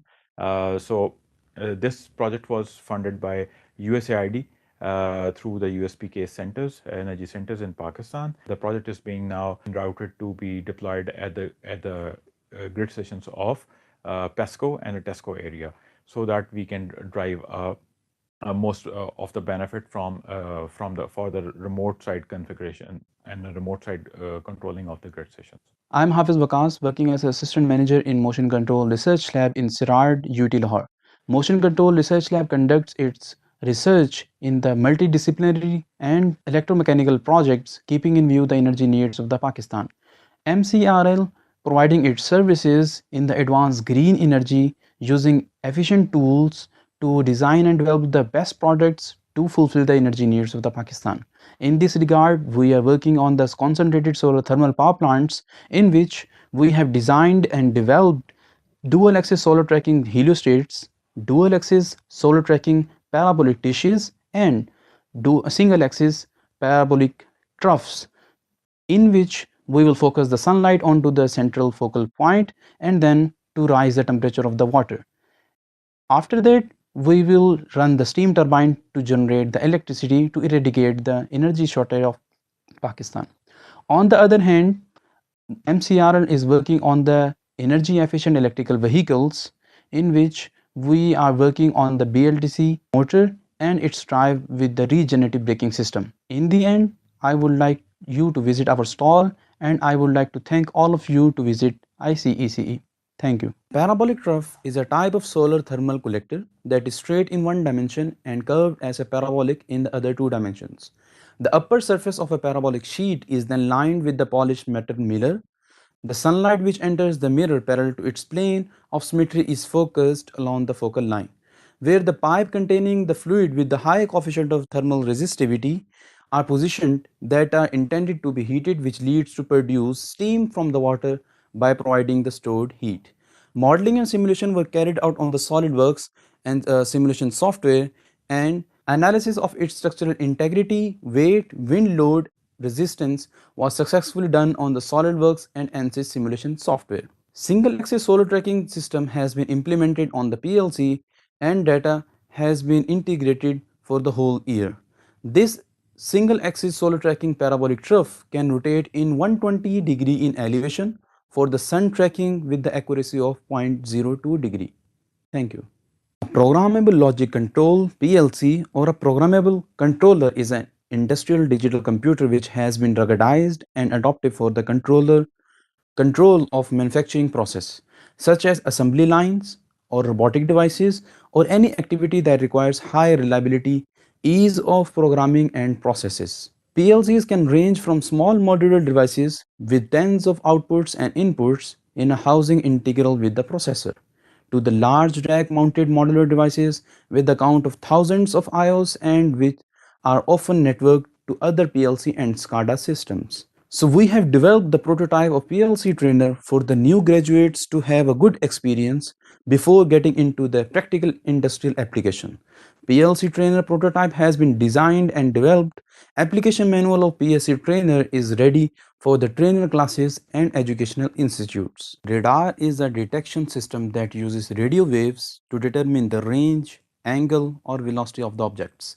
It can be used to detect aircrafts, ships, spacecraft, guided missiles, motor vehicles, weather information and trains. A radar system consists of a transmitter producing electromagnetic waves in the radio or microwave domain. A transmitting antenna or a receiver antenna is used for transmitting and receiving, and a receiver and processor to determine the properties of the objects. Radio waves from the transmitter reflects the object and return to the receiver, giving information about the object's location and speed. Modeling and simulation of this structure was carried out on the SolidWorks and ANSYS simulation software.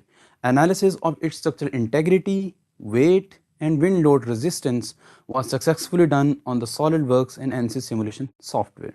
Fabrication and integration of a main structure and slew drive is completed and deployed at the electrical department of UET Lahore. Dual axis tracking system of this radar is capable of 360-degree rotation on azimuth and 180-degree elevation for the active tracking system with the accuracy of 0.02 degree. Thank you. Assalamu alaikum. My name is Muhammad Amar Yaqub, working as a research officer in Alternate Energy Research and Innovation Lab. Here at Alternate Energy Research and Innovation Lab, we are providing various services related to energy efficiency and energy system design, implementation and support, which includes but not limited to energy audit of commercial scale buildings, designing of large scale PV plants, monitoring and evaluation, on-field testing and validation of energy projects. During the last 1 year, we have provided various consultancy services in solar PV field with approximately 50 megawatts of capacity, having our outreach from border areas of KPK to the shores of Karachi and Gwatar. We have provided services to different private and public sector organizations, including United Nations missions, universities such as Islamia University Bahawalpur, Karachi University, UET Lahore, and Bahauddin Zikriya University Multan, as well as district hospital across Punjab. In addition to these, we have delivered projects to government bodies such as Energy Department and its subsidiaries like PICA, PMU, PPDCL, DOPP. Additionally, we also provide training to technicians and engineers in the field of renewable energy and energy conservation with the support of NAVTEC and PSTF. We are offering following tests in CERAD. Few of them are the determination of real power at STC condition using the sun simulator that can emit a light of 1000 watt per meter square at a temperature of 25 degrees C and air mass is set at 1.5. IV and PV curve also determined using the sun simulator. Another test that we have is the EL test, that is named electroluminance test. EL test setup capture the image of the PV module whose quality is assessed to detect the cracks and defects on the PV module. Bypass diode test is also used for the PV module. Bypass diode thermal test is used to assess the adequacy of the thermal design and long-term reliability of bypass diode. Another test that we have is the ultraviolet preconditioning test. Ultraviolet preconditioning test is used to identify the degradation of the PV module material through ultraviolet radiations. Module breakage test is also applied to the PV module to determine the strength of the PV module, and mechanical load test can determine the ability of the PV module to withstand the mechanical load and stress of the PV module. Assalamu alaikum. Battery has been a critical component in energy storage, especially with PV systems, and has been often misquoted by the suppliers by forging the actual values of battery systems. Battery tester is a cost-optimized solution which can help estimate the battery capacity with higher precisions and validate the claim of rated values, which leads to the better system design and ultimately help to reduce the risk associated with battery backup systems. Assalamu alaikum. My name is Muhammad Ali, and I am working as Senior Research Manager at Al Kazmi Institute of Computer Science and also providing support to CERAD labs. We are working on various energy efficiency related projects, especially related to the industrial sector. We started off with the energy efficiency course funded by GIZ Germany, where we have senior level people from industries coming over on weekends to get hands-on training. We also developed a motor testing system based on IEC standard. The motor tests the running efficiency of induction motors, which is very important in decision making for motor replacements or making improvements. We won a project from UNIDO for sustainable energy initiatives for Pakistani industries, focusing on paper and pulp and ceramics sector. We won a TDF project from HEC on solar inverter development. It's very essential for us to get these products developed in Pakistan for customized needs, preserve foreign exchange, skill development, and job creation for local engineers. We won funding again from HEC for pump testing system development. The system tests the efficiency of centrifugal pumps, giving a lot of benefits to its users. We are working very closely with PICA for establishing AC testing lab at CERAD, Kalashakaku campus. The lab will test energy efficiency ratio and coefficient of performance of air conditioners, in addition to various other parameters mentioned on the nameplate. We are also offering short training courses on energy efficiency, programmable logic controllers, industrial instrumentation, in cooperation with NAVTTC and other funding agencies. Thank you very much. The project is to develop an economizer to control and automate the pigmentation of leather skin with minimal pigment waste at less cost. This system to automate the leather spraying process is locally developed and presented for the first time in Pakistan leather sector with high precision and calibration. It immediately became mature and has been installed on various finishing plants across the country. And how it is working, the leather skin are placed on the conveyor of the leather machine and pigment coating is done by solenoid spraying guns placed on carousel. Economizer detect the speed of the conveyor and carousel and convert the area of the leather skin into the digital format using IR scanner. After computation of calculation, it directs the guns to perform the efficient spraying. It also provides the user-friendly interface and flexibility in adjusting the parameters required for the process. And what is more, the system at the end of the working day gives you more than the 25% saving, thus entirely repaying itself within a few months. Thank you. This project tends to determine the efficiency as well as the pump curve of pumping system. In any industrial or commercial facility, we can determine the pump curve from ratio of flow rate and the head of the pump. This solution gives us the real-time efficiency data of pump of industrial or commercial systems. The test bench duly equipped with PLC, programmable logic control, and a VFD, variable frequency drive, from which we can change the speed as well as the technical parameters of pump as per demand. All parameters and real-time data are displayed on a HMI screen. This demo test bench contains 1 HP motor of 3-phase power. This project has been awarded from HEC through TDF Technology Development Fund. Thank you very much. Pakistan is faced with energy crisis due to shortage of 7 gigawatts of electrical energy. 65% of the electrical energy is produced by thermal resources, among which coal is the cheapest. This makes it inevitable for us to move towards coal power generation. However, the problem is in Pakistan, the coal quality is very low, so we need to process it to make it suitable. Here, our facility, Mineral Processing Research Center at Mining Engineering Department, University of Engineering and Technology, Lahore comes in.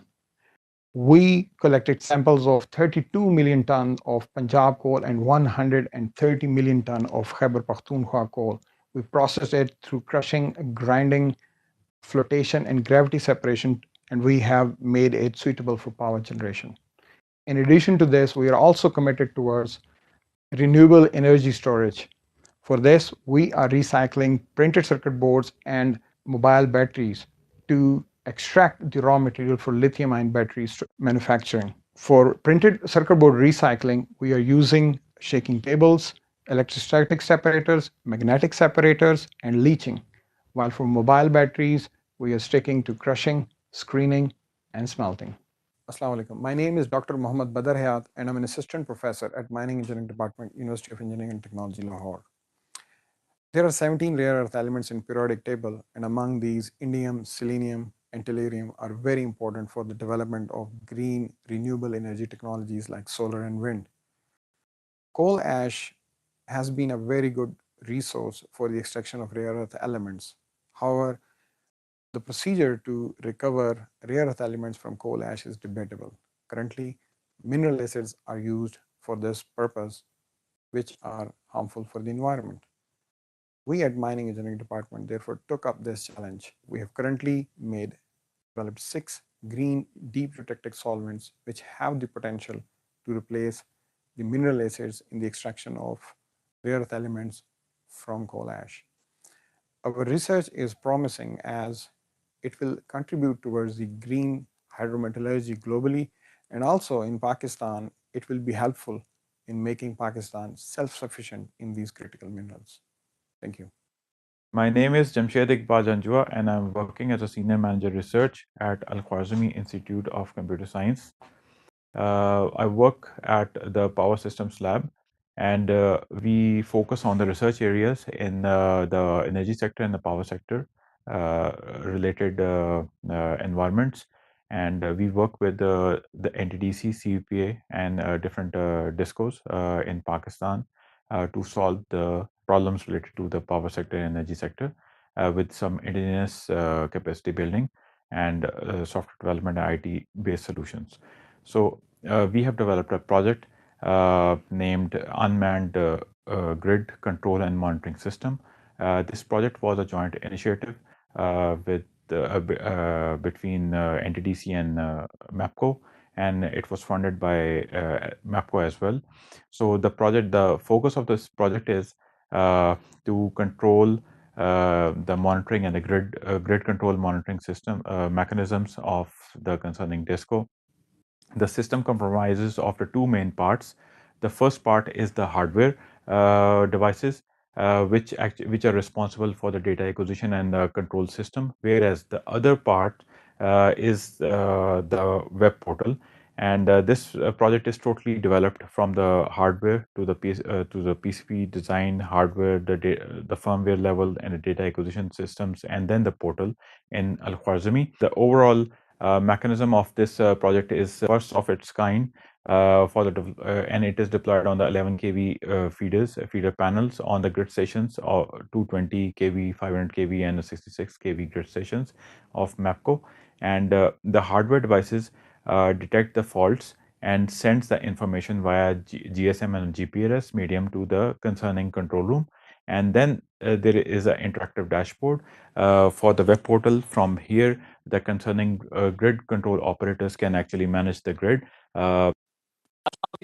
Very good afternoon, ladies and gentlemen. Once again, I hope you're enjoying the conference, International Conference on Energy Conservation and Efficiency 2022.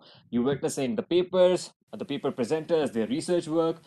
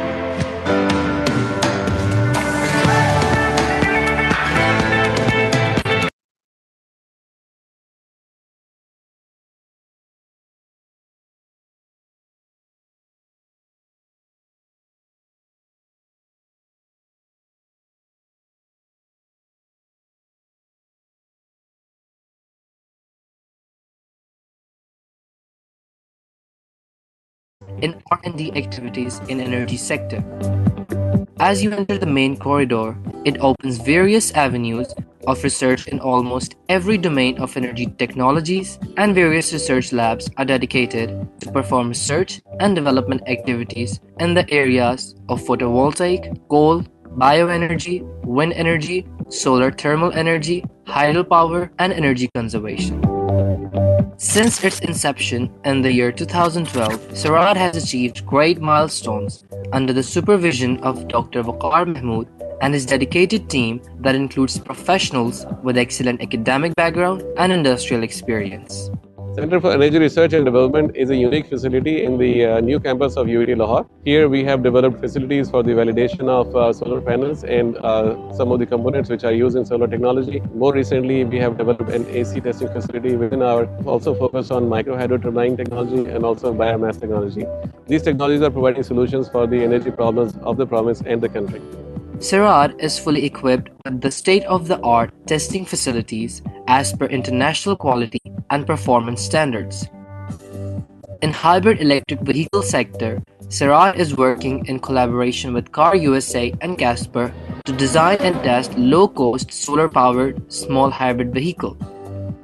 In coal energy sector, besides developing pilot-scale coal gasification facility, a coal sample bank has been developed where coal is not only collected from various mines of Punjab but also preserved in standard environmental conditions. Coal sample bank, we collected 19,000 kg of coal from all over Punjab, and in coal processing facility, we developed different techniques that is suitable for processing of this coal. Processing of coal is necessary so that we can provide an environment-friendly, clean coal for safe operations. The center is also contributing towards the knowledge-based economy. First ever postgraduate program relevant to the energy engineering in Pakistan was successfully initiated at the center in year 2012 that has produced hundreds of research scholars with professional skills and commitment to serve the society in an effective manner. It is also providing vocational training courses in solar technology, PV pumping, and renewable energy technologies under the umbrella of Punjab Skills Development Fund (PSDF) and National Vocational and Technical Training Commission. We are providing consultancy services for the Punjab government and some for other provinces. Currently, we are in the lab where we are teaching the students of the PSDF and the NAVTEC. PSDF is a provincial level body that we are providing training for them. And in a similar case, we are also providing renewable energy courses for the NAVTEC. Besides this, CERAD organizes seminars, conferences, and workshops on regular basis so as to create better understanding of modern technologies and awareness in masses to conserve energy. We are trying to work on various projects related to energy efficiency and conservation. We initiated the energy efficiency and conservation course for the industries. We are also working on the solar pumping systems. We can enhance the efficiency of pumps and motors, establishing the first AC testing lab with giving all the technical support to PICA.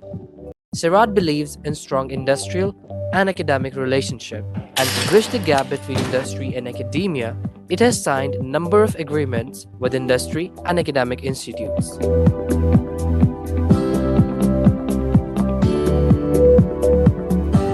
So what are you waiting for?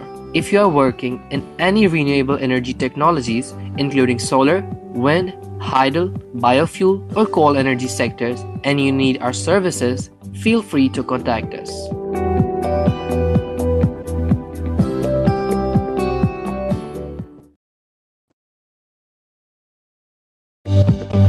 Under the auspices of the Government of the Punjab, Center for Energy Research and Development CERAD, established at new campus of UET, CERAD marks as a symbol of excellence in R&D activities in energy sector.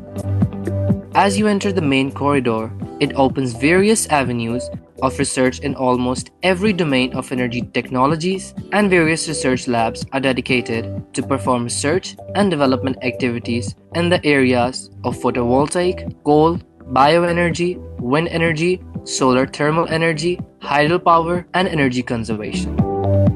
Since its inception in the year 2012, CERAD has achieved great milestones under the supervision of Dr. Waqar Mahmood and his dedicated team that includes professionals with excellent academic background and industrial experience. Center for Energy Research and Development is a unique facility in the new campus of UET Lahore. Here we have developed facilities for the validation of solar panels and some of the components which are used in solar technology. More recently, we have developed an AC testing facility within our, also focused on micro hydro turbine technology and also biomass technology. These technologies are providing solutions for the energy problems of the province and the country. CERAD is fully equipped with the state-of-the-art testing facilities as per international quality and performance standards. In hybrid electric vehicle sector, CERAD is working in collaboration with Car USA and Casper to design and test low-cost solar-powered small hybrid vehicle. In coal energy sector, besides developing pilot-scale coal gasification facility, a coal sample bank has been developed where coal is not only collected from various mines of Punjab but also preserved in standard environmental conditions. Coal sample bank, we collected 19,000 kg of coal from all over Punjab, and in coal processing facility we developed different techniques that is suitable for processing of this coal. Processing of coal is necessary so that we can provide an environment-friendly clean coal for safe operations. The center is also contributing towards the knowledge-based economy.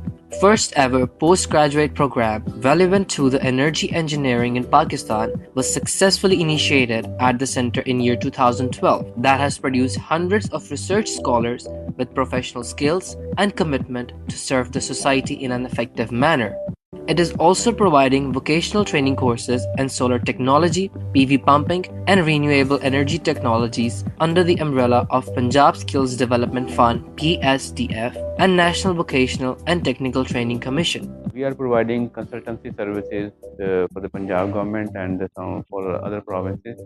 Currently, we are in the lab where we are teaching the students of the PSDF and the NAVTEC. PSDF is a provincial level body that we are providing training for them. And in a similar case, we are also providing renewable energy courses for the NAVTEC. Besides this, CERAD organizes seminars, conferences, and workshops on regular basis so as to create better understanding of modern technologies and awareness in masses to conserve energy.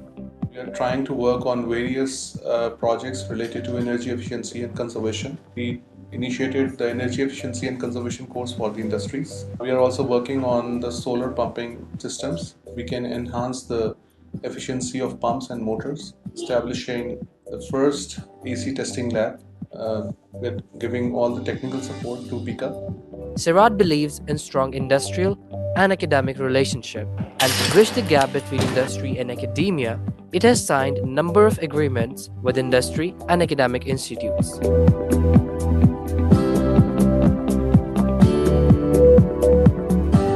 So what are you waiting for? If you are working in any renewable energy technologies, including solar, wind, hydro, biofuel, or coal energy sectors, and you need our services, feel free to contact us.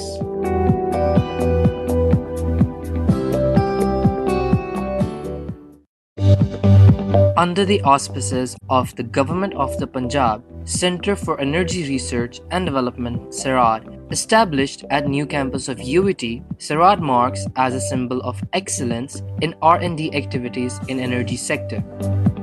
As you enter the main corridor, it opens various avenues of research in almost every domain of energy technologies, and various research labs are dedicated to perform research and development activities in the areas of photovoltaic, coal, bioenergy, wind energy, solar thermal energy, hydropower, and energy conservation.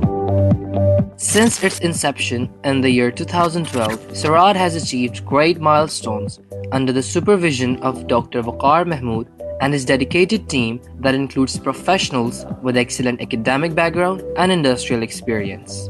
Center for Energy Research and Development is a unique facility in the new campus of UET Lahore. Here we have developed facilities for the validation of solar panels and some of the components which are used in solar technology. More recently, we have developed an AC testing facility within our, also focused on micro hydro turbine technology and also biomass technology. These technologies are providing solutions for the energy problems of the province and the country.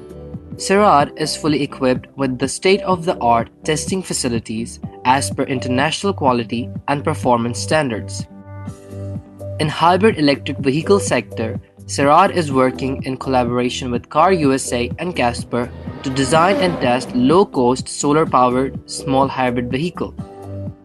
In coal energy sector, besides developing pilot-scale coal gasification facility, a coal sample bank has been developed where coal is not only collected from various mines of Punjab but also preserved in standard environmental conditions. Coal sample bank, we collected 19,000 kg of coal from all over Punjab, and in coal processing facility we developed different techniques that is suitable for processing of this coal. Processing of coal is necessary so that we can provide an environment-friendly clean coal for safe operations. The center is also contributing towards the knowledge-based economy. First ever postgraduate program relevant to the energy engineering in Pakistan was successfully initiated at the center in year 2012 that has produced hundreds of research scholars with professional skills and commitment to serve the society in an effective manner. It is also providing vocational training courses in solar technology, PV pumping, and renewable energy technologies under the umbrella of Punjab Skills Development Fund (PSDF) and National Vocational and Technical Training Commission. We are providing consultancy services for the Punjab government and some for other provinces. Currently, we are in the lab where we are teaching the students of the PSDF and the NAVTEC. PSDF is a provincial level body that we are providing training for them. And in a similar case, we are also providing renewable energy courses for the NAVTEC. Besides this, CERAD organizes seminars, conferences, and workshops on regular basis so as to create better understanding of modern technologies and awareness in masses to conserve energy. We are trying to work on various projects related to energy efficiency and conservation. We initiated the energy efficiency and conservation course for the industries. We are also working on the solar pumping systems. We can enhance the efficiency of pumps and motors, establishing the first AC testing lab with giving all the technical support to PICA. CERAD believes in strong industrial and academic relationship, and to bridge the gap between industry and academia, it has signed a number of agreements with industry and academic institutes.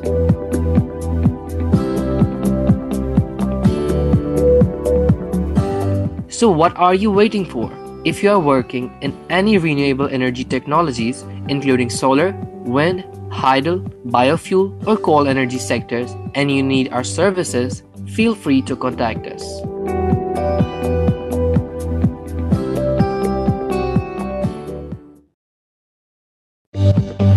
Under the auspices of the Government of the Punjab, Centre for Energy Research and Development CERAD, established at new campus of UET, CERAD marks as a symbol of excellence in R&D activities in energy sector. As you enter the main corridor, it opens various avenues of research in almost every domain of energy technologies, and various research labs are dedicated to perform research and development activities in the areas of photovoltaic, coal, bioenergy, wind energy, solar thermal energy, hydropower, and energy conservation. Since its inception in the year 2012, CERAD has achieved great milestones under the supervision of Dr. Waqar Mahmood and his dedicated team that includes professionals with excellent academic background and industrial experience. Center for Energy Research and Development is a unique facility in the new campus of UET Lahore. Here we have developed facilities for the validation of solar panels and some of the components which are used in solar technology. More recently, we have developed an AC testing facility within our, also focused on micro hydro turbine technology and also biomass technology. These technologies are providing solutions for the energy problems of the province and the country. CERAD is fully equipped with the state-of-the-art testing facilities as per international quality and performance standards. In hybrid electric vehicle sector, CERAD is working in collaboration with Car USA and Casper to design and test low-cost solar-powered small hybrid vehicle. In coal energy sector, besides developing pilot-scale coal gasification facility, a coal sample bank has been developed where coal is not only collected from various mines of Punjab but also preserved in standard environmental conditions. Coal samplement, we collected 19,000 kg of coal from all over Punjab, and in coal processing facility, we developed different techniques that is suitable for processing of this coal. Processing of coal is necessary so that we can provide an environment-friendly clean coal for safe operations. The center is also contributing towards the knowledge-based economy. First ever postgraduate program relevant to the energy engineering in Pakistan was successfully initiated at the center in year 2012 that has produced hundreds of research scholars with professional skills and commitment to serve the society in an effective manner. It is also providing vocational training courses in solar technology, PV pumping, and renewable energy technologies under the umbrella of Punjab Skills Development Fund (PSDF) and National Vocational and Technical Training Commission. We are providing consultancy services for the Punjab government and some for other provinces. Currently, we are in the lab where we are teaching the students of the PSDF and the NAVTEC. PSDF is a provincial level body that we are providing training for them. And in a similar case, we are also providing renewable energy courses for the NAVTEC. Besides this, CERAD organizes seminars, conferences, and workshops on regular basis so as to create better understanding of modern technologies and awareness in masses to conserve energy. We are trying to work on various projects related to energy efficiency and conservation. We initiated the energy efficiency and conservation course for the industries. We are also working on the solar pumping systems. We can enhance the efficiency of pumps and motors, establishing the first AC testing lab with giving all the technical support to PICA. CERAD believes in strong industrial and academic relationship, and to bridge the gap between industry and academia, it has signed a number of agreements with industry and academic institutes.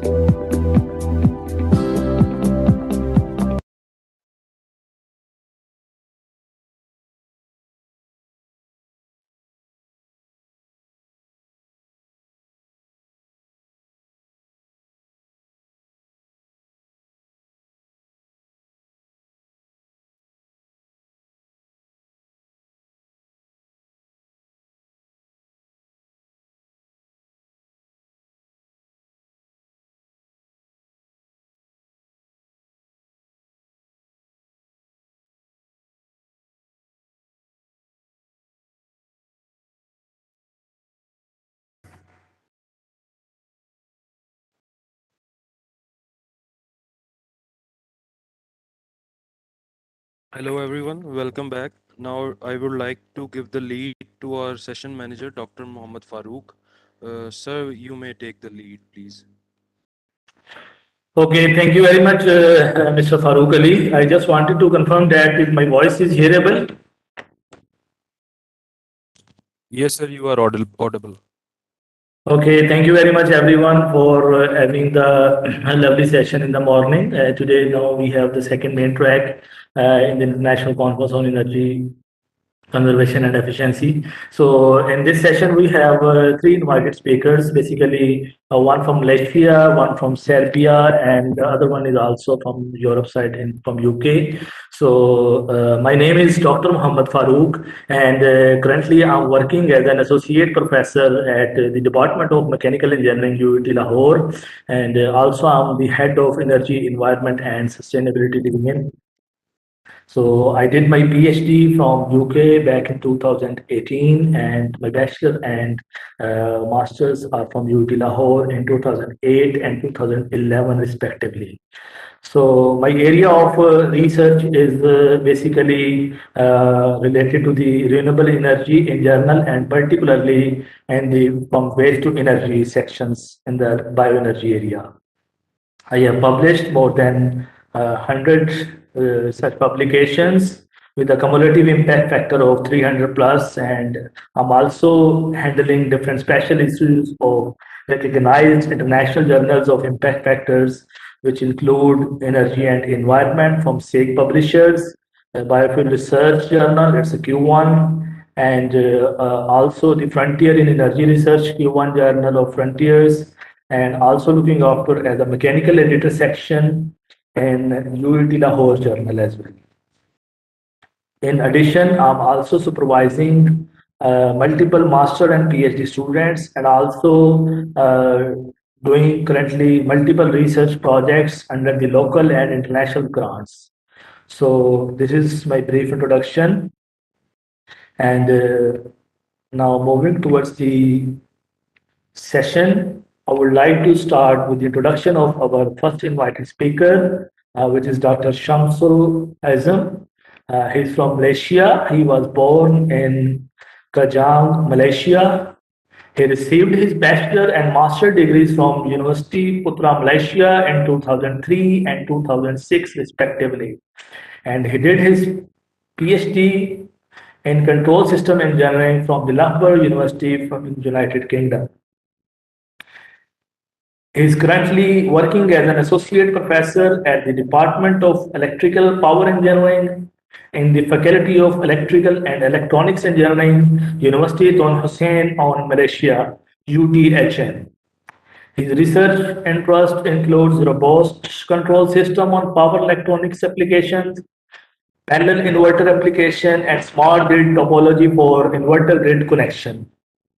He has a vast experience in his field, and on the screen you can see the link of his Google Scholar for his more research details.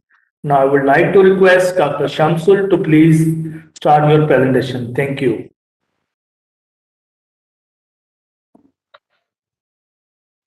Okay, thank you. Just to test my mic, do you hear me? Yes, Dr. Shams, you are audible. It's Okay. perfect. Thank you. Okay, thank you. Just give me 1 minute to share the screen. Sure.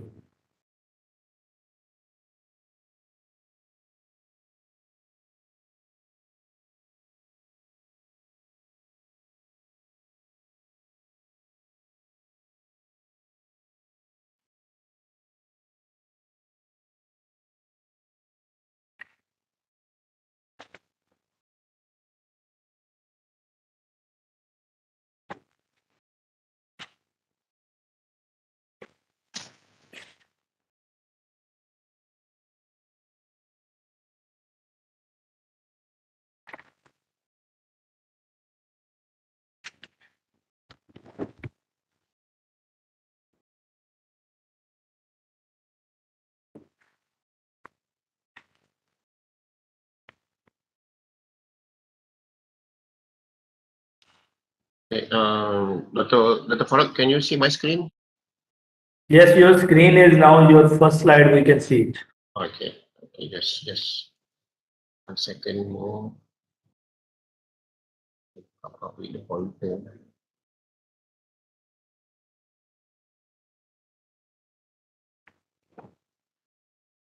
Okay, I think I'm ready. So, is it I need to proceed or I'm ready now, I think? Yes, sure, Doctor. Please proceed. Thank you. Okay. Bismillahirrahmanirrahim. Assalamualaikum warahmatullahi wabarakatuh, and very good evening. I believe in Pakistan also evening, same as in Malaysia. First of all, I would like to say very much thank you to Dr. Muhammad Farooq as a welcome introduction of me. And also I would like to say thank you very much to the conference committee for inviting me to become an invited speaker for this conference. This is the conference I read through from the website. This is the fifth time has been conducted. So I think this conference has been well known in Pakistan. So without further ado, I would like to share my experience, especially on my research of area, basically on robust control. So the topic for today's presentation will be robust control application on inverter converter for future mixed generation microgrid.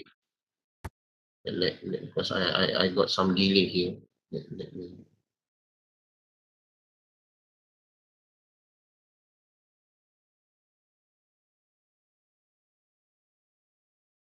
Yes. Okay. Again, my name is Samsul Aizam Zulkifli. I'm from University Tun Hussein on Malaysia, in Malaysia basically. So I'll move to the second slide.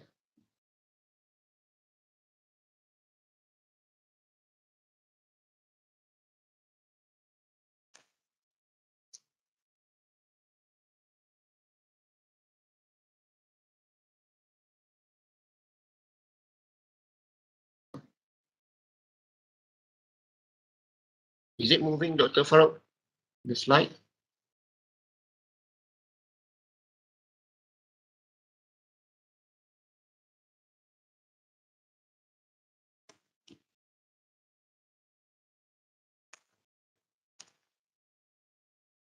Hello, anyone there? Yeah, doctor. Yeah, Please proceed. is it my slide moving? Because I still in my first slide. So we can see only your title slide at the moment. Yeah, that's why it's not moving. So maybe if you just rather than putting the full screen, just exit the full screen option and just move with the slides. Okay. So maybe it will work. Yeah.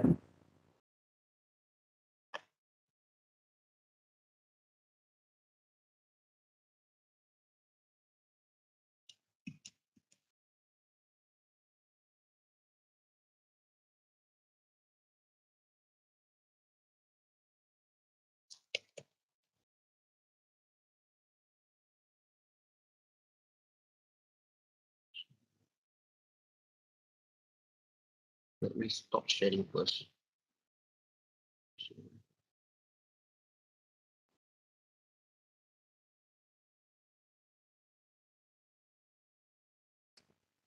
So Dr. Shams, can you hear me? I can hear you. So maybe if you just yeah, now we can see your. It looks like your system is a little slow. So maybe you exit the full screen mode and come to the regular mode. Yeah, that's why I try to exit it. Okay. Yeah, this is fine. Yeah, I think this is much better. I think, is it? Yeah, exactly. This is fine now. Okay. So I would not like to delay more. Okay. Again, the title for this topic basically is on robust control application on power converter for future mixed generation microgrid. So before I go further on this topic, I would like to introduce where Malaysia basically and where I am from basically. Okay, as we know, Malaysia is on the Southeast Asia near to Singapore, and our neighboring is Indonesia and also Thailand. So basically there's Malaysia.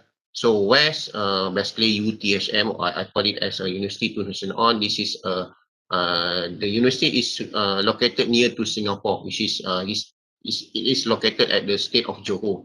So between Johor to Singapore is around 100 kilometers. So the university is located near to Singapore. So, and also in this Johor, there will be a faculty that known as my faculty is Faculty of Electrical and Electronic Engineering from UTHM. So this is where I'm from. So I just give a brief introduction where I'm coming from. So what the contents that I will talk about here is first is an introduction to mixed generation. We want to know what is a mixed generation network basically in the system. Then introduction to robust control, why we call it as a robust control. And also the third point will be a comparison between robust control and group conventional control. So this control basically is being applied for power generation, especially on when we want to have power accuracy. So at the end, I will share some what I call finding that what we have done as basically in from my research area. Case one regarding to the power sharing. The case two, how we improve the group control. The case one is basically we apply a new control technique, which is the H infinity controller. Then the second one, we try to improve using improved group control technique for accurate power sharing. Then the last case I would like to share regarding to the synchronization between inverter and grid. Okay, is it will be self-synchronized, or they have some fast synchronization application? So this is the contents that I will talk during my presentation. So I would like to go on the introduction to mixed generation network. So what I mean by mixed generation network? So basically this is, we call it as a mixed generation network. So meaning that our source, as we know, renewable energy is not coming from one singular source, which is wind, solar, or battery. But this is when we want to have a mixed generation network. So we have some in our network, or in our point of common connection, we have a connection from wind turbine, we have a connection from PV solar, and also we have a connection from battery, or other generation, which is depending on the power that coming generated from the wind power or from the battery. So everything, they got their own power, they got their own strategy in terms of how to control their topology. As we know, when we talk about wind turbine, we need to focus on the pitch angle and how we can control the power deliver based on the pitch angle. So in the PV technique, for the PV source, we need to understand about the MPPT. So this is very important. So the last topology, some sort of battery, we need to know what is the condition of the battery, because this is the why we call it as a mixed generation. So in mixed generation, we have a lot of power electronic interface. We're not using only single interface, which is inverter. Sometimes we need to use rectifier, and sometimes we need to use a DC to DC converter. So in terms of the converter itself, it has a multiple converter, then they got a multiple control techniques. So at the end, what we need to make sure that before we connect to the grid, what we need to make sure. So this is the 3 points that we need to make sure before we connect the renewable energy to the existing electrical grid. First is about the synchronization. So when we talk about synchronization, meaning that we need to make sure that the synchronization can happen between your our RE or renewable energy sources and also the grid, because when we have the synchronization, then we can share the power.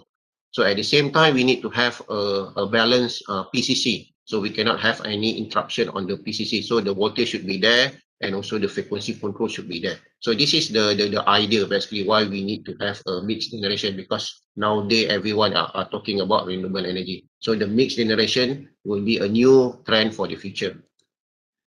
So we have seen the mixed generation, then now we want to know what is the robust control. I think robust control is just a name for the control system. So the robust, I think, is not very weird to everyone, because robust, I think, it has been applied since 1970 up to now. Okay, so we have a conventional control, which is the P and I control techniques. Then we have a robust control. Now we move to intelligent control. So this is how we classify the control system. So basically, all the techniques are working very well. Either we are applying the conventional, we are applying the robust technique, or we are applying the intelligent technique. So this is still working for any types of renewable energy sources, or how we can control our power converter. So, but in here, I just want to highlight the robust control, because this is my area of interest. So in robust control, is an approach for controller design that explicitly deals with uncertainty. So we have some parameter that we doesn't know. So because as we know in mixed generation, sometimes the uncertainty is based on the power generation, because we know the PV is not have a constant power all the time. The wind turbine also doesn't have any constant power all the time. So this is the uncertainty and that we need to consider. But this consideration can be applied in robust control. Okay. In also in the robust control, in the first technique, we are using the H infinity controller. So that's why the H infinity controller, as mentioned to you, this is not a new technique, but how we can implement this H infinity technique into the mixed generation topology. So the idea is to replace where the H infinity can replace the primary as well as the secondary level of hierarchy control. So as we know, in when we want to deliver the power between the renewable energy to the grid, we need to use a inner loop and outer loop control, which is the current control loop and also the voltage control loop. And at the same time, we need to use a power control loop. So by using the H infinity controller, we can eliminate the current control and also the voltage control. So we can reduce the numbers of a controller, then also it will increase the stability of the controller. So basically, this robust H infinity control approach has many objectives. First, it is to control the DG, for instance. So as from my research and from my team research, we can found that I can found that the DG control is very fast when we using a robust H infinity. Then the second one is the rejection of disturbance. Okay, so in terms of the disturbance, we can we can introduce a disturbance in the controller, then we can see how the stability of the controller will respond. So this is the the advantage of a robust control system. But when you apply a conventional control such as a PI control, it's still working. It's working very well. It's working very fast. but we need to look for something different that can increase the efficiency. Maybe in terms of 80%, they can go up to 85%.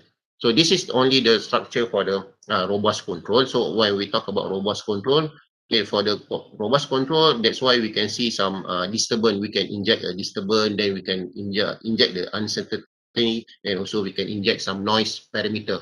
So the disturbance can be anything, either voltage, current, power, and noise. Maybe we can inject any THD parameter. So this is the goodness of the robust control topology. So what is a robust basically? Okay, and what is the future in the control system? So the robust basically is this guy. So meaning that is tough. So meaning that this is the robust. So back to 40s to 50, we are talking about classical control. Then we have a modern control. This is becoming a robust control, meaning that robust, they can, when there's something happen, they can still work very well. But now, in the future, we are talking about AI. So when we talk about future trend, there will be some AI. So what we want to have in AI, we need to talk about big data. We need to have some, what they call data, accurate data. This is the parameter that we are talking about in the future. So when we have this in the future, and maybe the future can replace the robust technique, but the robust is still working, and same as the classical control for the renewable energy is still working. So this is the direction of the control itself. So on the next slide, okay, this is the one that I mentioned to you. Okay, the first one is the conventional microgrid that has 3 loops. So if you look here, we have a 3 loops here. We have inner loops. Okay, we have a voltage control loops, and also we have a power loop. So in here, this is a common, but this is still working. Okay, it's still working. I didn't say that this is not working. It's still working, but in terms of the efficiency and the tracking, maybe they got some less compared to the robust control. So this is the existing, it's still working. We have an inner control, current control, for example, or voltage control. Then we have an outer control, which is the power control. And also now we move to the robust control. So what I mean, the robust control, everything we can see, we are using only one control structure, which is the K. In here, we need to use the 1K, 2K, then the other K. So that's why now we are talking about the K, the new K. So this is the robust structure. So as a comparison, in terms of the what I call from the literature review that we have done, me and my student have done, so we can see some merits and demerits, some advantage and disadvantage of conventional 3 loop structure and also the robust control. So we can see in terms of PV, okay, Q or omega, okay, the frequency deviation. So this is the information that I maybe I will share, not everything, maybe 1 or 2. So if you look here in terms of conventional, we can see the demerits is do not provide good power sharing. So this is maybe the disadvantage of conventional power sharing. So when we try to modify it a little bit, then we can have constant frequency regulation. So in terms of the accuracy will be increased more. And also, for example, here in terms of system, if we look point here, a performance harmonic load sharing as well as a slow dynamic response. In terms of the slow dynamic response in conventional power control, we can increase. So by why? Because we need here simple and the dynamic response is not fast, but it's increased from the conventional. So this is the idea. Basically, this is the idea that why we come up with the robust technique. We not try to replace the conventional, but we try to improve from the conventional to the robust technique. So maybe this is some point that I need to share in terms of the dynamic response. When we talk about control structure, we're talking about the dynamic response and also the power sharing. So this is the conventional group, was a robust group. So we can have here, this is the author until 2017. Okay, this is the technique that been proposed by the author. Then we can see the strength. So in terms of their strength, they have still very good. So that's why I didn't say that this is not a good technique, but it's still good, but we need to have some improvement. So for example, in here by Joseph, okay, Prof. Joseph from Albok. So in here, the strength that improved high reliability, seamless distribution synchronization, tested identical inverter, slow voltage and frequency regulation, and fail without communications control concept. So maybe in terms of the weakness, they need to have some communication between DG, because we know when we talk about mixed generation, we need to communicate between one RE to another RE. Okay, so this is maybe in terms of the disadvantage when we talk about conventional. So again, so there's a technique. Then at the end, we come out with the technique we proposing here, which is we call it as a H infinity robust control, proposed by us. Then this technique we call it as a robust distributed power sharing controller. Why we need to have this one? When we look on the problem that happened to everyone, so and also from the result that I will share later, then it's improve power sharing, restore voltage and frequency without communication. So meaning that we do not need to have to communicate between one DG to another DG. So the DG, so the system is the controller is communicate by itself. So meaning that is a self autonomous. So meaning that they see what happened to the grid, to the system, then they try to respond to the problem. So this is why we can say that the voltage and frequency without communication, we're not using any communication, and also the load change at the parameter are not connected in islanded mode, and also the load changes, we try to have a load changer from low to high and also high to low, and we can see some result. The response is very good. So we go to the first part. Okay, the first part is power sharing strategy. We're talking about power sharing using robust H infinity controller between two distributed generation sources in isolated mode. So the technique is on the isolated mode. Okay, so this is the current control system level at mixed generation. So this is what we have currently. Okay, what we have currently, we have a current. That's why this is the maybe I see that this is a problem, because we need to use three control loop. One is the current control loop, second is voltage control loop, then the third one is power sharing control loop. So we need to build every controller in a single control structure. So when we need to use this one, so we need to make sure that the stability can be performed very well, because we doesn't want to have any problem when the voltage control loop is not working, but the system will affect on the power sharing control loop, and also at the same time they will affect on the current control loop. So this is the problem that basically happen in the when we have in three structure, but the stability can be solved. Okay, if we do more calculation, more analysis, and more technique, okay, then we can solve the problem on the stability. It's not a problem basically. Then at the end, so this is the DG that we are tested. Okay, we are tested on DG configuration. We have DG1 and DG2. Okay, DG1, DG2, they got some different rated value. Okay, rated value meaning that to represent different power generation. So line 1 and line 2 basically is a line impedance. So the line impedance, basically we're using the same line impedance, because this presentation is not talking about the different line impedance. But in our project, in our group, my project and my student project, we are also looking on the different cases, what happens when we have different line impedance. Because we know when they got some different in line impedance, so they will affect on the power basically, because the power sharing will be affected. So we are also looking at that area. So maybe later soon we will try to publish on that particular area.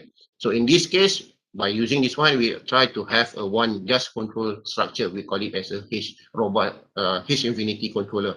So this robust H infinity controller, we can see that this is the controller itself. So the H infinity is generated by this K. So this J is basically a plant. The plant for this structure, basically this is the plant for the the plant of the power generation plant. Okay, it's not on the inverter plant. This is how we plan in terms of how we can transfer the power from DG1 to the PCC. W1, W2 is what we call a parameter that we need to stabilize. Okay, the parameter that we need to stabilize the H infinity. Then this is the disturbance. Okay, the omega 1, omega W1, W2 is not the same as this omega, because this omega is effects on the, if you look here, what happens when we have changes on the voltage.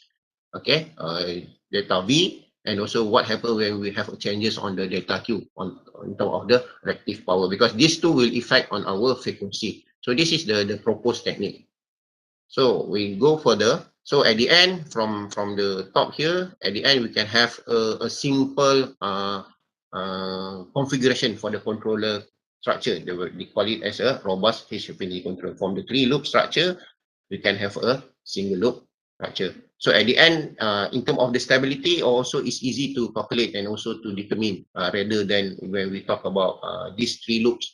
Because when we talk about 3 loops, we need to have a very detailed analysis on the stability. The stability is very important when we talk about control structure.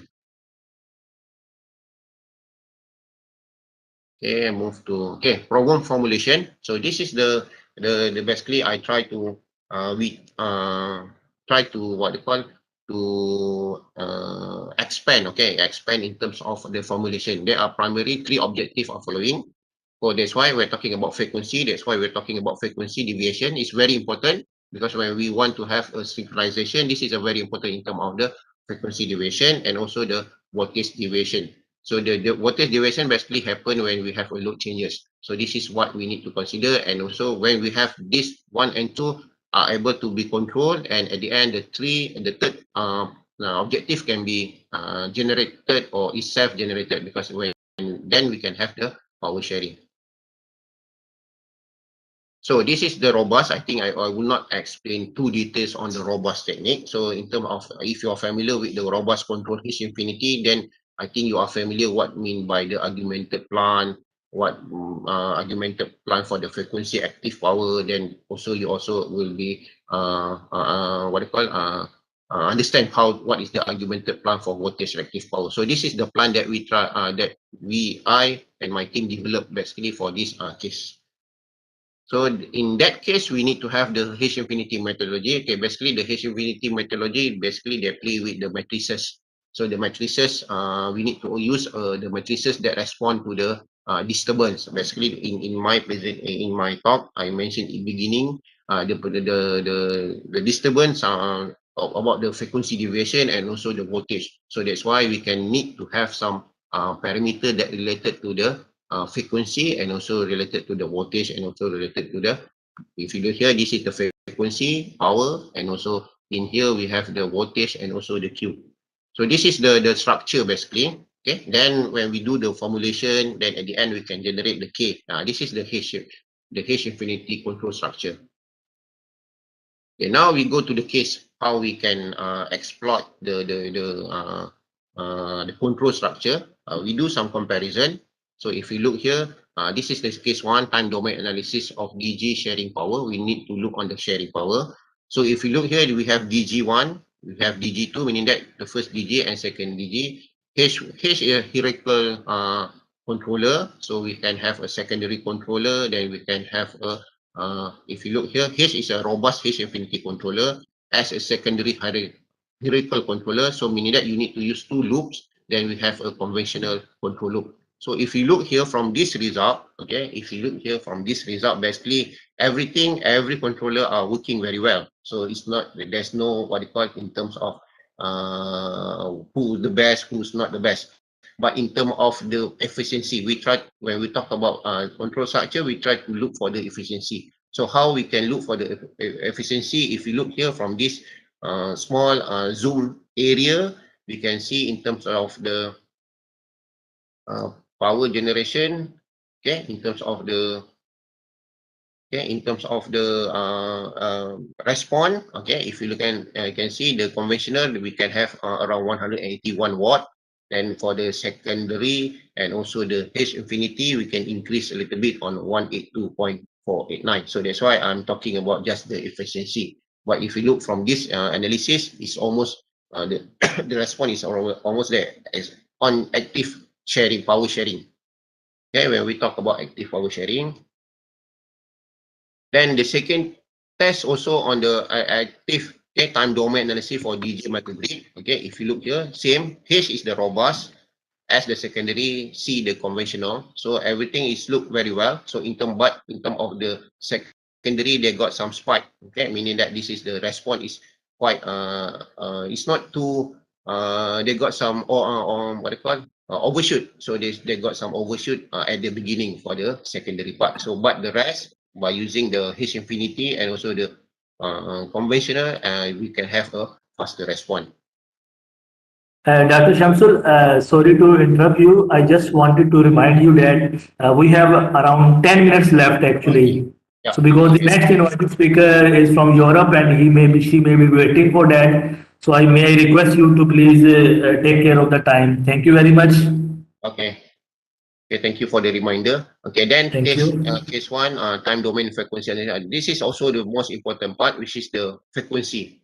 So that's why in terms of the frequency, we can look in here, the black line here is the H infinity. So if you look in the frequency, any changes on the on the system, okay, the frequency can remain rather than we are using the secondary and also the conventional. So in terms of the capability, by using the H infinity, we can see that the frequency can be maintained due to any changes to the load. Okay, I will go faster because I have 10 minutes. Then I have, okay, same as time domain for voltage restoration. Okay, because the main important here is just three parameters: the voltage, the frequency, and also the power sharing. So then we go to the voltage restoration. If you look here, the voltage restoration, okay, at this time, we try to introduce some interruption. So what happened? The controller is working very well. So everyone is doing very well. But in terms of the H infinity, they can have more stable compared to the red line and also the blue line. So the blue line, the conventional, they got some spike, then they need to have some steady state error before they can stabilize. This is also the response when we talk about we do some changes from load changes, low load to high load. Then we go to another high load. Then we go to the when we drop down to the low load. So everyone, okay, we can see everyone doing very well. So everyone is doing very well. So there's no difference between H infinity control, secondary controller, or the conventional controller. Then again, same technique. This is for the active power. So active power, then before that is reactive power. So we can see everyone is looking fine. So at the end, this is what we want to see, the frequency restoration. What happens when we do some changes on the load? So the changes on the load, so it will change on the frequency will interrupt. So in terms of how bad is the frequency being interrupted, so we can see from here. Okay, at the beginning, the H infinity is working very well. And also when we have the first load changes, we can see that the H infinity also will come very well, but the rest also okay. It's not a problem. Okay. Then also when we have a third second changes, everyone is working very well, but the H infinity show more. And also at the end, when we have the load changes from high load to low load, the H infinity also working very well, okay, compared to others. But the others I can say is also very good. Okay, same as here. Okay, in terms of the voltage, okay, when we got the load changes, the load should be affected. The voltage at the PCC should be affected. But how fast the load can be recovered back? So this is the idea. The main idea is how the load can be recovered back. So everyone is looking very well, but the H infinity play most efficiency compared to second and also the third one. Okay. Now we have the improved group control. We are talking about improved group control. The first one we are talking about H infinity. Now we're talking about how we can improve the group control in accurate power sharing. We are talking about accurate power sharing. So again, why is group? I think I will not go further on this technique, because if you are familiar with the group control, because the group control basically we are playing about the power will affect to the voltage, the reactive power, real power will affect on the voltage. They got some link what happened when we need to have high power, we need to play around with the voltage at the PCC, and also what happened when we need to have a real power, reactive power, then we need to play with the frequency. So this is just the idea. I think the group is also well known, so I will not go further. But in here, okay, this is just the formulation of the group. I will not further on this one. So, but in this case, we try to improve. So, in this is the case. Okay, this is the group basically. I think everyone know what is the group. If you are talking about the group control, we are talking about P and Q. We have M and N, the coefficient. So this is the normal of the structure. when P is increasing, the frequency should be less. So because we need to, the group basically is respond, like say, like a generator when we talk about initial generation by the when we have some the frequency is high, we need to control the initial of the generator. So but in this case, this is the loop profile. Basically, we try to apply with the loop profile. So in here, we try to improve. Okay, where I say that it's been improved is by adding some improvement. We're not changing anything, we just put some improvement on our proposed improvement method. So this is the idea. So at the end we can have a new mathematical equation, okay, based on the group. Okay, the group is still there, remaining, okay, but we can have some improvement in terms of the red line here, the block number 1 and block number 2. We just to make it as faster as possible. Okay, we're not trying to change anything, we try to make it as faster as possible. That's why we say that adding an extra loop known as the self-frequency restoration used for accurate power sharing load and inverter frequency tracking. So this is the idea. So at the end, okay, we can see on the result. Okay, maybe I will jump to the result. Okay, so in terms of the result, okay, this is the structure that we have been tested. We have DG1, DG2 with the different rated value. Okay, then also we have load 1, load 2, load 3, and load 4. Then we have switching number 1, switching number 2. Okay, the switching number 1, switching number 2 is respond to the when we want to switch number 1 and also when we want to switch number 2. So this is the response basically. This is just the startup point. Okay, if you look here, we have made a comparison. We are using the improve, okay, the blue line, and also the conventional, which is the group conventional groups. So the improve meaning that we add some PI parameters. So if you look here in terms of the response, okay, we can see the improved group is much faster than the conventional. But it's still working. I didn't say that this is not working, but it still works very well, the conventional. But we can say that some improvement that has been made by using the improved group structure. So in terms of the response, maybe it's very small, but in terms of the control, this small give a good indicator that the control is working very well. So this is in terms of when we have a constant load, okay, meaning that we just the load is fixed, so we can see in terms of the current voltage is remain everything's okay, remain the same.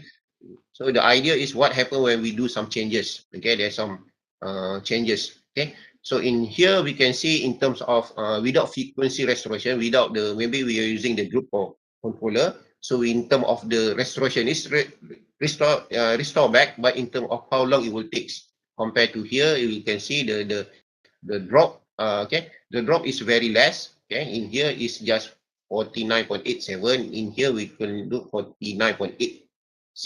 But the duration of the before you can restore back, it will take more time. But in here we can have a very short time. So this is, we can say that, I can say that this is our want to declare that this is to have a fast restoration. So the idea is to have a frequency restore in fastest time, automatically restoration, retain system frequency, and to ensure the instantaneous power sharing.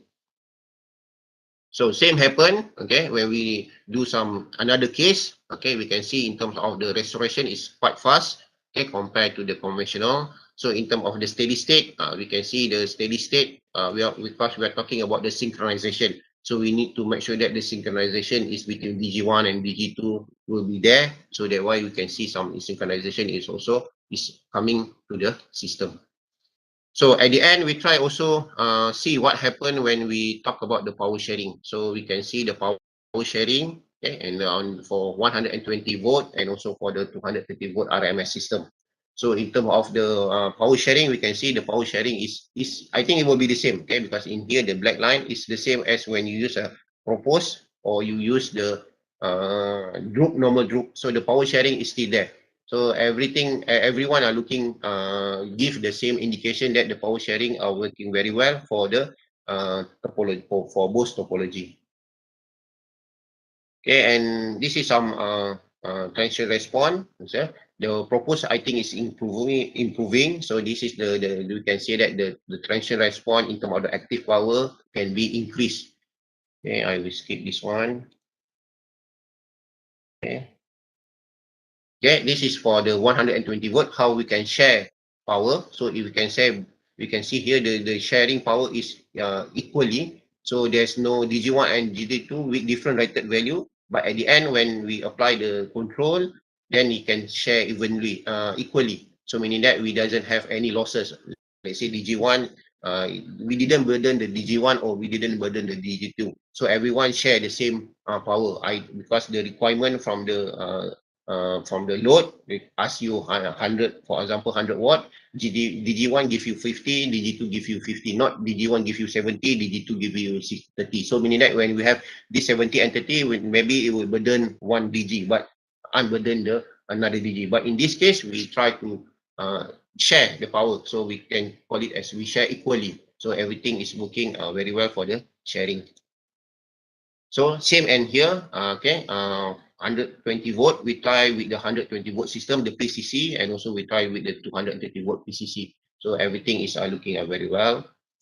So in terms of Dr. Shamsul, may I request, if it is possible, if you can move towards the conclusion, which will help us to manage the time in effective way, so that we should not wait the other speaker. It would be great of you if you can conclude. Thank you. Okay, maybe because there's a problem at the beginning, maybe you can give me 5 minutes to finish up this maybe. Okay. Because you have a problem at the beginning, so I think I will just jump through. Okay. Please. And then before I go to the conclusion. Thank you. Okay, on the self-synchronized converter, then we can have a self-synchronized converter. So the idea is to have some, maybe I will just show you the idea. Okay, to have a self-synchronized converter for fast synchronization between low-level voltage in microgrid inverter connection. So at the end, by this topology, we try to have some self-synchronization. Okay, the idea is to remove the PLL. So this is the idea. Okay, the idea is currently when we want to synchronize with the grid, we need to use a PLL, because the PLL will give the frequency and also the phase.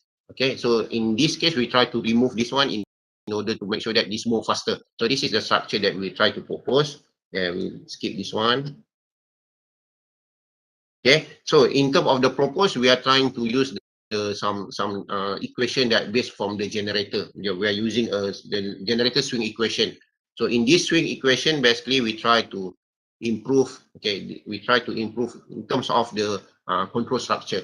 So in terms of the control structure, we try to improve it. So we call it as a virtual synchronous converter. I believe virtual synchronous converter is not new. It's been there, but how we can improve. But we are talking about how we can improve the synchronous converter. So at the end, what we can see here, okay, in terms of the frequency is, okay, I will try to make it fast. In terms of the frequency, we are talking about frequency. Maybe I can skip here. Maybe I type look for this one. How this frequency basically. So this is the idea. So if you look here, before that, the system is not connected to the grid. Then when it's connected to the grid, it will take just only around 1 or 2 cycles before the inverter, the DG, can synchronize with the grid. So it shows that the synchronization is happen very quick. So because we remove the PLL, so in terms of the formulation, we can say that the synchronization is faster using the our technique, which is the virtual synchronous converter based on the swing equation. So same as here, okay. We can see some synchronization happen. Okay, on the bottom here, we can see the synchronization happen. Okay, in very fastest way. Okay, less than 1 cycle, we can see some frequency synchronization. Then at the end, I think okay, the same cases also. Okay, we can see in terms of the frequency. We're talking about just frequency. In terms of this is the voltage. So because the voltage will affect on the frequency, so we can see, okay, in terms of the frequency and also the phase will be the same. This is able to synchronize each other as faster as possible. So I think, and then I conclude, because everything I want to focus on the synchronization based on the voltage and the frequency. So I can conclude in my presentation here. Okay, the robust controls such as the H infinity controller are able to respond on this stable parameter. So this is the first idea. We are able to respond to the H infinity controller. When we try to apply a robust control, we just want to reduce the numbers of the controller. And also the second point here, an accurate and seamless power sharing in the instantaneous application is by using the improved group. So by having an improved group control, also we can have an accurate power sharing. So we just improve a little bit. Okay, we use the normal groups, but we try to improve a little bit in terms of the P and I. So at the end, we can have a better result. But in terms of why I say better result, because the efficiency is a little bit high, and also you got a fast frequency restoration. So at the end, the last things that in terms of the synchronization, faster synchronization is we can have a fast frequency restoration if you are using a swing equation of the generator. We can apply, okay, generator is there, equation of the generator, because we know generator, output of generator will determine the frequency rather than your power. So by adding some swing equation, we can have a faster response for the frequency for the inverter grid connection. So I think that's all my presentation. Thank you. I pass back Thank to you very Dr. much. Farouk. Yeah, thank you very much, Dr. Shamsul Azim, and thank you very much for concluding your presentation in time. And it was a great presentation. Now I will request the audience, if you have any question, please raise your hand, and we will check it with the presenter.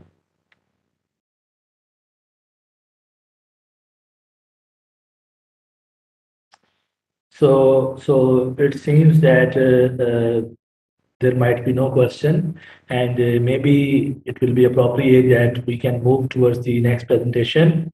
And once again, thank you to Dr. Shamsul. And here we are presenting you a virtual souvenir to you, Dr. Shamsul Azim, for your kind consideration and your appreciable efforts in our conference as a invited speaker. So please acknowledge our souvenir from our side in the virtual mode as the conference has. Thank you very much. Okay, thank you. See you. Thank you. Thank you. Bye-bye. Now we will move towards the next presentation. Thank you, Dr. Shamsul, once again. Dear audience, thank you very much. Now we will move towards the second presenter of the today's session. And the second presentation of the today's session is by Dr. Sanja Armakovic on the title of Trends in the Application of Solar Energy for Wastewater Treatment. This is a very interesting topic. So let me briefly introduce Dr. Sanja. So Dr. Sanja is basically an assistant professor at the Faculty of Sciences, University of Novi Sad, in the Department of Chemistry, Biochemistry, and Environmental Protection. She has been the mentor on 1 master and 5 diploma works till now, and she's also supervising 3 PhD theses as well, which is remarkable actually. Also, Dr. Armakovic is doing some sort of very good volunteer work, and she's the vice president of the board of association of EDASCO. EDASCO is a non-profit agency organization working for the collaboration of the mutual resource sharing and the joint research and development. So she was also the secretary of the section for analytical chemistry for the Serbian Chemical Society of Vojvodina from 2016 to 20, and member of different committees. These include in our conference as well. She has a lot of input for in our conference. She has been the member of technical review committee, and we are very thankful to her for the volunteer efforts for reviewing our manuscript. She has also worked as a committee member in the second international conference on chemistry and oxidative materials research and application at the International Conference of Chemical Society Symposium in Novi Sad in Serbia back in 2015. She is also a good volunteer in view of the reviewer for the different international journals, and you can see his professional profile on Pablons for more details. She was also awarded for scientific excellence in the area of natural sciences and mathematics in 2021, and also hot physical chemistry, chemical physics articles back in 2019. She was also a runner-up in the paper in Excellence in Materials Science Application Publications contest and Schuldiner in 2016. She has also presented in various poster competitions in Serbia, and also she received the special reward of Serbian Chemical Society 10 years back in 2010. So, according to the Google Scholar, she has been cited more than 2,600 and her H index is 30. So, now I will request Dr. Sanja to please start your presentation, and I hope a very good noon in Serbia maybe. You are maybe 4 hours behind the Pakistan time. Thank you. You.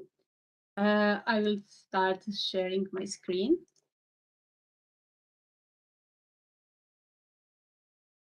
Yeah.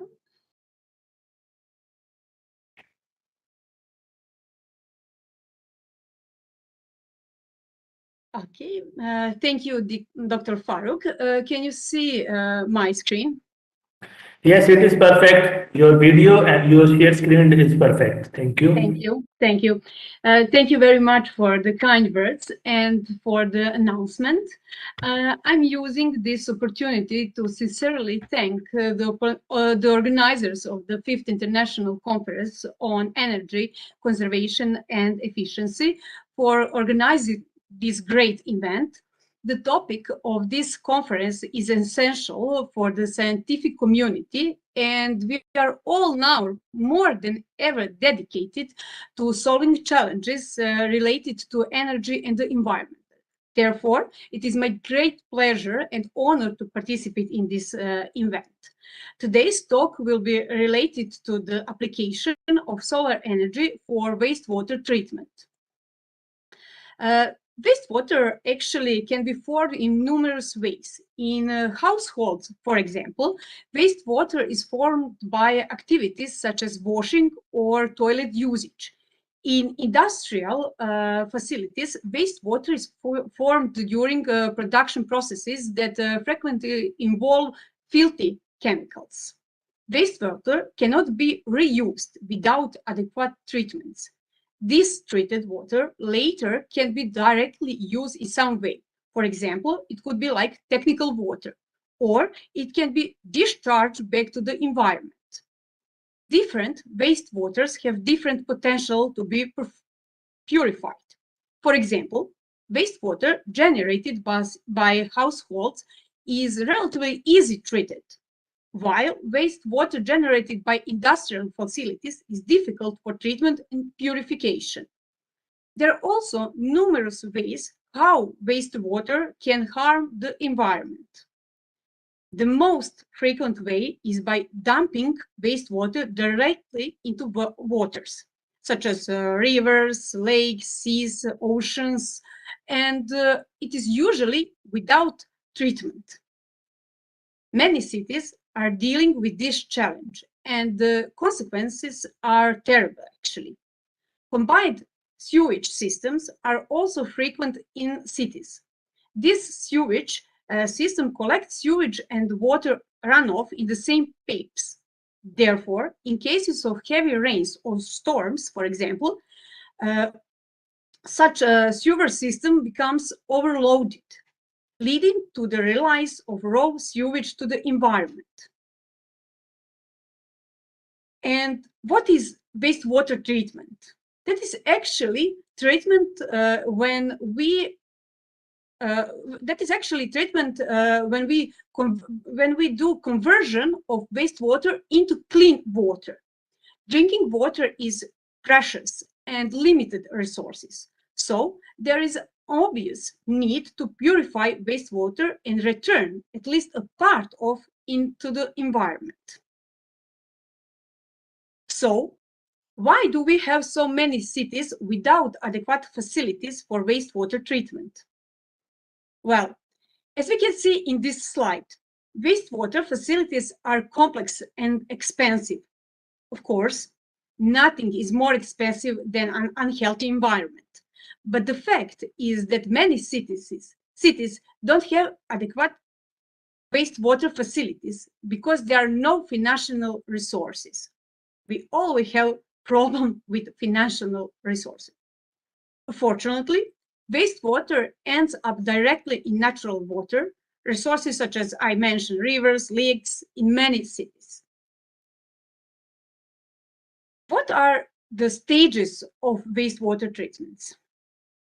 Conventionally, most frequently, there are three main stages for wastewater treatment.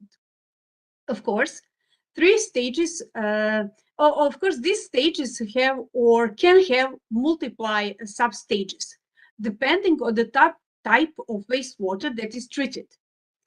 Primary treatment is actually removal of materials that float or that settle out by gravity. In this stage, large chunks of impurities are broken by special equipment into small particles, and then the sedimentation or floating process for extraction is applied. Secondary treatment is actually removal of soluble organic matter that cannot be removed by primary treatment.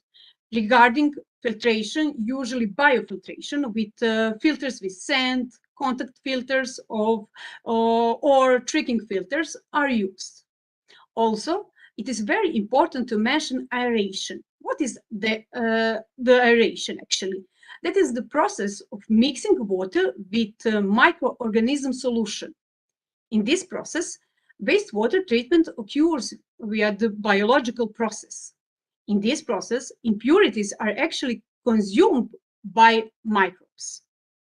The next step, third, is removal of organic compounds and bacteria, viruses, and parasites. Of course, the application of all of the conventional stages for wastewater treatment doesn't mean that the water is perfectly clean and safe. To achieve better wastewater treatment, it is necessary to apply advanced treatment processes. Some of the stages during advanced treatment processes involve various types of advanced filtration. I mentioned micro, ultra, or nano filtration, reverse osmosis, and disinfection with advanced oxidation. The application of all of these steps is a significant step to the safe and clean water. During micro, ultra, or nano filtration, the water is filtered through a physical membrane barrier with very small particles. As we can see, these pores come in all sizes. These steps is able to remove very small particles and prepares the water for the next step. That next step is actually reverse osmosis. What is reverse osmosis? Reverse osmosis is one more very important step during advanced treatment processes. During the reverse osmosis processes, semi-permeable membranes are used. Additionally, pressure is applied to overcome the osmotic pressure and consequently push the water from the high concentration of contaminants to low concentration of contaminants. Reverse osmosis is also a multi-step process. It usually consists of 4 stages, such as sediment filter, pre-carbon block, reverse osmosis membranes, and post-carbon filter. After the process of reverse osmosis, the water samples are ready for the advanced oxidation treatment processes. Previously reported stages still cannot remove bacteria and other harmful pathogens in water. One of the ways to solve these problems is to apply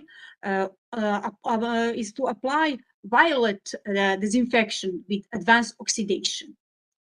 In this stage, ultraviolet light activities oxidation chemicals activates oxidation chemicals, and a series of chemical reactions are initiated. This chemical reaction break contaminants and that cannot be removed by previously mentioned stages that employ biological agents or membranes. Ultraviolet disinfection with advanced oxidation is the final step of the advanced treatment process for wastewater treatment. We can see that scientists in 2010 have prepared a report for the Water Research Commission, where they have summarized the best known advanced oxidation processes with potential for treatment of water, such as, for example, photolysis, chemical, photochemical, physical processes, and photocatalysis. If we look at this picture slide, we can see that photochemical processes are actually improved chemical processes with UV light. But advanced oxidation processes are processes during which hydroxy radicals are formed and used as ultimate oxidants to degrade organic pollutants in water. Hydroxy radicals can be formed in numerous ways, and here I will mention the main approaches for their production. For example, we have photophanton that is very often in literature, also ozonization, sonochemical oxidation, photocatalytic degradation, wet air oxidation, or supercritical water oxidation at high temperature. Although the application of ultraviolet radiation is highly efficient for wastewater treatment and producing hydroxy radicals, but it requires the utilization of irradiation sources that are not cost effective. For example, UV lamps have to be used to irradiate water samples, which cannot be expensive and difficult to install in the facilities for wastewater treatment. It would be imperative to use solar radiation to initiate water purification via advanced oxidation processes to achieve cost effectiveness. But the challenge is that the UV region continues only a fraction of the solar radiation spectrum. Expressed in numbers, ultraviolet radiation makes up just a few percent of solar radiation. I think only 8% of solar radiation. In this talk, special attention will be focused to photocatalysis, which is one of the most important and frequently applied advanced oxidation processes. And that is actually my primary area in research. There are several types of photocatalysis, and heterogeneous photocatalysis is one of the most widely studied. In this approach, a solid semiconducting material acts as a photocatalyst. The general mechanism of photocatalysis is actually very simple. After light irradiation, semiconducting material becomes excited by absorbing the light, after which is produced a pair of electrons and holes. The holes act as a strong oxidants agent and react with water molecule to produce superreactive hydroxy radicals. The generated hydroxy radical eventually react with the organic pollutants to degrade it into smaller intermediates. The end of degradation actually is when we have only carbon dioxide and water. Also, it could be in a solution some inorganic anions, because we have inorganic atoms in organic molecules. The main challenge with photocatalysis is the wide band gap of semiconductors that are applied as photocatalysts.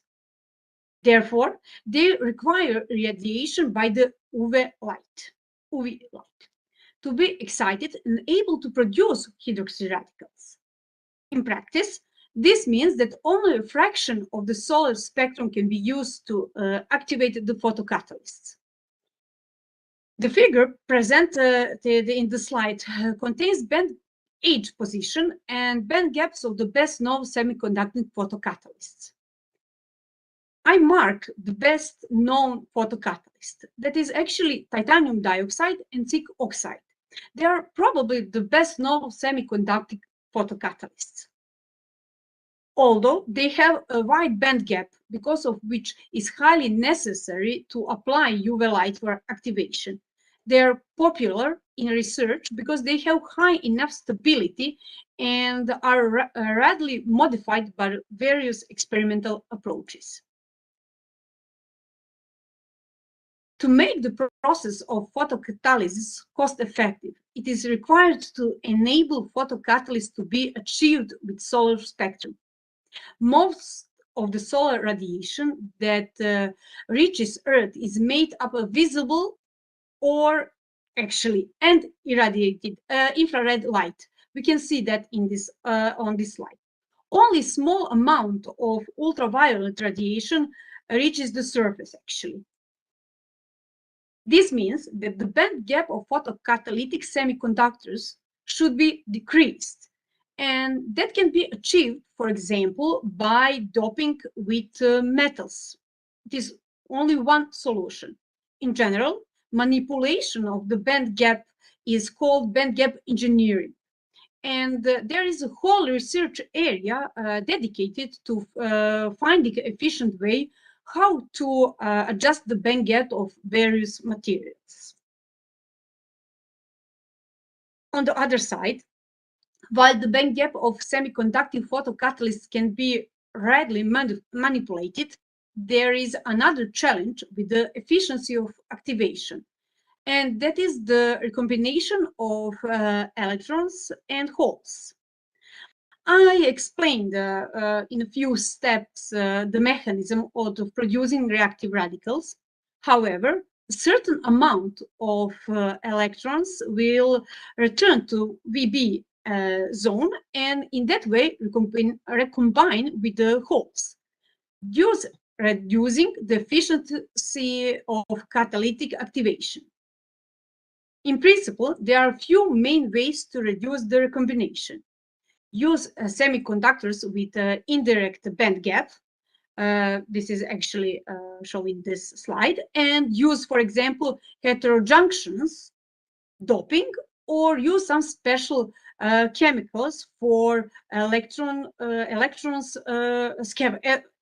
chemicals who are actually electron scavengers. What actually mean indirect band gap? Indirect band gap materials actually in a direct band gap, the maximum of the VB zone and the minimum of VB zone are at the same K vector.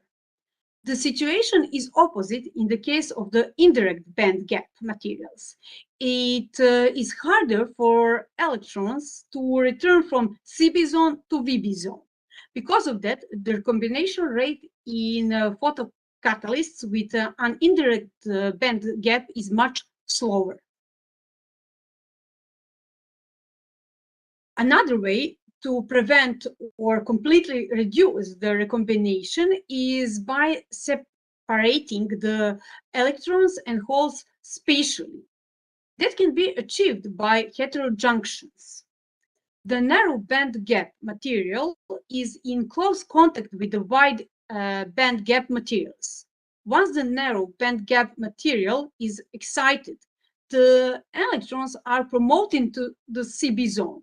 Then, instead of return to VB zone, they are transformed to CB zone of the wide band gap materials because they are in contact. Because there is a wide band gap materials present, it is hard for electrons to return back to the VB zone. And, of course, a very similar situation and explanation is for holes. We can see that in the picture. I mentioned also doping with metal ion, but there are also a lot of examples of doping with non-metals. For example, I put here nitrogen for very good example because photocatalytic materials can be very effective if we doped them with nitrogen. In the simple samples, molecular oxygen acts as electron acceptors to prevent recombination. This is very simple and cheap way how we can stop recombination. Additional oxidants, such as, for example, hydrogen peroxide, potassium bromate, and peroxodisulfate, can act as electron acceptors to improve the photocatalytic degradation efficiency. But these electron acceptors can have several effects, including avoidance of recombination, on the first place. Second, it could be increase of the concentration of hydroxy radicals. And third, produce of other oxidizing species that can exchange the oxidation rate of the substrate and of its intermediate compounds. It is very important to mention intermediate compounds because sometimes intermediates can be more toxic than parent compounds. And if we want to remove completely organic pollutions from the water, it is important to do in a very efficient way. I mentioned that it's important to have water dioxide and inorganic anions at the end, nothing else.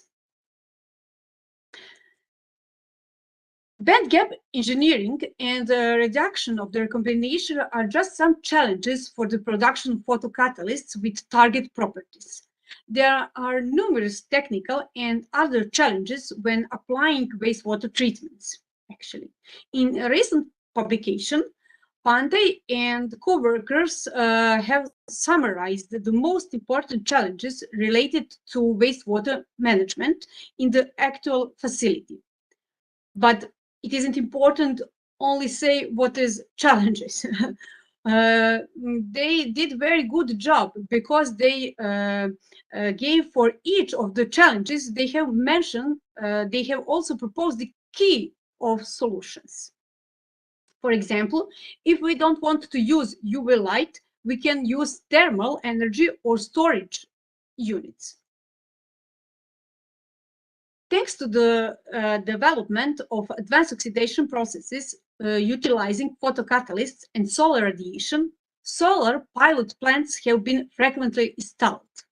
For example, Vela and co-workers reported the usage of solar pilot plant for degradation several pesticides that are recognized as endocrine disruptors. They removed mentioned compounds from water in a very effective way. These compounds are very stable in the environment and very often they accumulate in environmental water. Very similar compounds are some other pesticides. Also, pharmaceuticals are detected in environmental water. For example, dyes are also very dangerous when they are present in environmental water. And what we can see from this slide, Vela et al. Use electron scavenger to improve this process. I said that is very cheap way to make this process very efficient. Solar disinfection of drinking water is a simple, low-cost household water treatment technology promoted by World Health Organization. This approach is suitable for developing countries without access to the safe drinking water, but receive significant amount of solar radiation. Solar disinfection only requires that water is stored in transparent containers. That is usually PET bottles, nothing special, not more expensive, in which they are exposed to direct sunlight for a continuous period to enable waterborne pathogens to be interacted with, or actually irradiated by sunlight. To enable safe potable water, In rural areas, many novel photocatalysts have been developed and presented in the literature. These photocatalysts have the potential to be used in conjugation with simple solar disinfection techniques. However, it is often the case that investigations into new photocatalytic systems are limited to laboratory tests, which are generally conducted under idealized conditions that do not take into account many limitations of real world conditions. To address this need, authors have conducted tests under sunlight using real water sources from rural areas to verify the results of previous successful laboratory tests on novel photocatalysts. It was found that solar disinfection can be significantly exchanged with the addition of photocatalysts, with an exchanged titanium-based material showing better performance under solar irradiation relative to titanium alone. These results are consistent with results which we got in our lab. Numerous academic and industrial studies clearly indicate that the application of photocatalysis is one of the most promising approaches for the purification of water. Wastewater treatments based on photocatalysis are depending on the material science. Titanium dioxide, zinc oxide, and other well-known photocatalysts are readily available for modification and fine adjustment of the critical parameters such as band gaps and recombination rates. Also, it is also essential to emphasize that fact that there is no perfect advanced oxidation processes of wastewater treatment that could eliminate all types of water contaminants. It is therefore necessary to continue with the development of novel procedures and materials for wastewater treatments. Scientific community is certainly dedicated to this task, which is clear from the fact that thousands of papers dealing with this topic are published every year. My research group is also dedicated to the development of procedures for water cleaning based on photocatalysis. And here I present some of our works dealing with these topics. And we are actually mainly interested in the degradation of organic pharmaceuticals as very toxic pollutions, and we apply both experimental and computational research in this area. In case you have some questions regarding our work, I welcome you to contact me by mail. You can find all about me at my personal website. I would like only mention that we explored pharmaceuticals, pesticides, and I can say that some beta blockers which we explored are detecting in drinking water in France, for example, and in Serbia. In drinking water, in tap water, actually, we found diuretics, and that is actually very dangerous for not only for people, for completely live life on the earth. Also, at the end, I would like to sincerely thank the members of my research group for their dedicated contribution in the area of photocatalysis. I mentioned I work with my husband, and he is theoretical physicist, and we have very young team. Actually, we have 4 PhD students, and we are very satisfied because they are young, motivated people, and I hope that we will be successful and we will find some good solution for remove organic pollutants from water.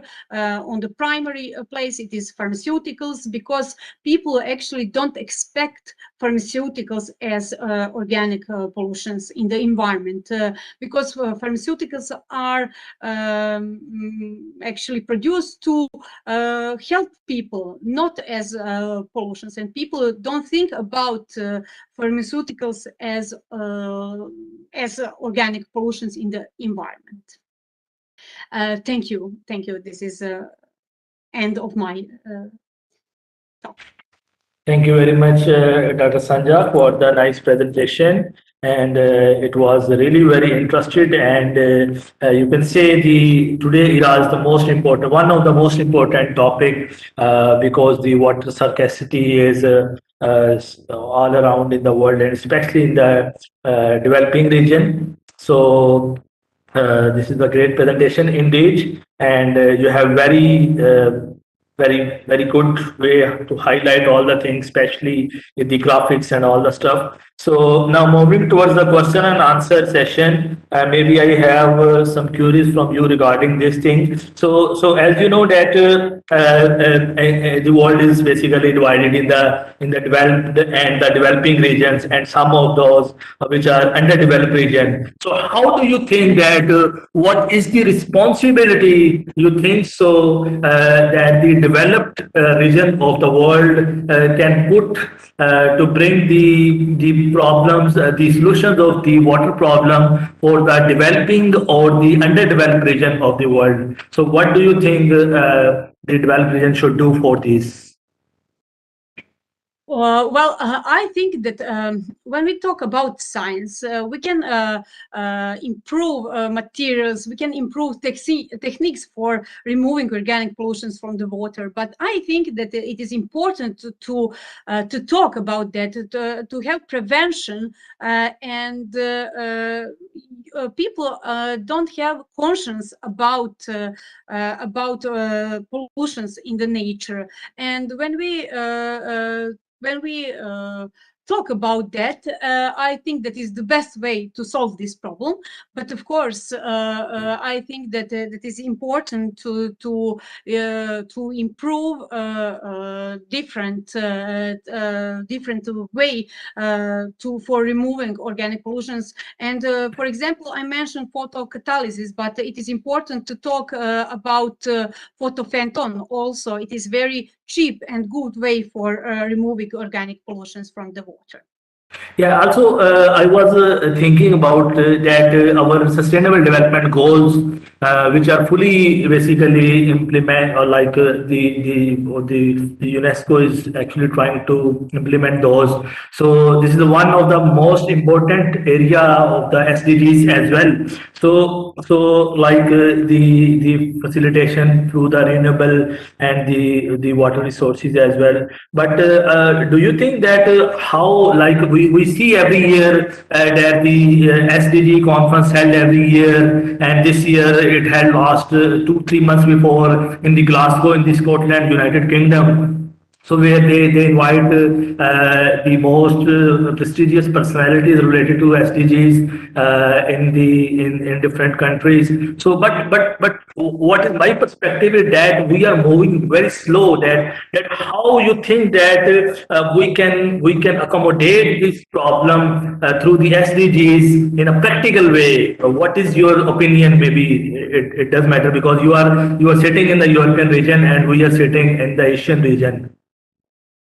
Yes, I think that we can improve if we will have more financial resources for more experiments, for more pilot systems. And if we have opportunity to have some, for example, not for experiments, if we can use in real system, for example, treated wastewater, use some filters which are made from titanium dioxide, it can be very good, for example, cleaning water.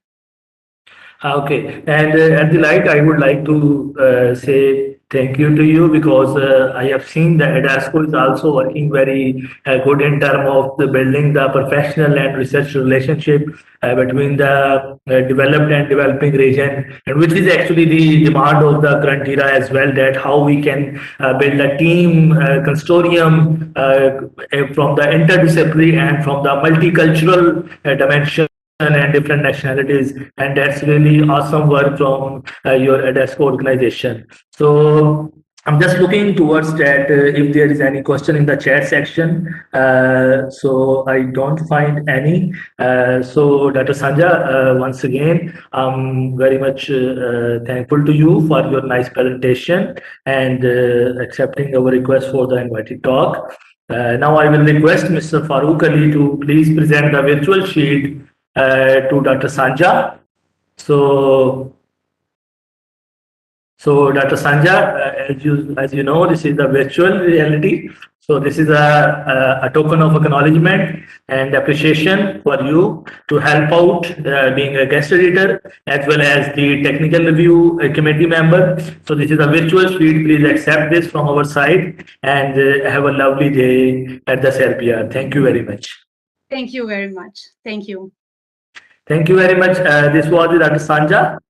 So now we will move towards the next speaker. So our next speaker is Dr. Wakil Shehzad. Dr. Wakil Shehzad is working as an associate professor, which is also a senior lecturer in nuclear terminologies in mechanical and construction engineering department at Northumbria University, UK. So the title of his talk will be Hybrid Desalination Process for Future Sustainability, and a brief introduction about the Dr. Shehzad. He worked as a research scientist in the Water Desalination and Rescue Center at one of the most recognized center of the world in King Abdullah University of Sciences and Technology in Saudi Arabia from 2014 to 2019 before he moved towards the United Kingdom. He's working in hybrid desalination processes and renewable energy research. He won many international awards, including Sustainability Medal in 2020, Global Innovation Award in 2020, National Energy Globe Award, Saudi Arabia, in the consecutive 3 years from 2019 to 21, and we wish him best of luck maybe in 2022 as well. The way he's working, that is actually awesome. And he has also won the Award of Excellence and Leadership in 2019. IDA Environmental and Sustainability Award in 2019. His research was highlighted at Yahoo Business and Nature, Middle East, Arab News, and many other national and international platforms. He successfully commercialized his cooling and desalination processes through spin-off companies. Also, Dr. Shehzad holds 11 international patents. To date, he has published 2 books, 17 book chapters, and over 65 peer-reviewed international journal papers and more than 110 conference papers. He also received 3 Best Paper Awards in international conferences. He is an editorial member of Nature Applied Sciences Journal and serving as a guest editor for topical collections. He is also selected as a regional coordinator for International Desalination Association, a young leader program for the Middle East and Africa region. He is a member of many professional organizations, which includes International Desalination Association, the International Water Association, IWA, and American Society of Mechanical Engineers. Maybe we have some more things, but due to shortage of time, we will request Dr. Shehzad to please move on for your presentation. Thank you very much. First of all, thank you very much, Dr. Farooq, for your kind words, and thank you very much for introduction. So I can share my screen. So I hope you can see my screen and you can hear me as well, yeah? Yes, sure, it is visible. Okay, so thanks again. So as Dr. Farooq mentioned, so my name is Mohammad Wakil Shehzad, and I'm working as a senior lecturer at Northumbria University. And today I will be presenting a tri-hybrid cycle for future water supplies. So before going to the tri-hybrid technologies, I would like to start with the United Nations Sustainability Goals because the water is very important for United Nations Sustainability Goals. So as we all know that there are 17 goals and around 169 targets. And if we zoom into all these 17 goals, we can clearly see that the three goals have very much interlinks between the other 14 goals. And those three goals are clean water and sanitation, and affordable and clean energy, and climate action.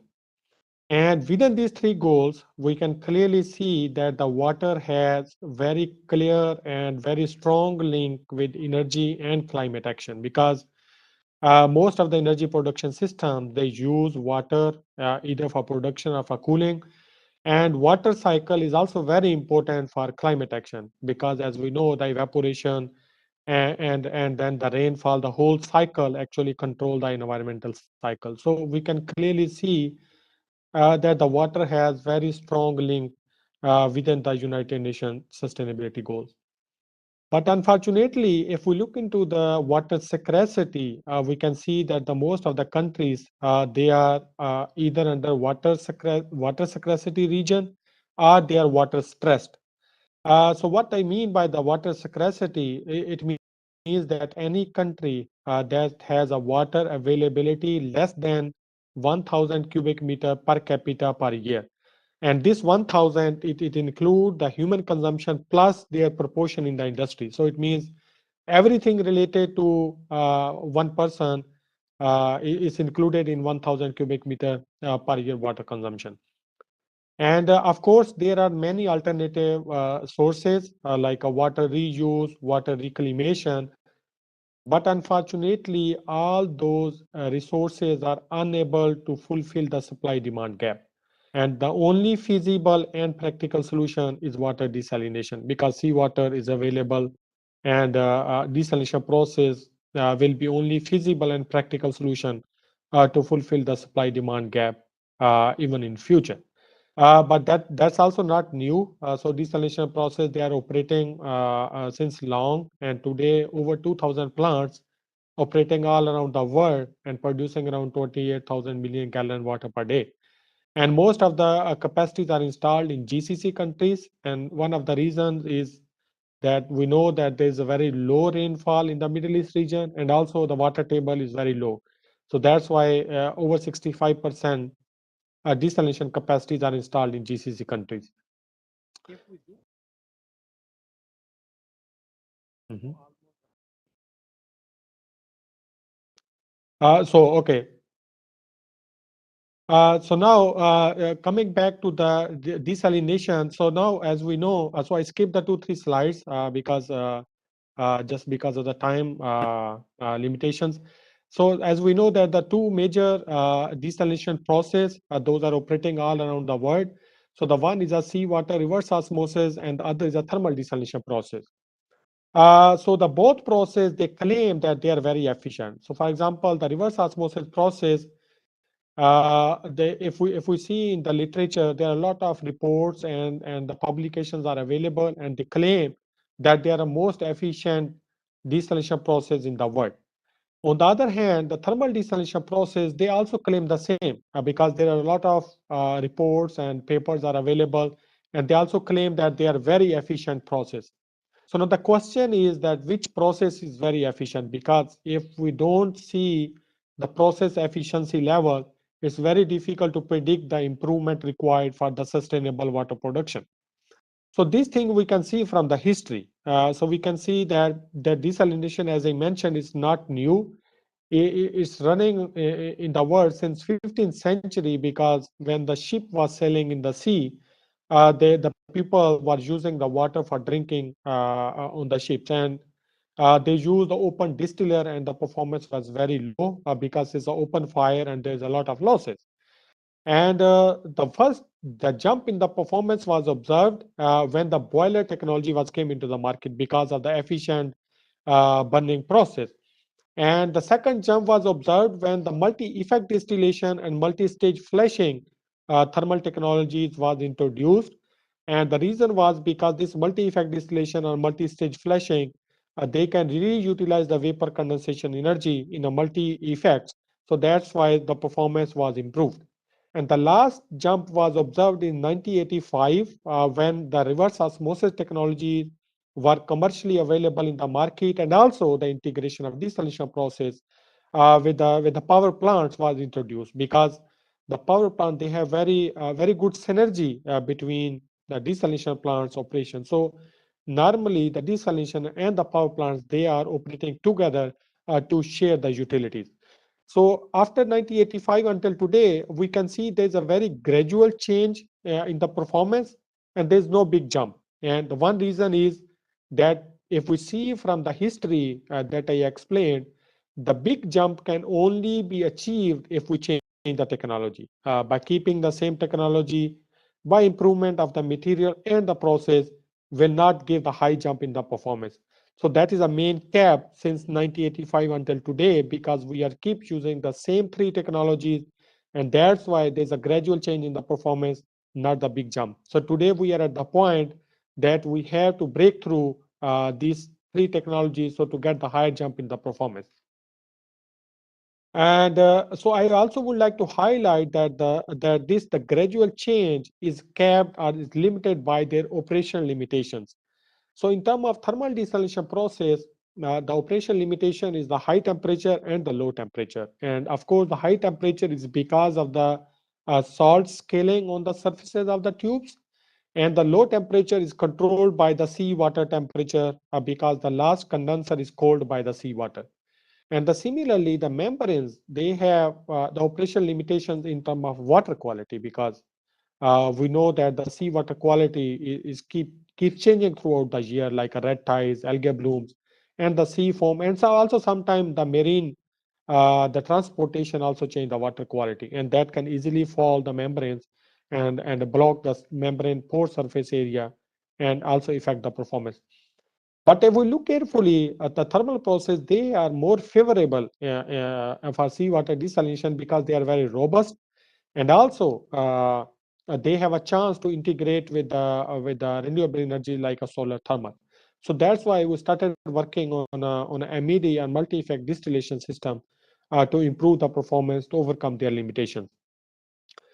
So as a first phase, we introduce our hybrid system that is called multi-effect distillation with adsorption cycle, AD. So what's going on actually, if I just little bit explain the process, as we know in the multi-effect distillation process, the heat is supplied inside the tube and the seawater is sprayed on outside the heat exchanger. And due to the heat transfer, the seawater evaporate, and that is actually a fresh water because the salt left behind, and that water vapor are condensed in the tube side of the next effect, and the heat of condensation is recovered to evaporate more water that is sprayed on the tube surface. So this evaporation and the condensation continue until the last stage, and from the last stage it condenses in the condenser. So typically it operating from 65 degree to all the way 40 degree. So in between there is a 6 to 8 number of effects at the stages. So we can see very clearly that the heat is supplied only at the start, and then there is the internal recoveries. So it means if we have more number of recoveries, the performance can be improved because the heat, this is whatever you are supplied already. So to break this lower temperature limitation of 40 degree, we introduce our adsorption cycle. So we bypass the condenser. So in our hybrid cycle, the vapor from the last stage is adsorbed on the adsorption cycle on the silica gel that is adsorbent. So conventionally, the adsorption cycle is used as a chiller. So as we know that the chilled water temperature can go as low as 5 degrees centigrade. So by using the same concept, so it means we can lower down the last stage temperature to as low as 5 degrees centigrade. So by doing this one, we can extend the temperature from 65 to all the way 5 degrees centigrade, and that one can help to introduce more than 15 number of stages or effect into the system. And of course, that will proportionally improve the water production. And we have 2 US patent on that. So to demonstrate this concept, we installed the pilot at KAUS, King Abdullah University of Science and Technology. So this is our second pilot because the first pilot was installed at National University of Singapore. So this is the adsorption pilot, and we built the mezzanine floor on top of that, and we installed the MED system. And these two big pipes are to integrate two systems together. And system is operating with evacuative collectors, and that is 352 meter square area on one of the rooftop, as we can see. And this is the control of our system. And here's the water production profiles. So we can see that at different temperatures, the green line shows the water production from conventional MED system without integrating to our adsorption cycle. And the red line shows that the water production with our hybrid system. So we can observe two lessons from here are the two main conclusions. That one is that at each temperature, we can see the water production was boosted over twofold. And that is because of higher interstage temperature difference with the integration of our adsorption cycle. And the second one, that is the most important lesson, that we can see that our system don't have any limitation of operating minimum at the lowest is the 40 degrees centigrade. So we can go at least as low as 10 to 15 degrees centigrade. So it means in the last stages, those are operating below 20 degrees centigrade. In addition to getting the distillate, we can also get the cooling effect for the control room cooling. And that we have the separate study on that. So after demonstration of the hybrid unit, MED-AD cycle, and demonstrating that it can successfully boost the water production to over twofold, we started working on tri-hybrid cycle. So the idea was that, as we know, the membrane distillation, that I also put the picture over here, is actually need the hot front and the cold front to transport the water vapors from the brine or from the seawater to the cold side across the membrane. So we realized that in our system that we can see over here, in terms of the schematic, we have these two fronts available. So like, let's say the stages or the effects, those are operating above 40 degrees centigrade. It's a hot front, that is a brine after 40% recovery coming out from the system. And the stages, those are operating below ambient condition, below 20 degree. The distillate, that is a fresh water, is at 20 or less than 20 degrees centigrade. So the temperature difference between this 50 degree and 20 degree can easily operate the membrane distillation system. So this is what we did over here in a tri-hybrid system. So with this multi-effect MED with AD hybrid system, we integrated the MEMSIS vacuum driven membrane distillation system that you can see over here. So it extracts the brine from our hybrid system and the distillate from the hybrid system on the other side of the membrane to utilize the energy between these two temperatures. So here we can see the results. So these red dots is the water production. So we normalize it with the meter square area, because it can be compared with any system then, because it's not limited with the meter square area of the tubes. So it shows the liter per meter square area per hour. And this the gray dots is the water production from membrane distillation system that was integrated with our hybrid system. And so this is a summary. So this shows all three systems water production at all the heat source temperatures. So we can see that the light blue dots is for MED system, the line for multi-effect distillation system. And then the orange bars is for hybrid system, and the gray bar is for the tri-hybrid system. So in conclusion, we can see that the hybrid system improved the water production to over twofold, and the tri-hybrid system produce additional 25% water without consuming any energy with the membrane distillation system. So overall, we can expect 2.5 to 2.7 fold water production boost with this tri-hybrid system with the same energy input. So we also did the performance analysis. This we developed the framework and we published in Nature Clean Water, and we showed that all the desalination process, it doesn't matter, the people claim that they reach to the sky high performance, but in reality, thermodynamic point of view, all the process they are operating only at 10 to 13% of thermodynamic limit. So that is very lower than the sustainability zone, that is over 35% of thermodynamic limit. Even with our hybrid and the tri-hybrid system, we were only able to achieve around 20% of thermodynamic limit. Still, we feel that it's not a very efficient system. So including our system, all the systems available today, they are not efficient at all. We have all to work together to improve the system performance to at least to achieve 35 to 40% of thermodynamic limit, that we can call it as a sustainable water production for future sustainability. So it's duty of all the scientists and the engineers to work together to improve the system performance. So we also did the life cycle costing analysis, and we showed that our system can produce the water with less than $1 per cubic meter as compared to around $1 of reverse osmosis process. So that was the lowest one. So our technology is not only limited to the labs. So we spin off the company, we called it as the Meta Technologies, and we installed our first commercial plant in Saudi Arabia in 2017. And based on successful operation of this one, we got the second contract, and that's supposed to be commissioned in 2021, but because of the COVID issues, it was delayed for 2 years. So we are expecting by end of this year, next year, it will be installed. So our technology was highlighted at many social media like Yahoo Finance, Middle East, Nature Middle East, New York Times, and Arab News, and we also won many awards based on the technology. So with this one, thank you very much. Thank you very much, Dr. Vakil, for a very practical presentation, in fact, and highlighting your key areas. I really appreciate your kind presentation and your time, regardless of your very packed schedule, and you manage it very well. So only a very quick question with you, can you have any opinion about the Pakistan situation, that how Pakistan can handle the situation in regard to the future sustainability in terms of water problem, over here? So your opinion.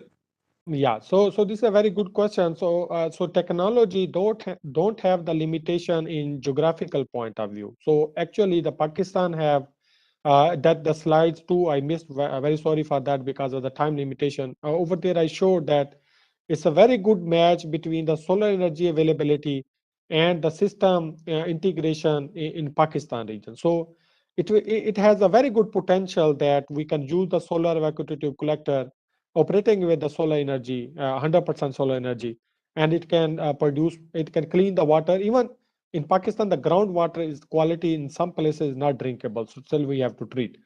So it can work with the groundwater, with the lake water, as well as with the sea water, and it can produce the water. So I think that will be the way forward for the future water supplies. And that's wonderful comments. And once again, thank you very much, Dr. Vakil, for your all suggestions and advices. Hopefully, we will look into this after the end of this conference, inshallah. And I would like to thank you for your great presentation. And with this, I would like to thank all the participants of the sessions. I would like to request Mr. Farooq Ali to present the virtual shield to Dr. Vakil, the token of acknowledgement in view of the virtual conference. And thank you very much, Dr. Vakil. You may have received the virtual sheet over here as well. So yeah, in the virtual world, we have these kind of realities. So ladies and gentlemen, thank you very much for joining us for the today's session in the first day in different tracks. And with this, I would like to close the day one for the International Conference on Energy Conservation.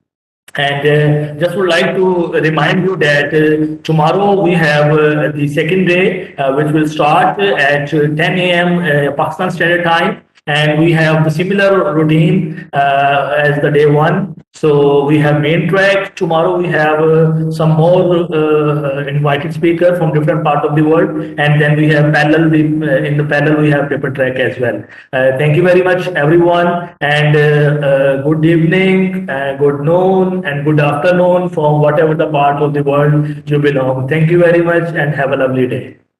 Thank you very much. Thank you very much. Bye bye, Dr. Sanja and Dr. Vakil. Bye. Bye. Thank you so much, Dr. Farooq. It was a great pleasure to have you as a session chair.